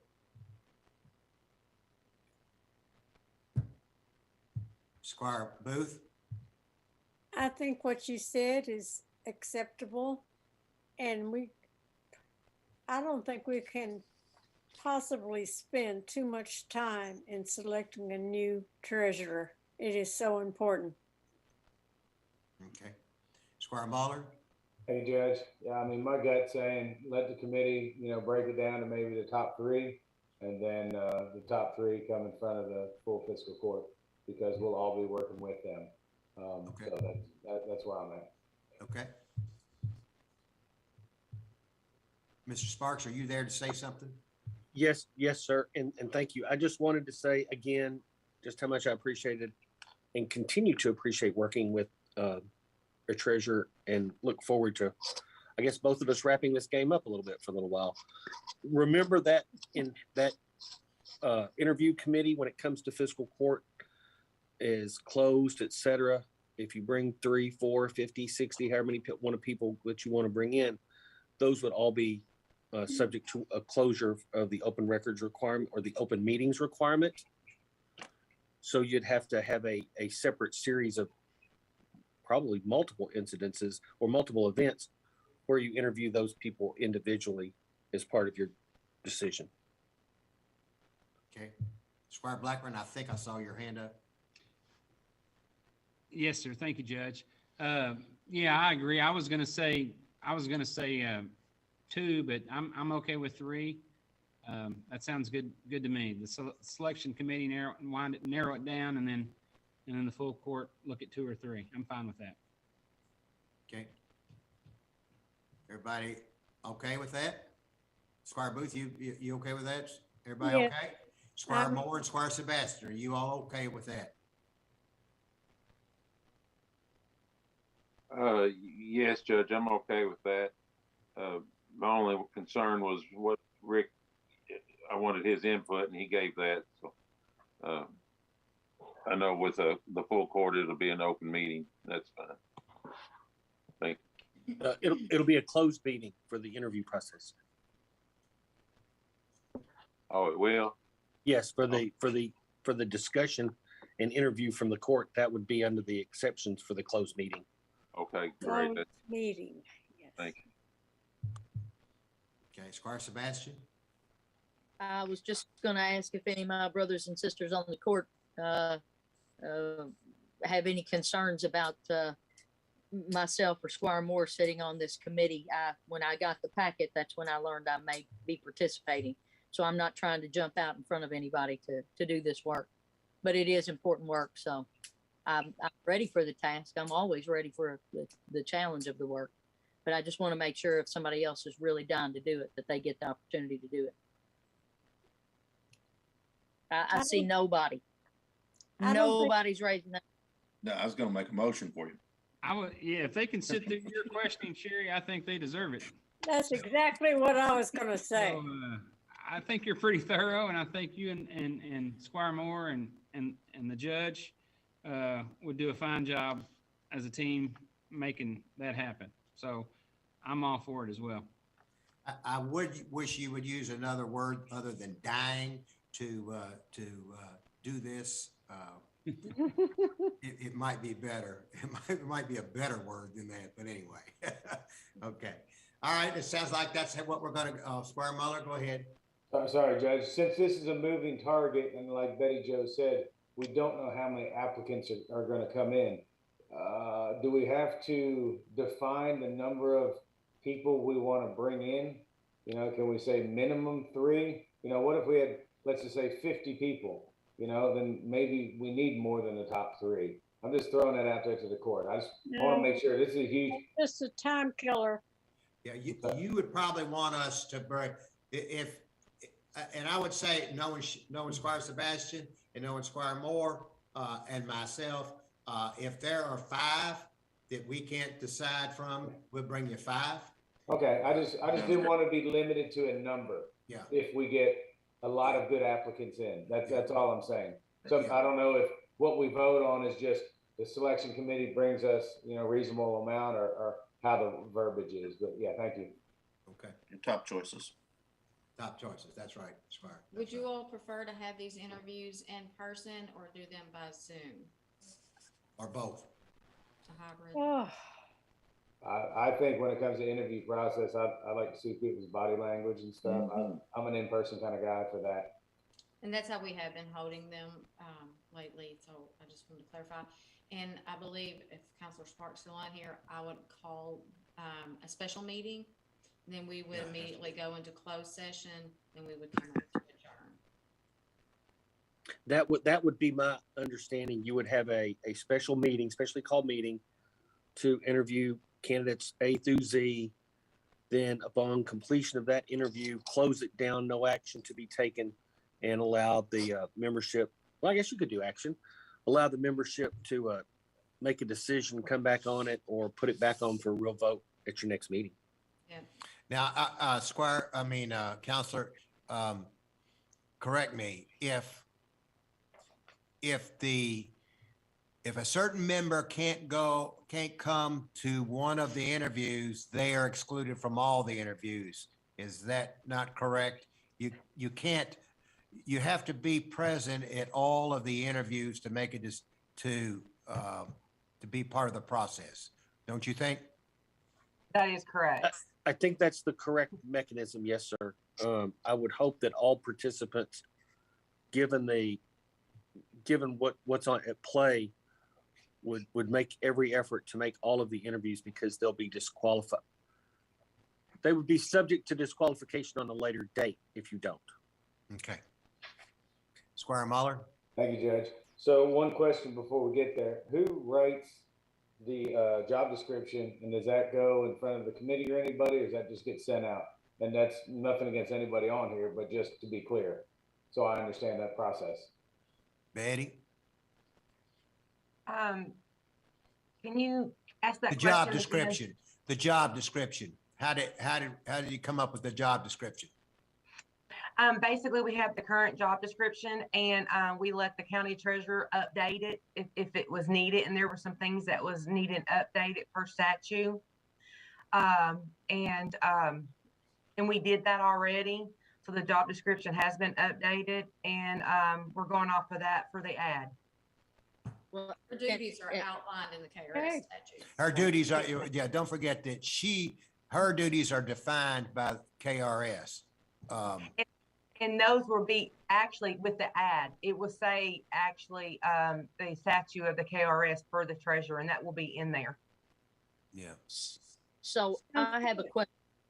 I have a question. If is there an opportunity for myself and Squire Moore to see that? It sounds like it's been kind of like a can kicked around internally. I'd like to see it just to see if there are some other talent, skills, and abilities that could be added as other factors to consider, like statistical and econometric modeling and stuff like that.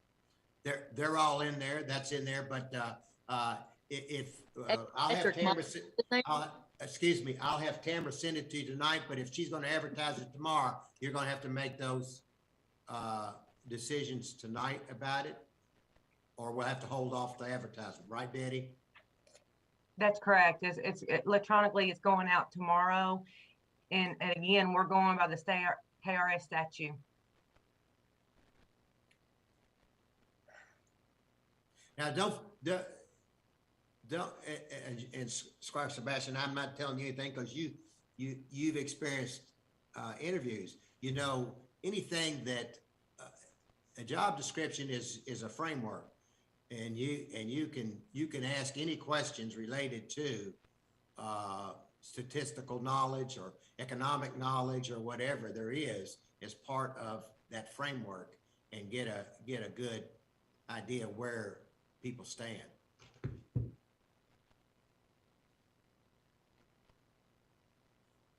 Okay, with that, I think we got a plan, Betty. You good? Okay. Yes, I'm Betty, good. Betty, Thank you. do get that out to Squire Sebastian and Squire Moore, if you would.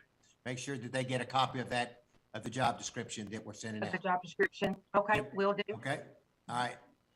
Anybody, Squire Sebastian, got something else? Well, I just have a piece of other business, but if you're not ready to call on us, I just didn't want to lose the Go ahead. opportunity. I'm ready to call on you. Go ahead. Okay, thank you.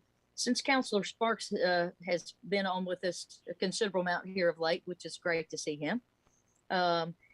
Councilor, can you talk to us about the memo you Thank you, sent ma'am, out? by the way. That was very kind. What? Can you talk to us a little bit about the memo that you sent out to us today? And then I have one other question for you. 3 weeks ago, pardon me, the court had inquired in response to the Capital City Economic Development Authority matter for a formal opinion as to the membership required for a quorum. So after submitting requests for open records, review of the statutes, other research, etc., I guess repeated what we've all said a bunch of times, that Seceda still has a problem. They got 3 members. They need 4. The authority says you have to have 2/3 of the membership, which are exactly 3 people now, not 4. And until such time as the city appoints 1 or more of their members to get it to the same, there is a infirmity in the institution, the authority from this point, to get it back up to the mandatory quorum of 3 people or 4 people. So that was the memo I think you're referring to.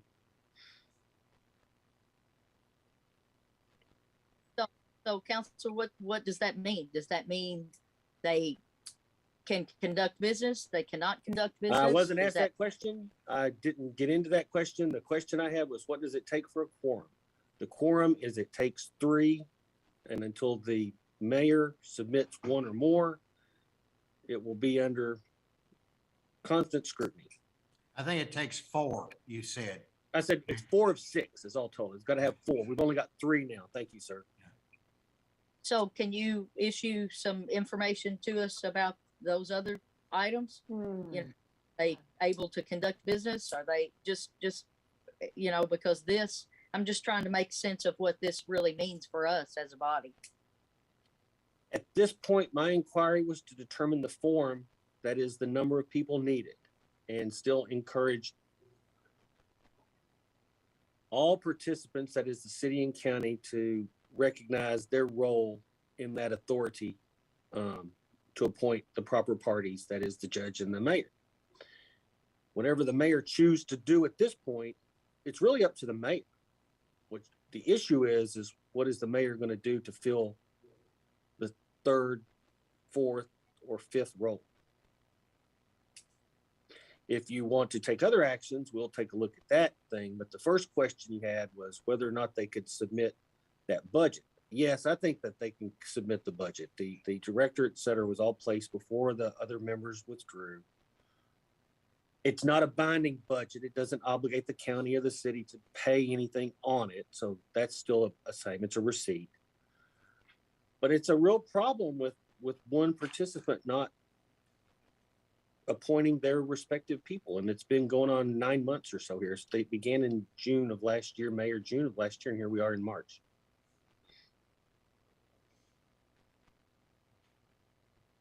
So I have a couple of other, while you're got the bat in your hands.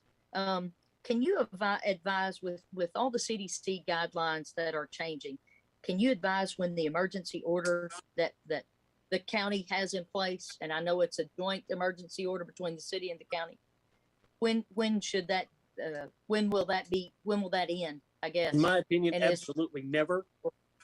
I have heard repeatedly in the last 2 weeks, never. This is an endemic problem that has created manifest problems both in the courthouse and otherwise. I'm seeing people not wearing masks despite CDC looking in Franklin County and go, you all ought to be wearing masks. I'm seeing kids at school. I saw the mayor in Texas or in Florida freaking out about it.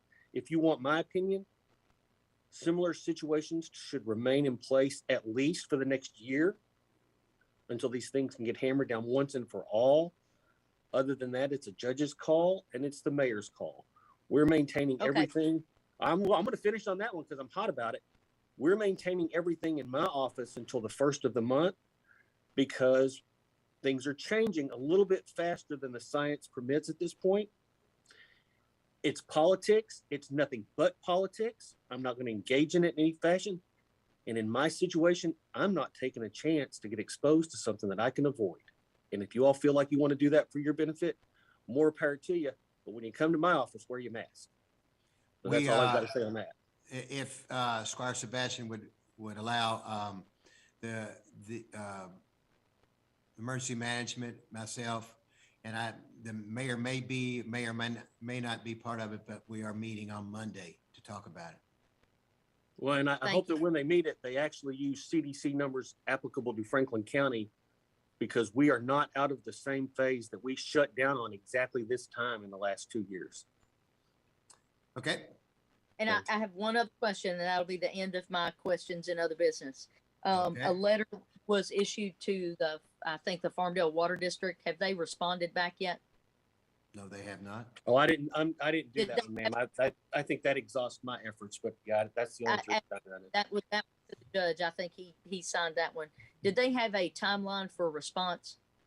Well, I think their chairman is in the hospital. I'm sorry about saying that. I shouldn't say that, but I think he's indisposed, and I'm not going to go any further than that.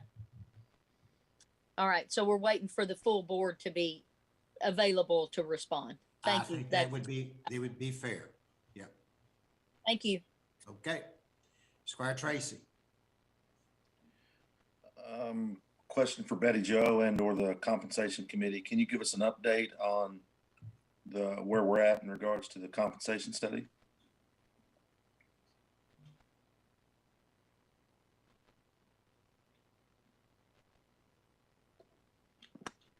Betty Jo.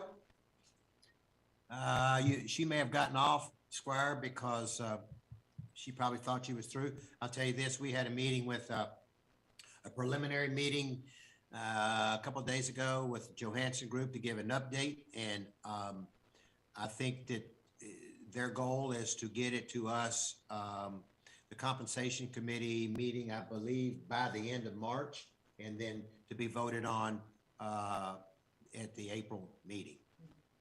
Okay, thank you. Shooting for the April 22nd meeting, I believe. Yep. Okay. All right, anyone else? All right, any department heads, constitutional officers, department heads, or committee updates? Robert, you got something? Yes, sir. I have 2 items, please. Okay. Want to advise the court that construction on the Simon House is complete. There are some small housekeeping items to take care of. Otherwise, the final pay applications will appear at your next court bills. Happy to answer any questions on that. Squire Sebastian. Thank you, Judge. And our planning director may have this information, and it may be open field for anyone. Have we heard from the city if they are going to pay any expenses in excess of their initial pledge, was $100,000? Have we got confirmation of that yet? We have not heard anything, Timber. We've gotten their $100,000 check. They have a memo from us asking with the itemized deductions, and we have not heard anything.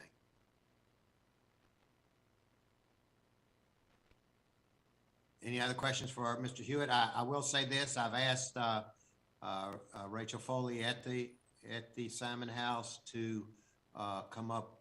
And I know they're doing some extra work to clean it up and get it all fixed up, but we will have a ribbon cutting with all of us in the city at some point in time in the near future. Okay, anybody else have anything? Anybody else have anything? One more. Yes, item. Judge. All right, Sorry. Go ahead, Robert. Go ahead, Robert. Thank you. Next Thursday, March the 10th, the Planning Commission will be meeting, and there are several items on the agenda that have raised a lot of consternation. There are a lot of interest in the items on the agenda. So I want to let the court know, as well as the public know that may be watching, that Andrew Tippett with the IT department has provided a Google document on the Franklin County website. That's franklincounty.ky.gov. Anyone interested in participating can go to the site. On the home page, there is a notice of the public meeting with a Google document to be completed. And once that document is completed and resubmitted, an automatic reply will be sent to that individual, providing the login account for the meeting that will be hosted by the county.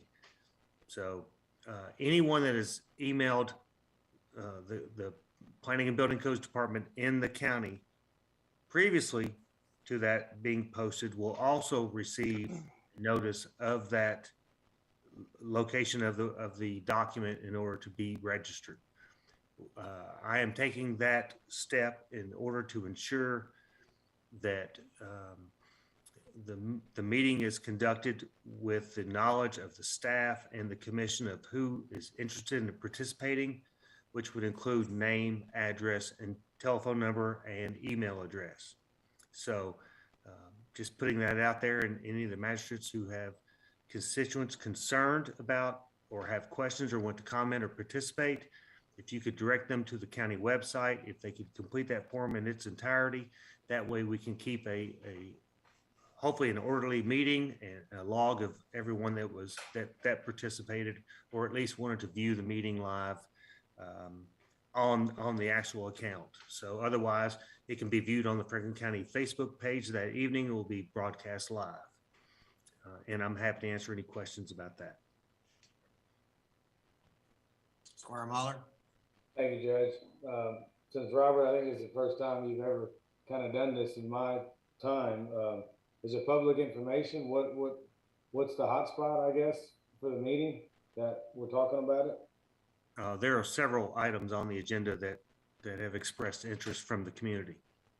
So the county has 4 items, and I believe all 4 have quite a bit of interest. So I'm receiving my office is receiving a lot of inquiries to all the agenda items.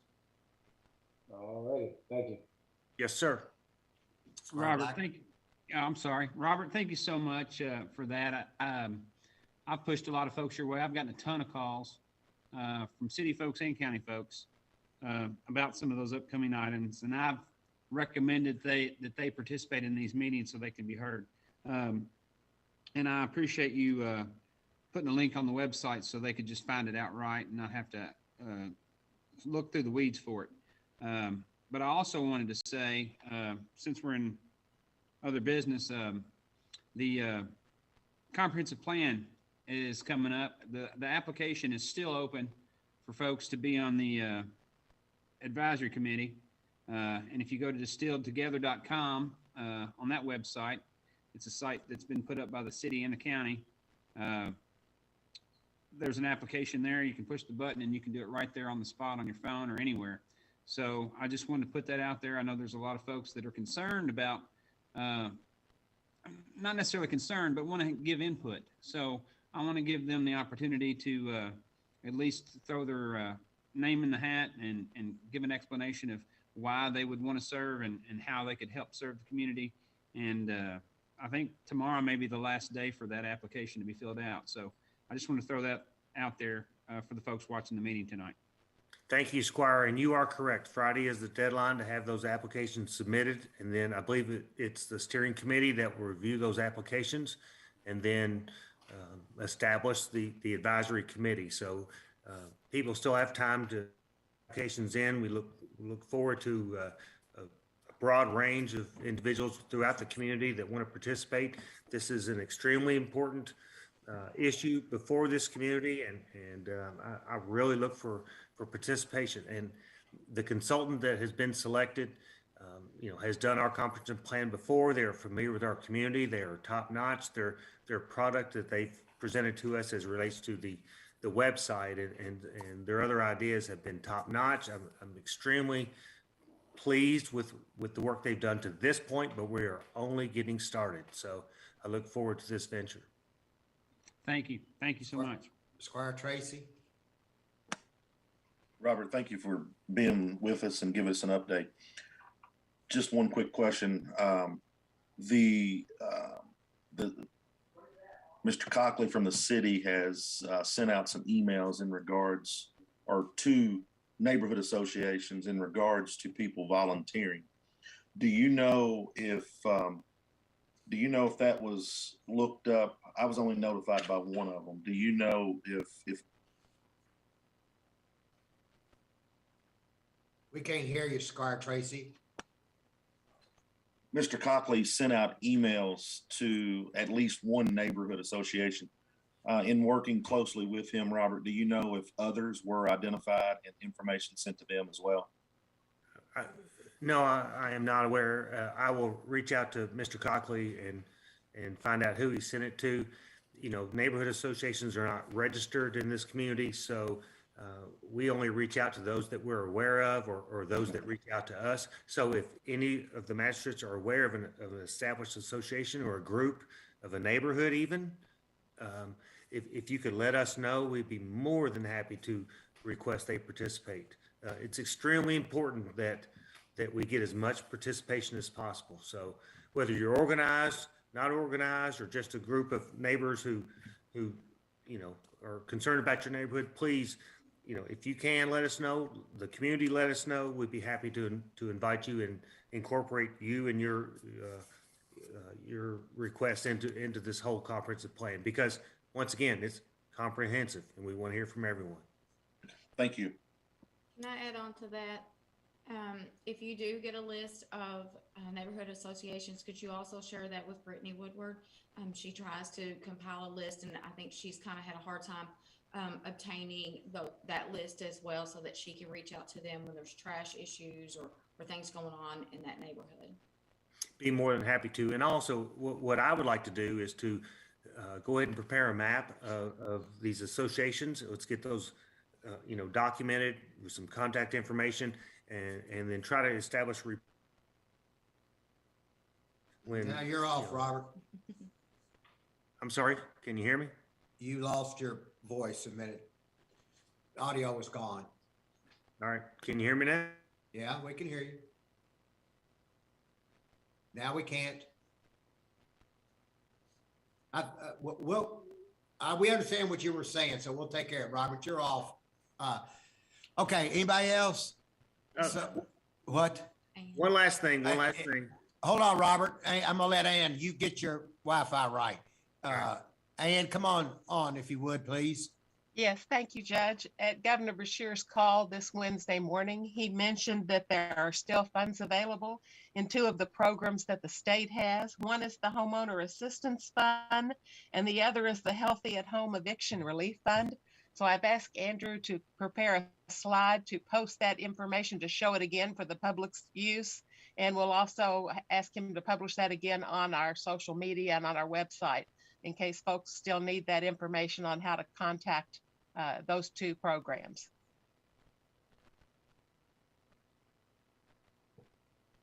Are you going to put that, Andrew, up on our webpage or Facebook? I've done it previously, but I can do it again. Yes. Yes, please. Okay. And is there something else you wanted me to put up? Nope, that's it. Thank you.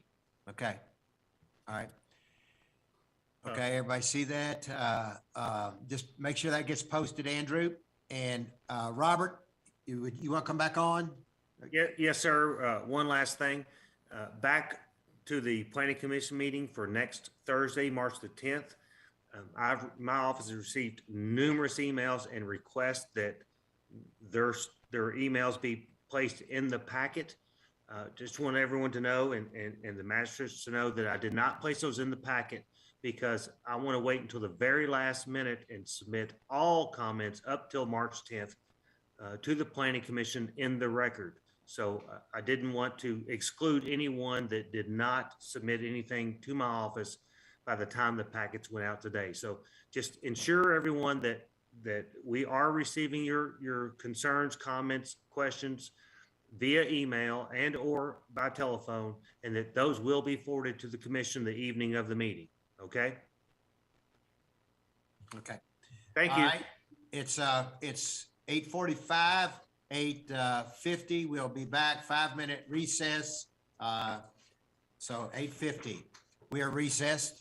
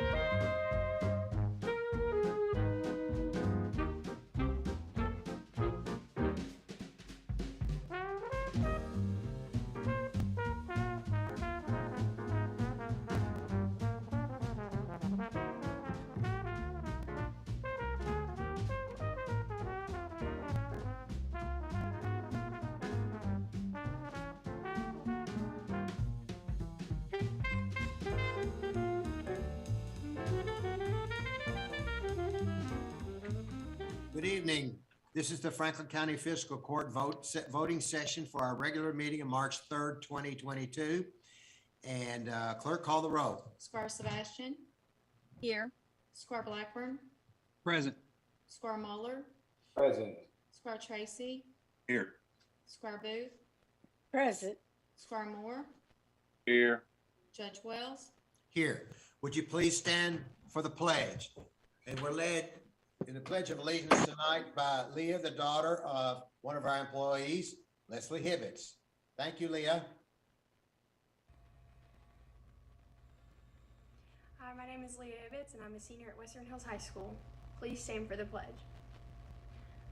I pledge allegiance to the flag of the United States of America and to the republic for which it stands, one nation under God, indivisible, with liberty and justice for all. Thank you.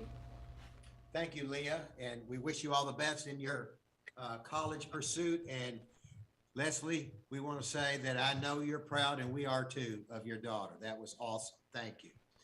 The first item on the agenda is authorization for approval of minutes from our regular meeting of February 11th, 2022. So moved. Second. Call the roll. Squire Sebastian, Yes. Squire Blackburn, Yes. Squire Muller, Yes. Squire Tracy, Yes. Squire Booth, Yes. Squire Moore, Yes. Judge Wells. Yes, the next item is authorization to receive the sheriff's quarterly report for 12 months ending December 31st, 2021. So moved. Second. Call the roll. Squire Sebastian, Yes. Squire Blackburn, Yes. Squire Muller, Yes. Squire Tracy, Yes. Squire Booth, Yes. Squire Moore, Yes. Judge Wells. Yes. Next item is authorization to receive the sheriff's 2021 county fee settlement. So moved. Second. Call the roll. Squire Sebastian, Yes. Squire Blackburn, Yes. Squire Muller, Yes. Squire Tracy, Yes. Squire Booth, Yes. Squire Moore, Yes. Judge Wells. Yes. Next item is authorization to surplus 3 vehicles for trade-in purposes with the sheriff. So moved. Second. Call the roll. Squire Sebastian, Yes. Squire Blackburn, Yes. Squire Muller, Yes. Squire Tracy, Yes. Squire Booth, Yes. Squire Moore, Yes. Judge Wells. Yes. Next item is authorization to approve a resolution in support of sponsoring the Frankfurt Focus on Race Relations, otherwise known as FOR, for the Juneteenth 3-day event in Frankfurt and Franklin County community by pledging to contribute $5,000. So moved. Motion and a second. Um, Squire Booth and Squire Moore made the motion. Squire Booth seconded. Moore and Booth. Okay. I'm sorry. Call the roll. Squire Sebastian, Yes. Squire Blackburn, Yes. Squire Muller, Proud that the fiscal court will be part of this great event. Yes. Squire Tracy, Yes. Squire Booth, Yes. Squire Moore, Yes. Judge Wells. Yes. Next item is authorization to approve the 2022 Bourbon on the Banks sponsorship in the amount of $5,000. So moved. Second. Second. Squire Booth. Call the roll. Squire Sebastian, Yes. Squire Blackburn, Yes. Squire Muller, Yes. Squire Tracy, I'd like to thank Ms. Strong for all of her hard work with the event and for understanding our concerns. Yes. Squire Booth, Yes. Squire Moore, Yes. Judge Wells. Yes, and I think this is a fantastic event for drawing tourists into our community. It really is fantastic. Thank you, Diane Strong, and all those that have worked on it. So I vote yes. Next item is authorization to approve the Lakeview Park Master Plan as presented by Hitchcock Design Group. So moved. So moved. I got Squire Tracy made the motion. And Blackburn seconded. Okay, call the roll. Squire Sebastian, An important takeaway for me for this project was hearing what wasn't said at the February 7th, 2022 meeting at the Paul Sawyer Public Library. I did not hear any person in that room say this project is not needed by our community. I guess instead, I heard just the opposite. I heard passion. I heard people sharing their passion about supporting a place for arts, musical performances, places for graduation, places to expand and enhance sporting opportunities, really a place for families to enjoy activities and adventure right here in our own community. Now, that doesn't mean that there aren't folks who don't want this type of change at Lakeview Park. Yesterday, I did hear that from a constituent. So, you know, we are listening. But today, I did hear from a number of people who want this type of change at Lakeview Park.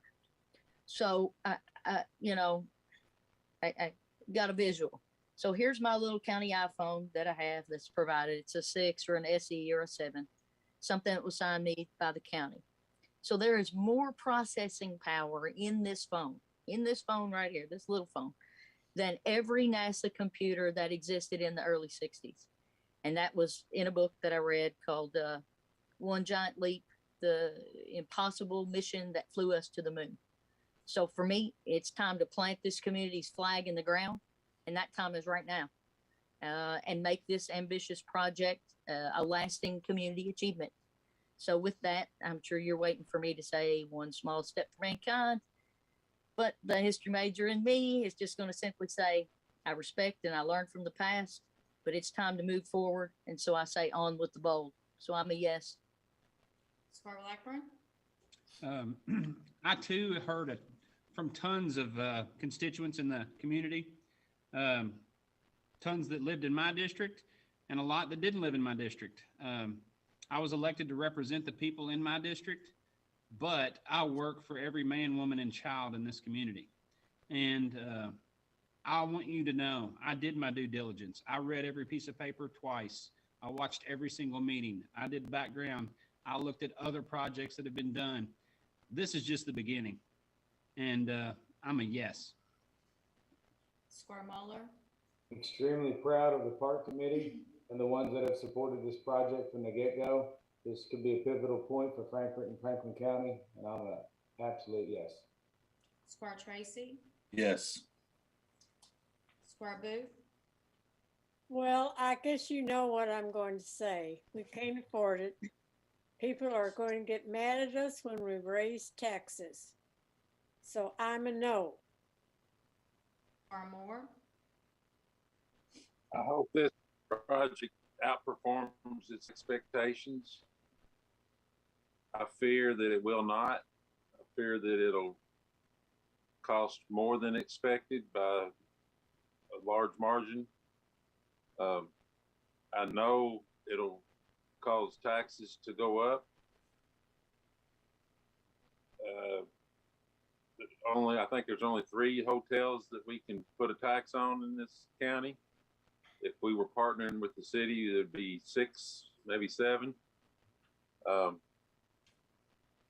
It's the right thing, but in the wrong place, and I'm a no. Judge Wells? I think all of those words are good, and I'm going to preface by saying that Squire Muller and Squire Tracy have worked very hard. They've been very passionate about where they wanted this, about what goes into this building. But there are a lot of questions, and a lot of the questions center around how much is this going to cost?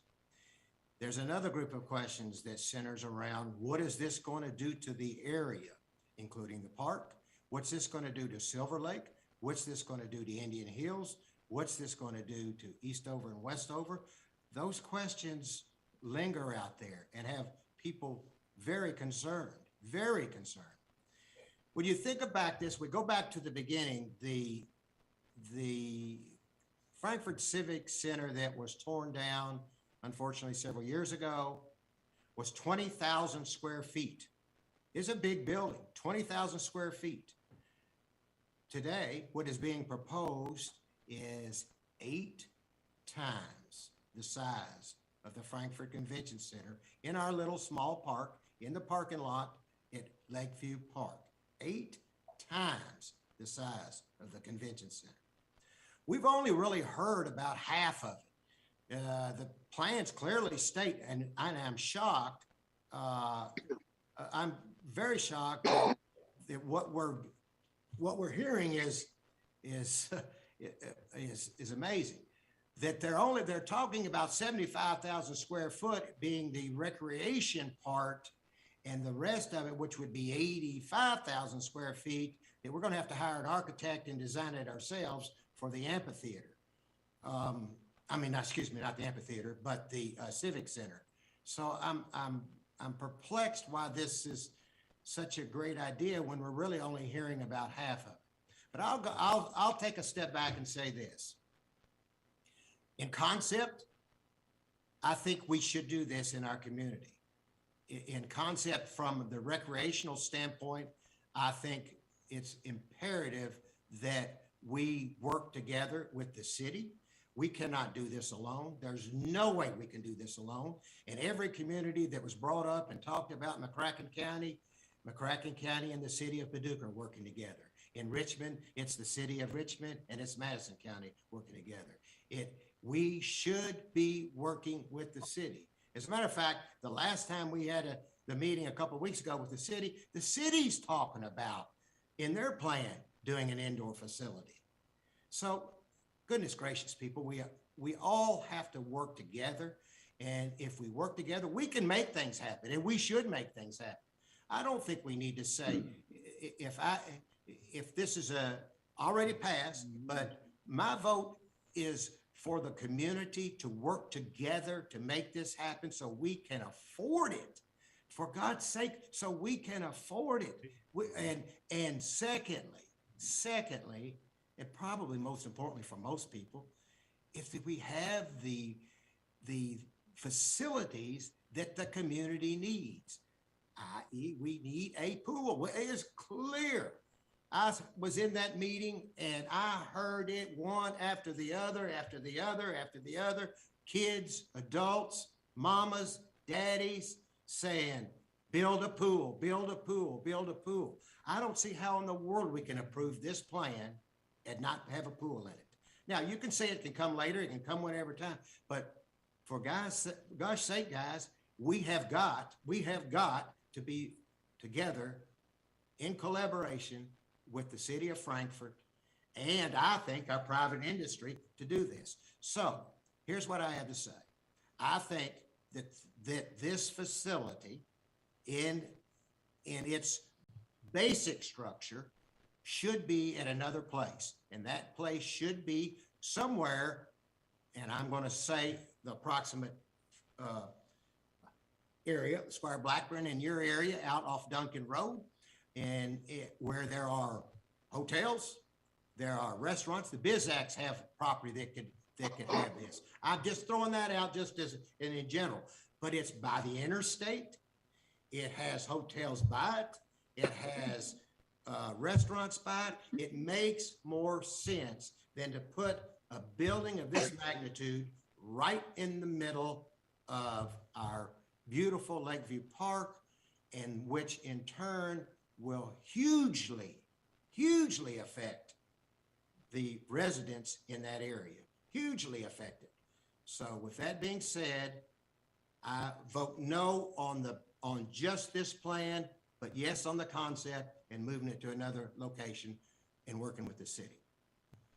That's my vote. Okay, the next item on the agenda is authorization to approve additional funding for request for the Franklin County Humane Society's new animal shelter in the amount of $200,000. So moved. Second. Squire Booth. You want me to help roll? Yep. Squire Sebastian, Yes. Squire Blackburn, No. Squire Muller, Yes. Squire Tracy, No. Squire Booth, Yes. Squire Moore, No. Judge Wells, Let's see. 3-3. 3-3.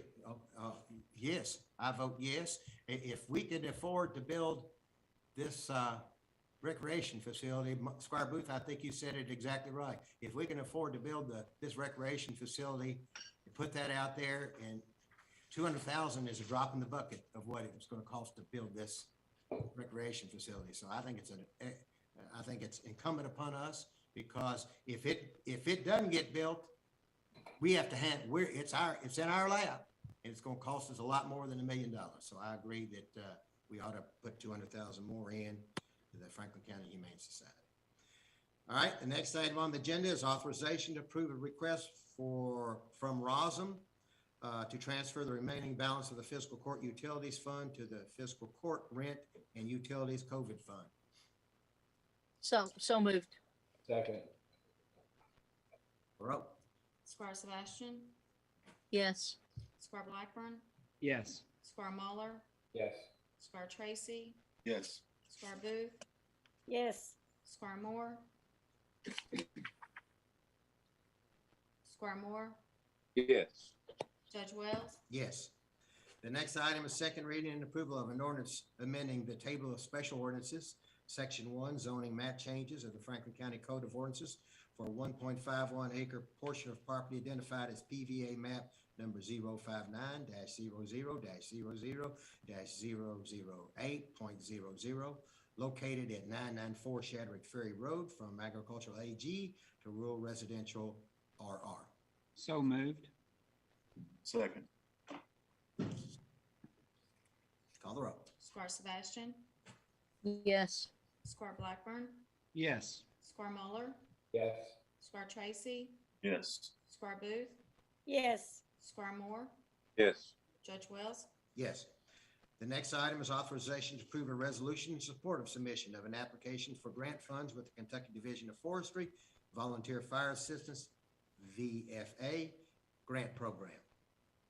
So moved. Second. Right, moved and seconded. Call the roll.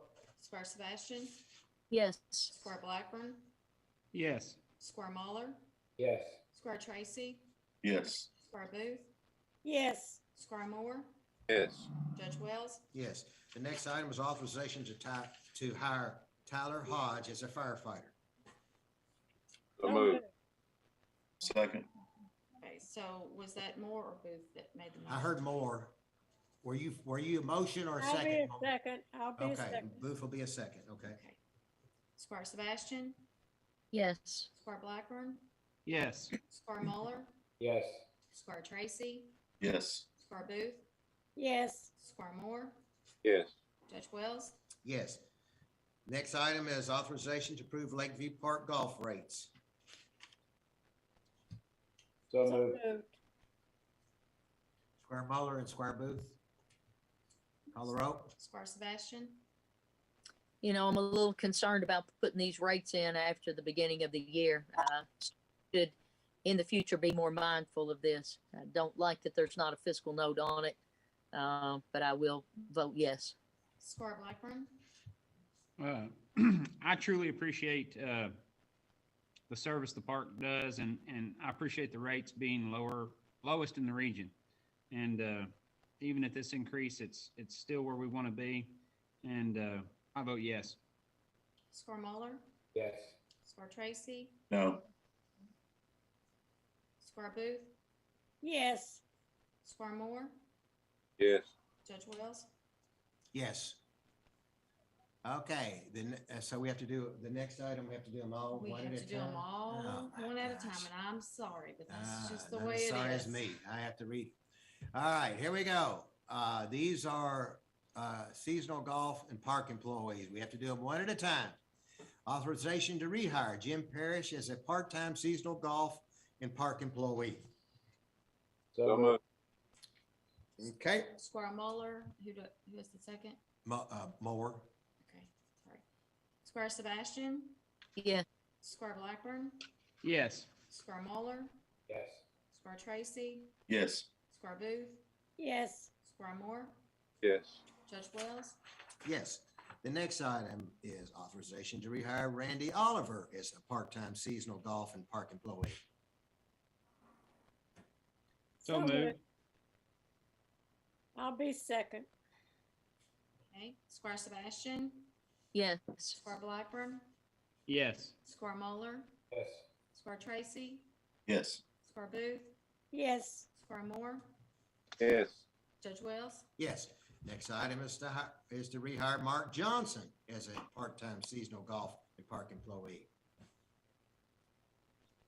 So approved. Was it Moore? More. Who seconded? I'll do it second, fine. Okay. Squire Sebastian, Yes. Squire Blackburn, Yes. Squire Muller, Yes. Squire Tracy, Yes. Squire Booth, Yes. Squire Moore, Yes. Judge Wells.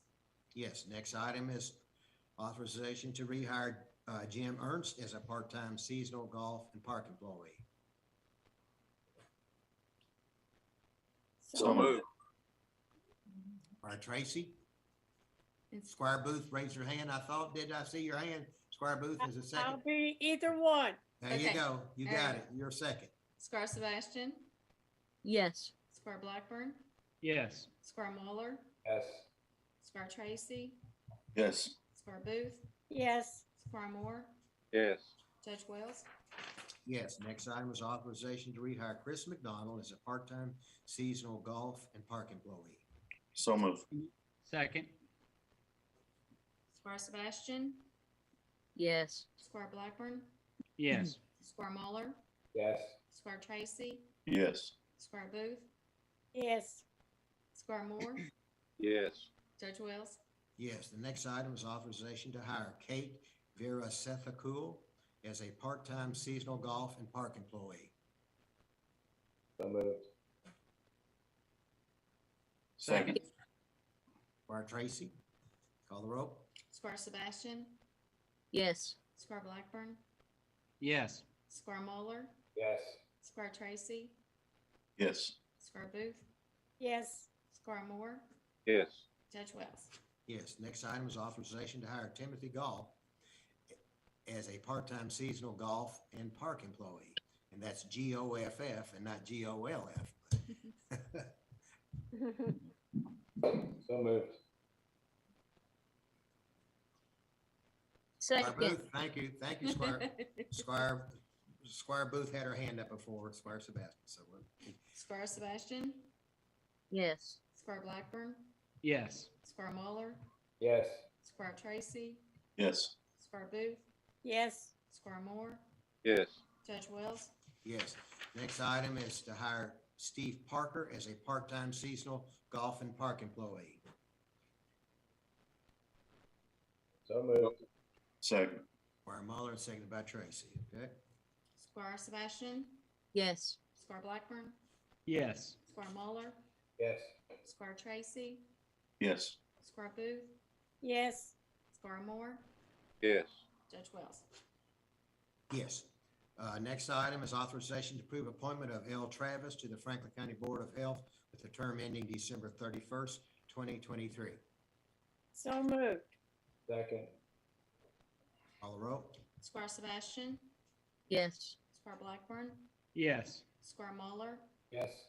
Squire Tracy, Yes. Squire Booth, Yes. Squire Moore, Yes. Judge Wells. Yes, and thank you, L, for volunteering to do it. Thank you very much. You'll be a great board member. The next item is authorization to advertise for construction management services for a new road department facility at 100 Lewis Ferry. So moved.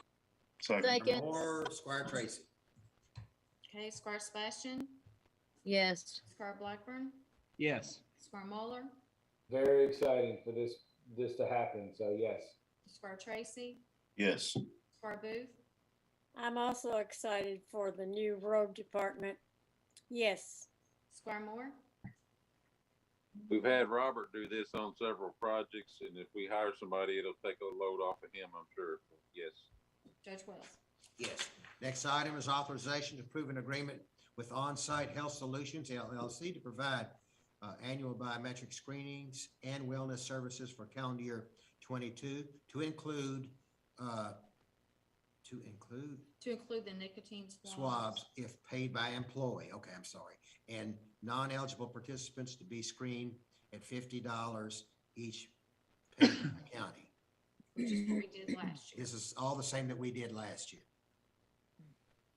What, Judge, what about the mileage? Is that in here or is that something It's different? not an option. Yeah, Okay. it's already. The other two were options that we had to decide yes or no. Okay, I'll make a motion. Okay. Second. Call the roll. Squire Sebastian, Yes. Squire Blackburn, Yes. Squire Muller, Yes. Squire Tracy, Yes. Squire Booth, Yes. Squire Moore, Yes. Judge Wells. Yes. The next item is the first reading of amendment number 3 to ordinance number 6, 2021, relating to budget for fiscal year 2021, 2022. And this vote will be on at our March 18th meeting at 9 o'clock. The next item is authorization to receive the treasurer's report. So moved. Second. Okay, call the roll. Squire Sebastian, Yes. Squire Blackburn, Yes. Squire Muller, Yes. Squire Tracy, Yes. Squire Booth, Yes. Squire Moore, It'll be sad to see our treasurer go in July, and hopefully find somebody to work with her and learn a lot from her and continue her good work. And I'm a yes. Judge Wells. Yes. Next item is payment of claims. Is there a motion to deny any payment of any claims and let the record reflect claims are ordered? Oh, I'll wait until you see. I'll hold on that one. It's been a long night, sorry. It's only 5.5 hours long, so. Okay, I think Four and a half. there's no motion, Jimmy. All right. Let the record reflect claims are ordered to be paid. There we go. Authorization to amend the agenda to add contracts under the other business. Is there a motion? So You need a moved. motion to add contracts? Squire Blackburn, thank you. Second. Squire Muller, thank you for a second. Squire Sebastian, Yes. Squire Blackburn, Yes. Squire Muller, Yes. Squire Tracy, Yes. Squire Booth, I understand that we are not signing new contracts. We're revising contracts. Is that right? yes. I Kind vote of. yes. Yes, ma'am. Thank you. Yes, ma'am. So are you a yes? Yes. Squire Moore, Yes. Judge Wells? Yes. Okay, the first item of the revision is authorization to approve a resolution authorizing the county judge executive to execute a memorandum of understanding between Brighton Landmark LLC, City of Frankfurt, and Franklin County Fiscal Court for the purposes of repair to a stormwater detention basin located at Brighton Park Boulevard to mitigate flooding.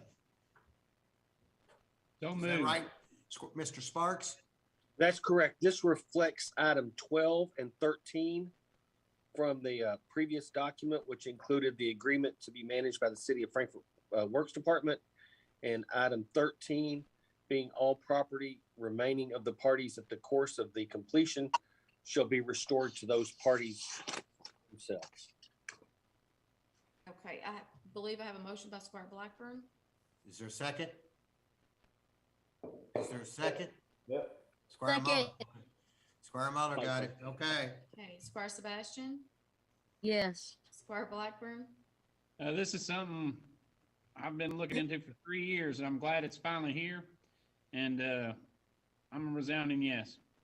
Squire Muller, Yes. Thank you, sir. Squire Tracy, Yes. Squire Booth, Yes. Squire Moore, Yes. Judge Wells. Squire Blackburn, and I appreciate you've been working hard for your constituents that live in that area, and Country Lane and down in the Two Creeks area and the flooding that happens. This is not a total solution to the problem, but is it starting to be? It's just a starting point to start to help in that flood in those areas that get flooded so quickly. So when there's a heavy rain, and so with that, I vote yes. The next item is authorization to approve sublease agreements with the Administrative Office of the Courts, changing the price per square foot from $24.20 down to $22.25 for the Commonwealth attorneys, county attorneys, crime victim advocate space in the courthouse. Not often do we get a lowered rate. So much. Second. Sebastian and Muller, thank you. Squire Sebastian, Yes. Squire Blackburn, Yes. Squire Muller, Yes. Squire Tracy, Yes. Squire Booth, Yes. Squire Moore, Yes. Judge Wells. Yes. Is there a motion to adjourn? So So much. moved. All right, yay, All here right. we go. Wait a minute, I got We got Booth and Sebastian. Okay, I had Sebastian, but okay, I'll put it. Booth and Sebastian. Okay, got it. Squire All right. Sebastian, Yes. Squire Blackburn, Yes. Squire Muller, Yes. Squire Tracy, Yes. Squire Booth, Yes. Squire Moore. I think we need to be praying for Europe. Yes. Absolutely. They just Yes. bombed the biggest nuclear plant in Europe. Russia just bombed it, so I'm a yes on adjourning. Oh my God. Judge Wells. Thank you, Squire, for bringing that up. I've got it down here. I think all of us as a community, as a state, as a United States of America, as a world, we need to be praying for Ukrainians. Keep those in your thoughts and prayers. So with that being said, I vote yes, and we are adjourned.